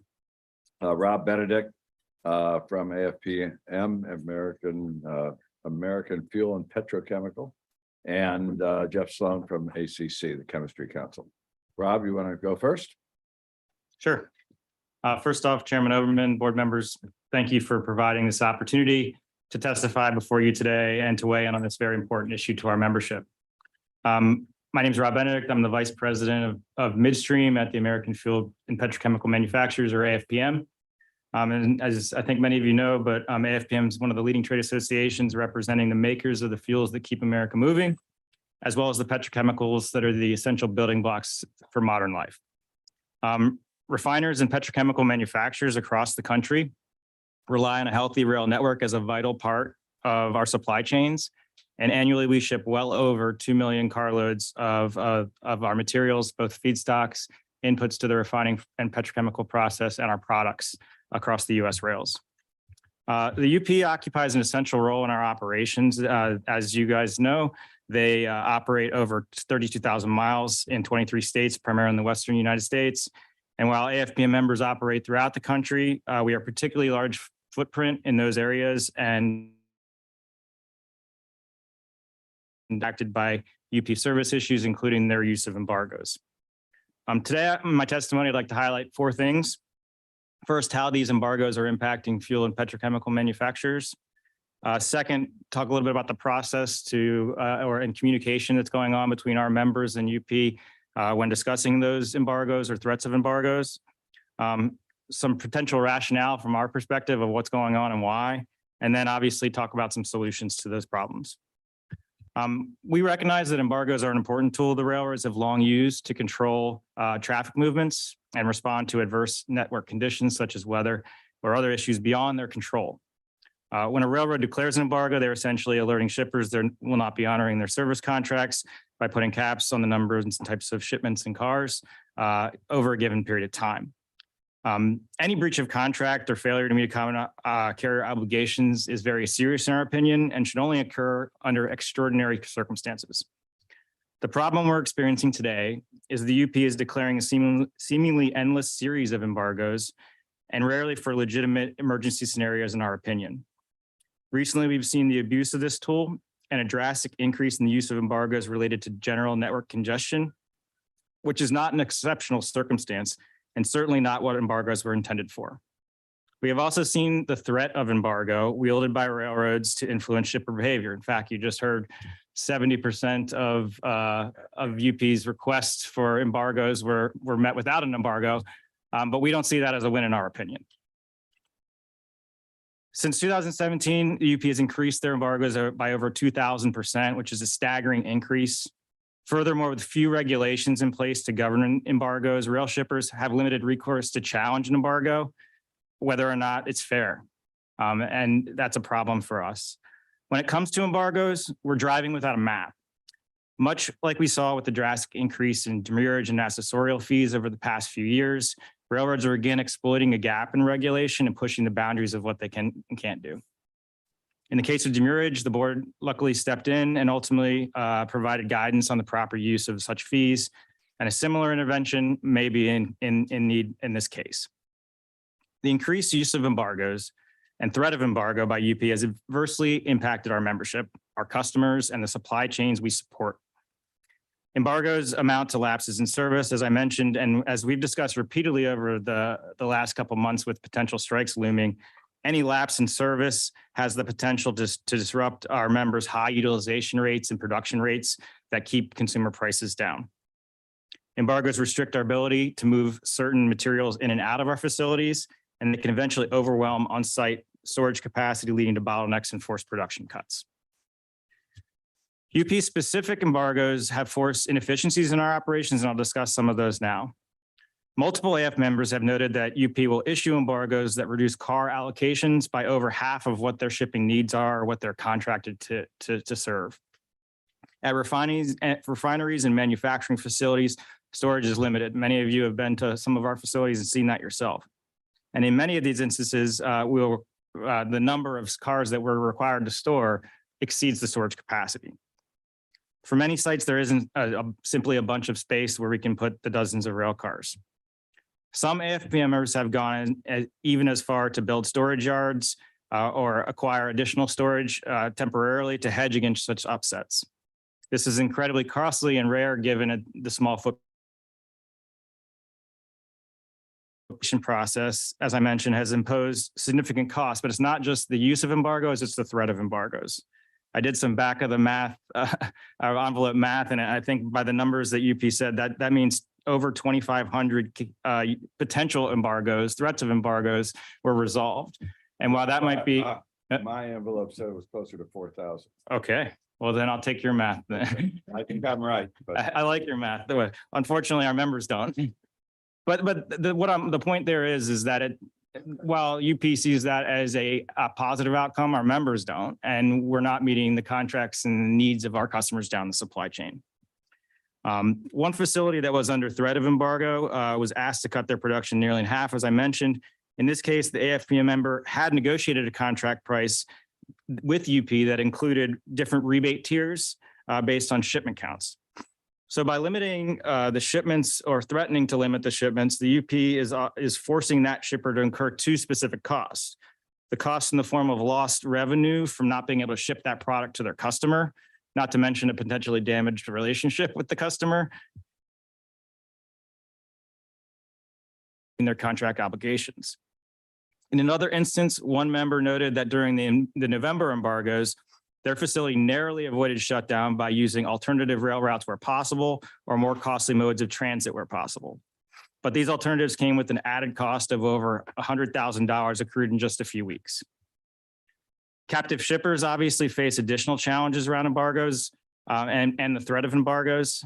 Railroads know they hold all the cards in these negotiations with captive shippers.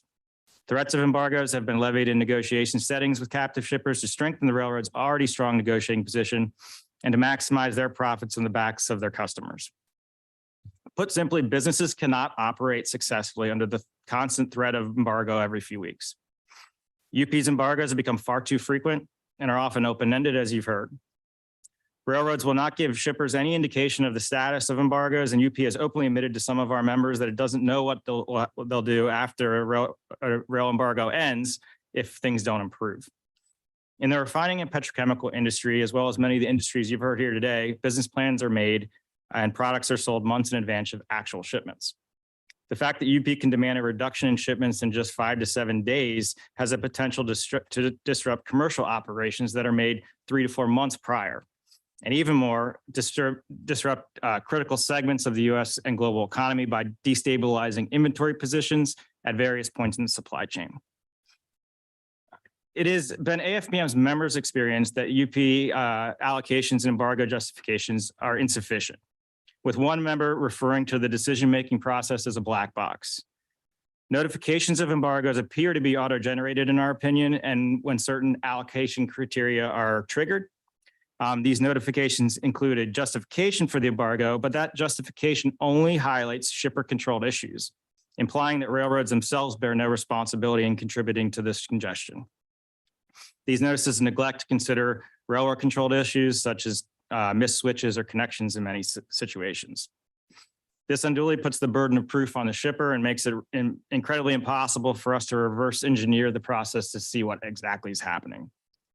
In another instance, one of our members received an initial notice of potential embargo on multiple lanes of their traffic. They viewed this as an opportunity to talk with them through the movements with UP and provide feedback. Their member company even established a team and researched what made up the current car count in each lane, as well as a list of things that they thought were inappropriate about the assumptions UP was making. This company's requests for clarifications were left largely unanswered and embargoes followed. In the event UP does not respond to a shipper's request for clarification, or does respond to a shipper's request for clarifications, UP personnel in charge of the response don't seem to always exactly understand how their own company has arrived at the decision. In addition, our members' requests for clarity have often bounced around between different offices, and as anybody who's been bounced around on a phone call knows, that can be rather frustrating. Across the board, AFP members are receiving no clear direction from UP on the issues, and this has created a lack of confidence in the system and further reinforced the impression that customer service is not important to UP. Hey, Rob, I'm sorry to interrupt, but before we get too far down the road, for that one company that did all they could, they hired, they had, assigned people to do the, look at it, to research, to figure it out. They were still embargoed. Were they given, was it an open-ended embargo? Is the embargo over? Do they know, were they given any sort of answers as to, at all the work that they put in, in terms of why it was embargoed? So I don't know off the top of my head if it's still an ongoing embargo. I think this is one that had taken place over the last month. What I will note is that they specifically questioned some of the transit and turn times, and they were kind of roundly pushed back as that it is what it is kind of response there. So that's was not sufficient from our membership's perspective. So I'll finish up with just some potential rationale behind, or what we see is what we think might be the reason for these embargoes, and also talk a little bit about potential solutions. Well, we're glad that UP's here talking about this. We believe that there's been a very specific reason for these massive increase in embargoes. The AFP members' experience thus far has led us to the conclusion that the embargoes are directly related to the efforts to maximize their operating ratios or minimize their operating ratios and maximize their investor profits. As the board's own data showed in this notice, that with the increase in embargoes over the last 5 years, that's also coincided with a decrease in workforce by over 10,000 employees, or 23% in workforce. Simultaneously, UP has closed hump yards, storage facilities, and mothballed thousands of locomotives. The result has driven operating ratios down, but has seen embargoes increased. AFPM believes that the increase of use of embargoes has been self-inflicted and not related to traditional reasons for embargoes, such as weather events and things of that nature. There's also an additional reason that's far simpler. They're doing it because they can, and they're pushing the boundaries of what they can do. AFPM members responsible for rail operations have expressed frustration about this whole process. And one said, and I quote, "I struggle to find a law, regulation, or contract term that allows this sort of behavior. A railroad's mismanagement of their own network is not a valid reason to deny a reasonable request for service from a contracted paying customer." There are some paths forward, and AFPM recommends two specific pathways. We recommend completing open regulatory dockets focused on improving rail competition and reviewing embargoes as part of a larger assessment of what a railroad's common carrier obligation is. Specifically, we urge the board to complete the regulatory action on the reciprocal switching, as this will reintroduce competition into the system and push railroads to refocus their efforts on customers' needs, not Wall Street needs. AFPM also urges the board to conduct a review of the common carrier obligation. We feel that the embargo situation is a very clear example that there needs to be a new look at the common carrier obligation. While some on the board have indicated openness to this review, both the House and the Senate over the last couple of months had introduced various bills that both looked at the common carrier obligation, and we think this embargo piece is a key component of that. I'd like to leave you with one final thought, and this is something one of our members had pointed out to us. On December 9th, in a note to UP customers regarding the resolution of recent rail disputes, an executive vice president noted, quote, "The president's action ended any uncertainty around the threat of a strike by rail workers. If you stopped or slowed down shipping by rail because of that uncertainty, I encourage you to resume your shipments. And while the threat of a strike is over, we're far from a situation where there's certainty in the rail market, specifically at UP. To be clear, our members want to do just what this executive is asking. We want to resume shipments on the UP and return to normal levels of service. But it's impossible when we're faced with an endless barrage of embargoes that run counter to agreed upon contracts. And unfortunately, we don't see much end in sight. I'd like to thank you for your time and attention. I also would like to submit some written testimony that provides additional details around some of the things I mentioned in the spoken testimony. Thank you. Rob, that would be welcomed. I think I'm going to hold questions until Jeff speaks. Okay, I think everything has probably been said, but I guess I'm the last person who hasn't said it yet. But I do appreciate the opportunity to testify today on behalf of the American Chemistry Council. ACC represents more than 190 of America's leading chemical companies. Our members are some of the largest customers of the U.S. freight rail system. And with new investment in U.S. manufacturing capacity, our transportation needs are growing. In other words, count us among the industries that want to ship more by rail. ACC welcomes the board's attention to UP's use of rail embargoes and their impacts on rail customers in downstream industries. We do understand that rail embargoes are necessary in some circumstances, and we further acknowledge that UP has worked constructively with some of their customers to help mitigate the negative impacts of its embargoes. However, we very much share the board's concern about the increasing use and misuse of embargoes to manage network congestion. Over the past year, ACC members have been subject to multiple embargoes by UP and by other railroads. These embargoes disrupt operations, they impose significant costs on rail customers, and they prolong the nation's supply chain problems. They're yet another manifestation of the chronic service failures that are plaguing the U.S. rail network. My testimony will highlight some specific issues with the UP embargoes and then move on to the need for some STB policy reforms to address the systematic conditions that lead to embargoes, including the need to finalize long overdue rules for reciprocal switching.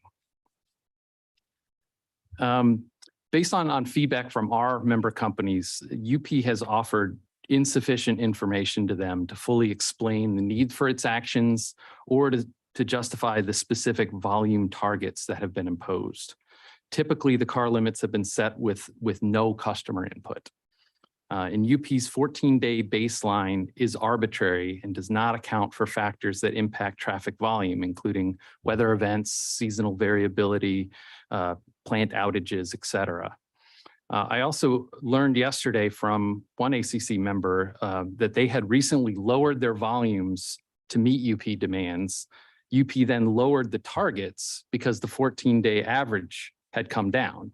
So they were essentially penalizing the shipper for doing what UP had asked them to do. Like Alice.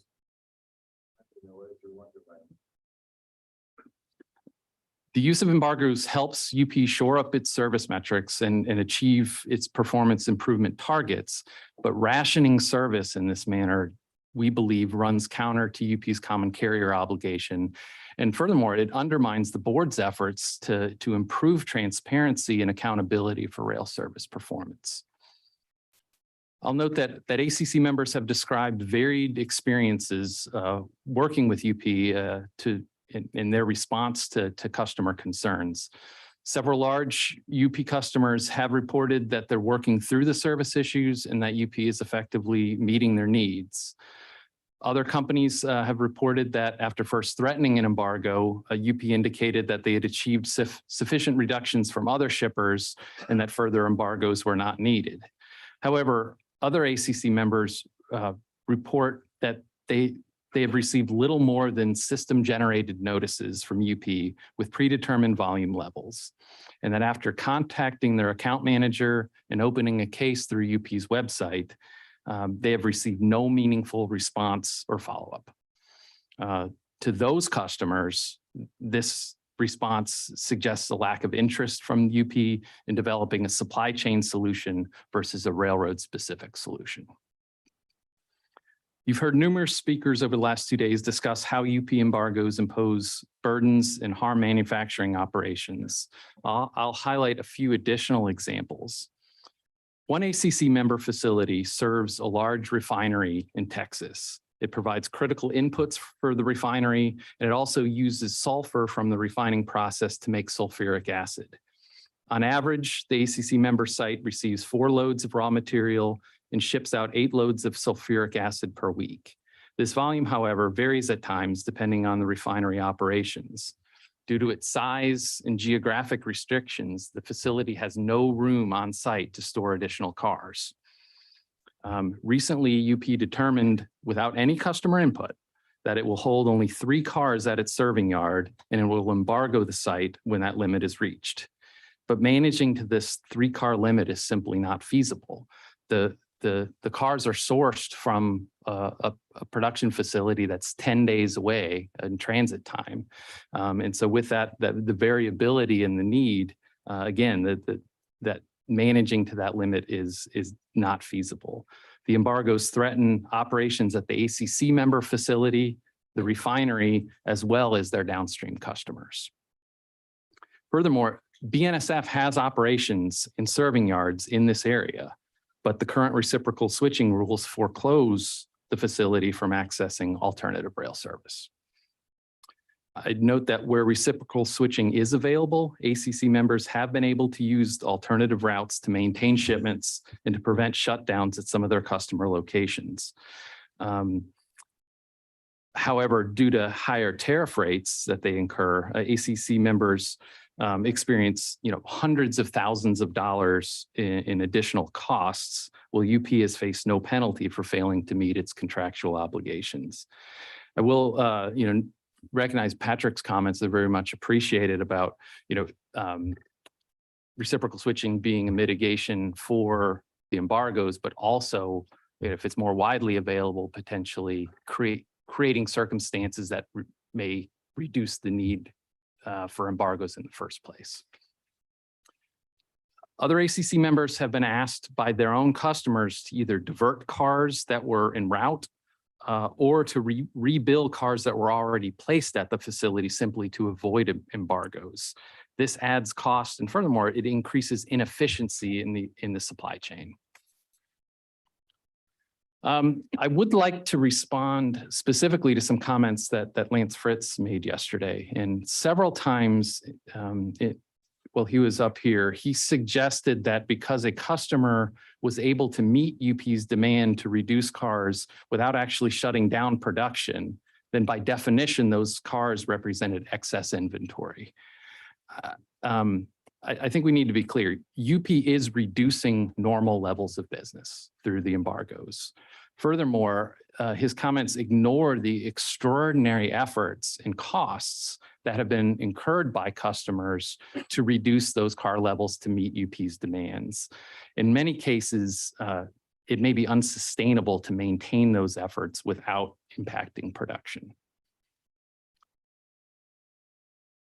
ACC is concerned that UP and potentially other railroads will increasingly turn to embargoes to manage long-term congestion problems. And it's particularly troubling that this congestion in many cases was created or exacerbated by the railroad's own management decisions, including actions to cut jobs and mothball equipment. The STB must not allow such embargoes to become normal and accepted practice. In exercising its oversight role, we encourage the board, as has been recommended by other speakers, including Tom Wilcox this morning, to establish policies that define what is reasonable and what is not reasonable in terms of embargoes. And that should say that if an embargo, if it results from staffing, equipment, and infrastructure decisions that were designed to increase railroad profitability, then by definition, that embargo is unreasonable. This will send a clear signal that such conditions do not relieve a railroad of its common carrier obligation. In addition, the board must adopt some regulatory reforms aimed at the root causes of chronic rail service problems. The first one I'll note is the need for permanent reporting requirements to track how well railroads are performing for their customers. And this should include key metrics for on-time performance and first mile, last mile service from EP770. Second, the board should establish minimum standards for rail service. The board has the authority to further define the common carrier obligation to hold railroads accountable for failing to deliver reasonable levels of service.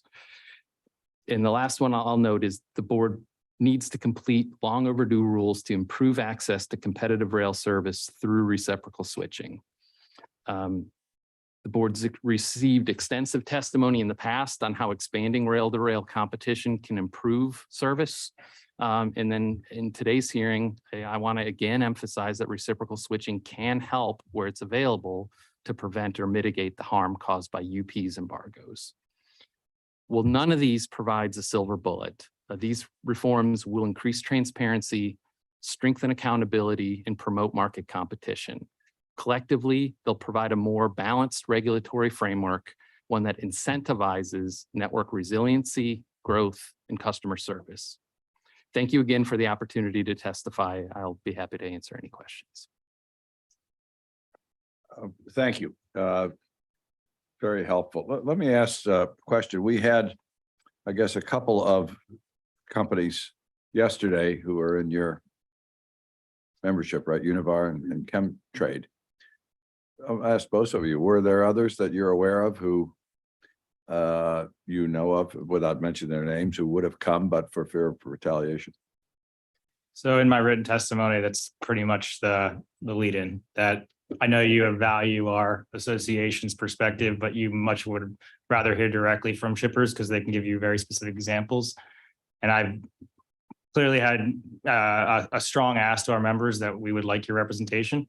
I had members tell me directly that their management said no way, that we were fear of direct or indirect retribution.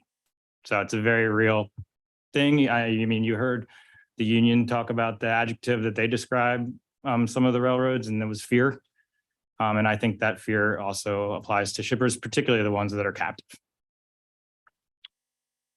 Yeah, I don't have specific information on companies not coming here because of fear, but I will note that companies that have been significantly impacted by these embargoes chose not to. So let me follow up on a couple of things that both of you said. Jeff, you talked about our issuing some kind of a rule or policy statement providing that an embargo that results from management practices such as decrease in personnel and mothballing locomotives for the purpose of lowering their OR should be basically ruled out as justifications for an embargo. It strikes me as I listen to that, that's of course, that's the concept we've been talking about. But would it make it too difficult if you think it through on a shipper who wanted to challenge an embargo for those reasons to prove management's intent, why they did these things? And I'm wondering if we were to consider reductions in crew levels, such as we've seen with UP, for example, by several thousand people, if just the fact that workforce has been reduced is a sufficient fact to say that's not a reason to justify an embargo rather than getting inside management strategy for why they did it. Yeah, I think that's a good clarification. I think you're trying to prove the intent behind it would be very challenging, but certainly all of the decisions regarding staffing and regarding equipment that are contributing to the current congestion that is the justification for the embargo need to be part of the equation of whether or not the embargo is in fact reasonable. So having asked the question, I think, and actually most of these railroads, certainly UP, have answered it in their earnings calls. They have said, we're doing this in order to lower our OR. They tell Wall Street that. So it's really not a controverted fact as to what led to these changes, in my view. They may have tried to walk away from it a little bit, but they can't walk away from their own statements. Let me ask this question. Do you know whether any of your impacted members have considered seeking relief from us under existing, limited as it is, a law involving the use of embargoes? And have they considered it or rejected it, or is this something you anticipate the people who are, I mean, you stated some pretty significant business impositions on your members from these embargo practices that are really costing them or making it very difficult, if not impossible, to operate. So what do they do? I mean, how do they function, and why aren't they coming here and asking for help? I'd say, I think there's uncertainty of the odds of success and how they would actually go about successfully challenging an embargo. I think there's also questions about what are the remedies, and what, would that be enough? And I think so much effort is going into managing the workflow on a day-to-day basis, dealing with the challenges, to then be thinking about how to challenge it at the STB maybe is a secondary concern. Rob? Yeah, and I would say that I think it is reaching a level, the concern from membership is reaching a level I've not seen before. That said, I think there is still concern of if you bring a case to the STB during that process, what happens when you're beholden to that single railroad? I think that's a real concern. Well, that is understandable. I can tell you that it wasn't an embargo, but it might as well have been the equivalent of one, the situation we had with Foster Farms, that through OPAGAC and informal processes, there were efforts to, and I personally engaged in a very informal but direct process with Lance before they ever filed a case, and they struggled for months. And I'm not inside their head. My perception was they didn't want to bring a case either, for the reasons you say. And it finally got to the point where they were going to suffer massive loss, and they brought a case. And I have been told that there were one or two occasions since then, there may have been many more, where railroads were threatened with an emergency service case subsequent to our Foster Farms decision, and that perception of what we might do if a case was brought has brought relief. So I'm trying to figure out how people go around making their decisions to solve these problems. Yeah, I think I've had some conversations with members about certain lines of businesses that were threatened because of either service or embargo issues. I think they've resolved those, but I think that if it went that far where a line of business had to be closed, that's when you could see some action from. But I think, as Jeff mentioned, there's so much time and effort put into the day-to-day operations and working with it, that they're really focused on that on the ground. Let me ask this question. Has the level of concerns that you hear from your members risen since the institution of whatever this new pipeline SIMS program is, which I'm still trying to digest, in the last few weeks? Because the embargoes, have been on an upswing since 2018. We've been talking about it. But have the concerns and the real imposition on your members been heightened since the new policies at UP? I think,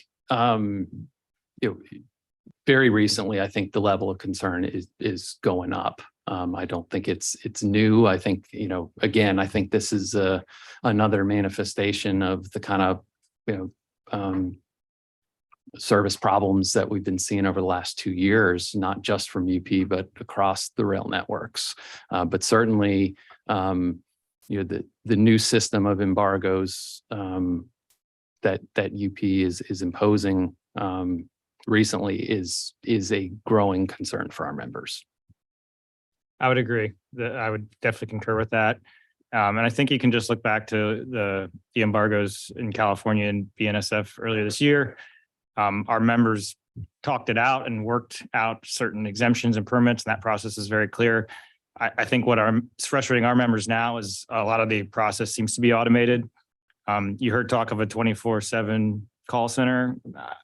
I don't think that's meeting the needs of our customers. Maybe, the lines are busy or something. But I've noticed in the past, probably since November, a definite increase with emails, concerns, phone calls from members. Is there, we haven't really asked much about this during these 2 days, but it sounds like your members' experiences with BN and its embargo are quantitatively and qualitatively different from what you're experiencing with UP. I wonder if you could enlighten us on if that's accurate. What's the Well, difference? I think the fundamental difference is the reason for the embargo. BNSF's appeared to be more towards some issues with track. Our members have a fundamental problem with an embargo related to mismanagement of their own railroad system. I think that's what's frustrating us the most in this case. I also think, when the BNSF embargo was noticed to us, there was a conversation with members and particularly on the refining side that this could potentially shut down a refinery. And when I think BNSF heard that, they created certain exceptions that met our members' needs.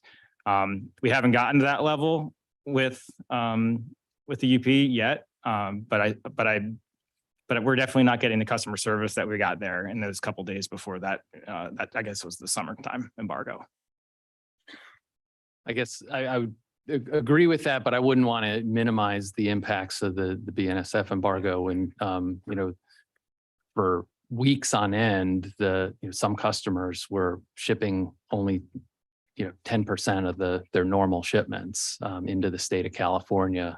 That was hugely impactful. I think there was a lot of effort to resolve it, but I don't want to give the impression that was not a big deal.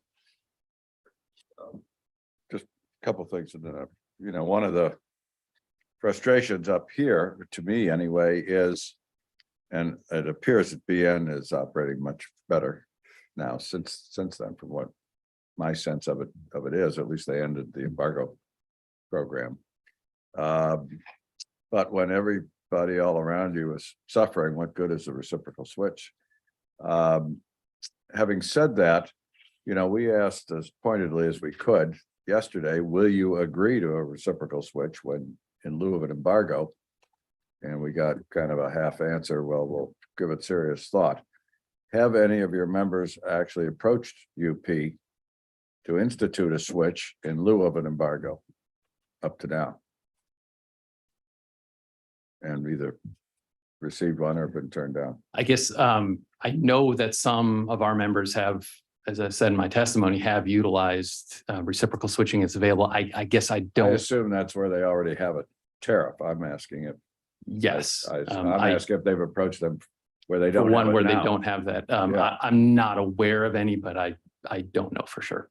Well, I would encourage your members to listen to what Lance said yesterday and then make their own decision. I'm not going to tell them how to run their businesses, but to see if that works in the interim. Meaning before we do anything more, assuming we're going to do something, and I don't know what that might be. But I am concerned about what you're telling us about your industries, the impact this is having on your industries and how it's affecting the public. So, Patrick. Yes, just a couple quick things, Marty. Real quick to follow up on your point about what good is a reciprocal switch for people that are two carriers that have poor performance. Just to echo a point that we've heard, and that I mentioned earlier about the hope is that over time the incentive structure would change, so that would happen less often. But also one thing that necessarily hasn't been discussed is the aggregate numbers across railroads may be very different for localized areas. And so, and I think even Lance Fritz said yesterday, there's a particular area on UP's network that they have particularly poor performance. So it could very well be that in the aggregate, two railroads look like they're poor performing, but they might be differentially distributed. So, in the immediate steps that Union Pacific could take, and maybe how the board should be thinking about this more broadly, you heard discussion earlier about UP already providing an allowance for their Sims serving yard for first last mile. And I think, Jeff, you testified to the fact that there are other things that 770 metrics that are relevant, like trip plan compliance, that also shed light on service performance. And, one thing that we are not collecting in 770, but which I hear about a lot, is transit times. Because you could have a long trip plan. And so, the transit time is not completely irrelevant. So where I'm going with this is, do you think that Union Pacific, just in the near term, understanding there's a broader role for the board here, building in more exceptions for their poor service performance beyond just first last mile, but other types of service metrics that are clearly trackable, would be a positive step forward in terms of the things that they can do? So I first want to kind of restate something I said before, which is our basic belief that this isn't a valued embargo. I appreciate that they're making efforts to address what we see as a improper embargo or threat of embargo. That said, I think trip plan compliance is a metric that our members constantly bring up as something that actually can show service issues and can be pointed to and as something to improve. Taking away what I said before, I think linking certain parameters of what an embargo can and can't be on that trip plan compliance could get to what Jeff and I are talking about, which is that we shouldn't have to pay the price for mismanagement of their own network. And I think trip plan compliance would get to that. Mm-hmm. Yeah, I think it could be helpful to, have some, if embargoes are truly the last resort, it's, is the UP doing everything that they need to do to provide the level of service that they're committing to? And if not, then embargoes shouldn't be imposed until, they're meeting their end of the bargain. But I do, I guess I see some problems with that in the sense that, the conditions that are leading to UP wanting to impose the embargoes are real. There is congestion. There is, a lack of network capacity to handle the traffic that's there. So if it, if you're exempted from an embargo because of certain conditions, where does it come from? Are you solving a problem, or are you just moving it? One thing can I just say one thing on top of that? I think this gets to what some of the conversation with UP was before, is what are you doing to address this? And I think if they're not meeting their trip plan requirement and they couldn't impose an embargo, maybe they will more strongly consider, staffing up or pulling some locomotives out of storage. It's a possibility. Sorry. Find their self-imposed metric of not embargoing anybody for whom they're below an 80%. How's that working out? I'm not sure that's sufficient. I think some of the metrics that Patrick was alluding to would be more meaningful. I just want to follow up on what Patrick said real quick.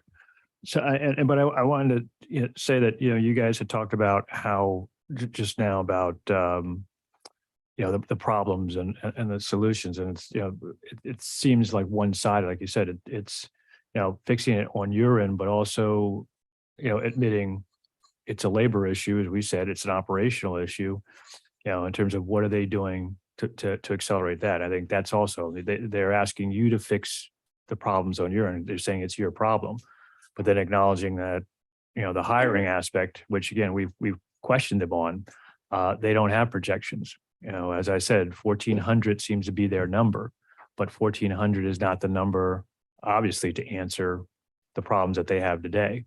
So, they have to sort of step up too. And as you get penalized, as we said before, you get penalized while there's, a fault in operation, while things aren't working well. Let's just say that. But where's the penalty on that side for them not stepping up in terms of their labor side? And I think there's a disconnect there in terms of moving forward. They get to plan out where they're going. You unfortunately don't, because you don't know where their plans have in place for you. It seems that way from my perspective. Yeah, I think that gets us back to the word that keeps popping up is incentives and long-term incentives. And I think that, more competition provides an incentive to provide better service and to staff up to needed levels. I think, service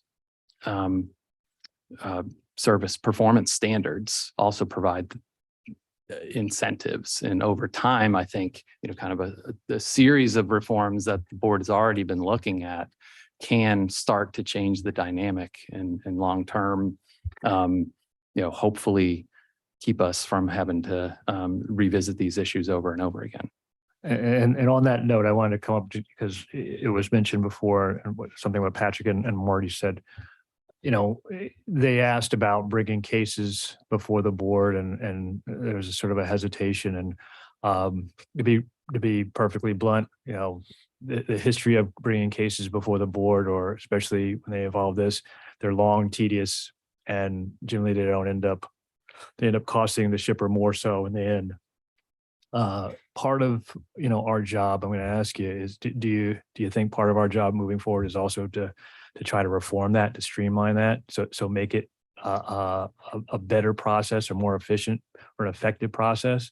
I think part of the problem I think I hear from a lot of people wanting to bring substantial cases before the board is that it's going to take a while, and it's going to take, by the time it gets resolved, it could be years. I mean, is there something that you guys can look at or recommend to us as to how, if there is a way to streamline or what we can do? Because we want to have a process where you guys don't look at it as tedious or not really answering the bell. I think we need to look at that as well going forward. I mean, I think in the past we've been very vocal about wanting to see streamlined processes to make the remedies that are available to shippers more accessible, in rate cases, in emergency service orders. I mean, I think we've brought forward recommendations to the board, and I think there may be other more specific to these kind of complaints that we can offer. I hope that the board takes us up on the suggestions and actually finalizes some of the reforms that are needed.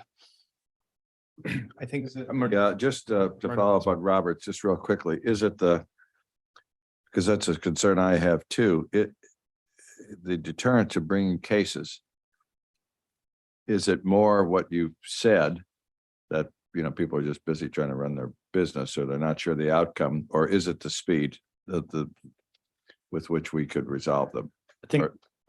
I think there's a couple of reasons. I think the day-to-day is one part of it.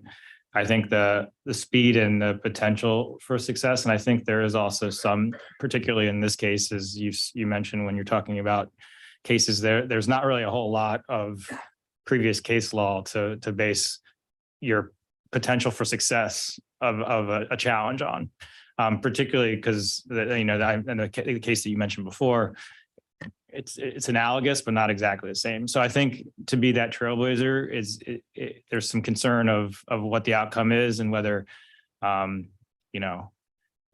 the effort to put in is worth just trying to work with UP until they get through this, if they get through this. Because, and I am concerned about this too, and I'm glad Robert raised it.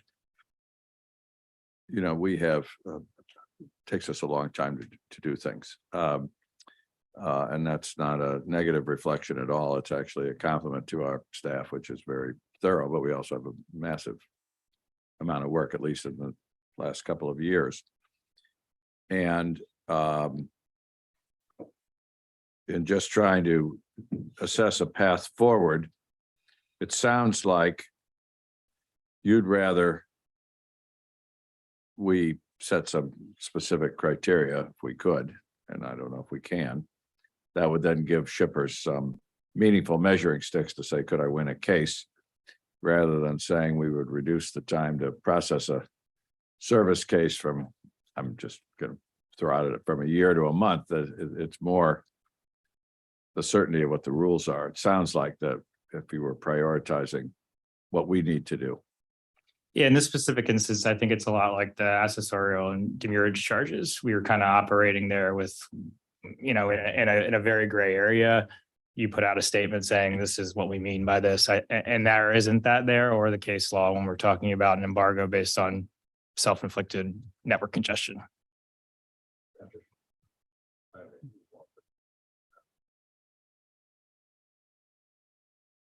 Thanks, Marty.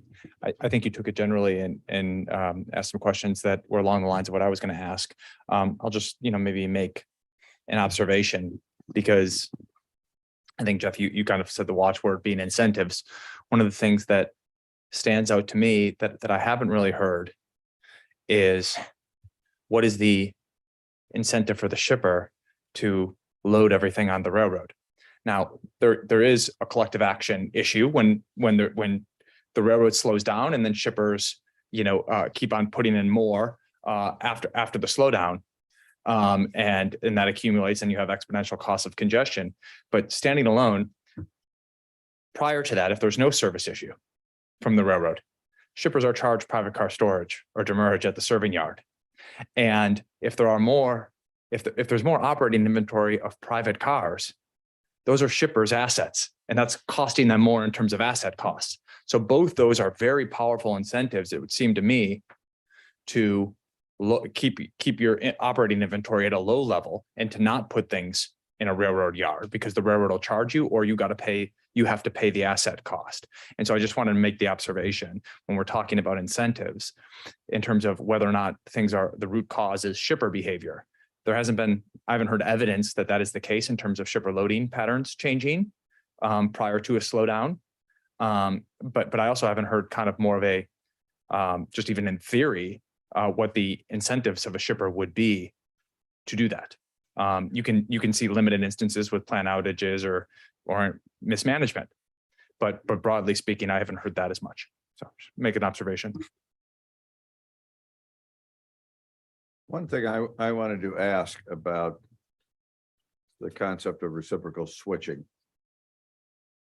We asked some of the specific shippers, and they told us a couple of places, yes, they could use a reciprocal switch, and other places there's nobody around, so that's not an option for them. Do you have any sense for your members how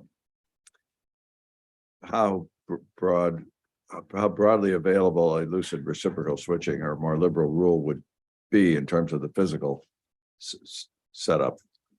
I mean, I think our industry in particular would benefit from it because of the concentration of the industry in certain areas and industrial areas that have access to multiple railroads in general. It's certainly not going to benefit every one of our member facilities, but I think it would benefit a lot of them if it was, reasonable, access rules. I think it could be fairly widely useful to our industry.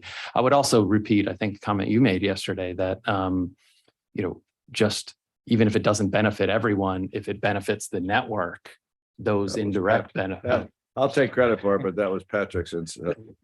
Excellent. I apologize for misallocating that. It was a great point by you, Marty. Well, does it? But that's an interesting question. Given the restrained, that's euphemism I shouldn't use, approach the UP has to resourcing its or sourcing its business, do you think that even if we had a more liberalized reciprocal switching regime, they would only staff up for those places? Now, maybe, as you say, Jeff, if you've got a condensed geographic area where there's a lot of access to another railroad, maybe that whole region is going to have to be staffed up. But I'm trying to figure out the incentives and consequences of the liberalized rule, how far reaching it would be. You said in your industry, for your members, it could be a big help. But maybe, Rob, maybe you should comment on it from your perspective. Can I just try to jump in on this, Sure. Marty? I think, to the let's say, for example, trip line compliance or something, however you want to, however a rule is structured, and this isn't necessarily reciprocal switching hearing, but in order to achieve good service performance, it's not just going to be at the area of the switch. It's going to have to be throughout the network because the journey is going to be throughout the network. So that's why is if you're just looking at the coverage area of the switch, we think about it in terms of, oh, there must be a local crew breakdown, but it's, if you look at the entirety of the journey that's motivating the shipper behavior, that's how you get to a broader network. And then that's how you get to the spillover, I would think. Sorry. Yeah, and I would agree, as Jeff kind of alluded to in his testimony, a lot of our facilities are co-located near chemical facilities because of the interplay in products.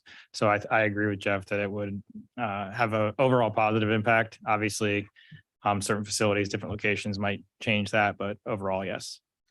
Pardon me for being overly cynical, but I do wonder, Patrick, if we opened up reciprocal switching, UP would say, we don't want to hire anybody, go ahead, go to BN. We'd rather not improve our whole network. I really do wonder based on what we're hearing, but hopefully. It'd be a test of their theory that they want to grow. It would be, well, I think we've already got that test, but let's see. Okay, Karen, go ahead. I think I know the answer to this question, but to what extent do your member companies have the ability to switch from rail cars to trucks? It's very difficult for our members to do that. And it's for a refiner or a petrochemical manufacturer, we have a lot of different pieces to the puzzle. We have the inputs coming in, feedstocks, and crude oil. A lot of that comes in unit trains.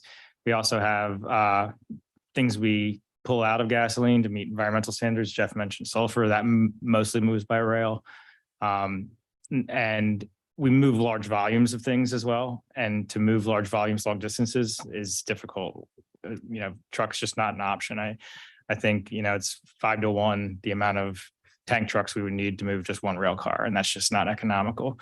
And that I kind of mentioned just the short-term impact of that in our testimony, that one member choosing different rail routes if they could, but also adding trucks to the mix, it costs them in like just a couple of weeks over 6 figures. So. Actually, I'm glad to hear that. Not in favor of putting more petrochemicals on the highway. I wanted to get back to the metrics question. Jeff, you had mentioned about making the 770 reporting permanent. There was some discussion about adding transit, those don't include transit time, and I understand the merits of adding transit time. Aside from that question, do you find the way the metrics are currently defined, the ones that were added in 770, to be adequate for what they are telling you, or would you improve on those or modify them in some way? I think the specific metrics for first mile, last mile service fulfillment and on-time performance are good. I think perhaps might offer some tweaks if it was open for comment, but I think my sense from our members is that those are pretty useful the way they're defined right now. And in terms of adding to those, as long as we're talking about, I realize we've got a separate first mile, last mile proceeding. But as long as the subject came up, in addition to transit time, are there any others that you would focus on that should be added to what's already in 770? I think there should be consideration of, I think it was brought up in another filing in that proceeding recently, but idea of some kind of volume metric, including like volumes not taken to that could measure, how much business is being left on the table because, the railroad doesn't have the capacity to handle it. I think that could be a useful additional metric. Well, and relevant to what Jeff's saying, Jeff, it would seem to me that even on a first last mile basis, and this could be relevant for UP's program, if UP is indeed considering expanding their exceptions to capture a more comprehensive look at their service performance. But first last mile, service is not synonymous with industry spot pull. You could have, as we've talked about, I think yesterday, you could have a pretty good industry spot pull, but if you're spotting and pulling a highly variable number of cars, that could still cause problems for a shipper. And it's not the volume thing that necessarily what you were referring to, but something like an order, something that, about the order fulfillment, something of that nature. I'm not saying that that is a metric the board should collect, but I just want to say that even within some of these, you're never going to capture everything. And particularly when it comes to volume, I think that's one that's particularly hard to capture, even just on the first last mile level. Sorry. This is slightly different, but one you're asking about data to collect and it isn't collected. I think what opened my eyes, because it was anecdotally, I thought this was the case, but hearing the amount of potential embargo that were, resolved through conversations with customers, I think knowing that would be a true measure of the impact of UP's program, as opposed to just reporting on embargoes that go through the whole process and reach that final stage. Because I'd be interested to see if that's increased as well. My guess is probably has. We did ask them and Brad said they would submit that data. He said it was less than 30%. Remember I said 30%, he said, well, maybe a little less. So I took 1,100 embargoes this year, divided it by 0.28, and I got just under 4,000. What we don't know is that 4,000 separate customers. I think UP has said, Karen, that they have 10,000 customers. I think that's right. I may be wrong, but that's not necessarily the same thing as 10,000 locations. They're probably more. That's why I also knew the locations. Yeah. Final question that I have that I'd asked the previous panel of trade associations. Would it be too big of a ask to try to get us, from members who are able to do it or willing to do it, some specifics, and you don't have to identify the company, you could amalgamate it, of actual loss productivity, lost profits, lost revenue, whatever the measurement is from having their carloads reduced in this program? It seems to me I'd ask the others, can you make up these embargoes? And you can't invent another day of work. So I assume that your answers would be the same. You can't really maybe you can make up a little, but you cannot make up all of it. So there's got to be a loss. Yeah, lost production is lost production. I mean, if we have to curtail production, that's gone. I think it would be pretty complicated because there's probably a lot of different factors that go into that cost. I mentioned a couple, like, the alternative rates on a route or different costs for transit. But we can definitely talk to our members and see if we can get more information. I know that Jeff's group does a quarterly survey. That's the all rail network, not necessarily just UP, but I think, that's something we would look into as well to maybe represent the refining industry as well as the chemical industry. Perhaps it would be easier if, because I think you're right, it could be in terms of the profits or revenues could be a difficult computation. We might get some insight though, if we just measuring lost carloads. And that might not be so hard to measure because you could compare it to previous time periods and so forth. Yeah, I think a specific kind of proxy for loss could be more easily done. And something that, with the approval of our membership, we could probably work on. I mean, this is just not, this exercise of the last 4 years by UP is not painless.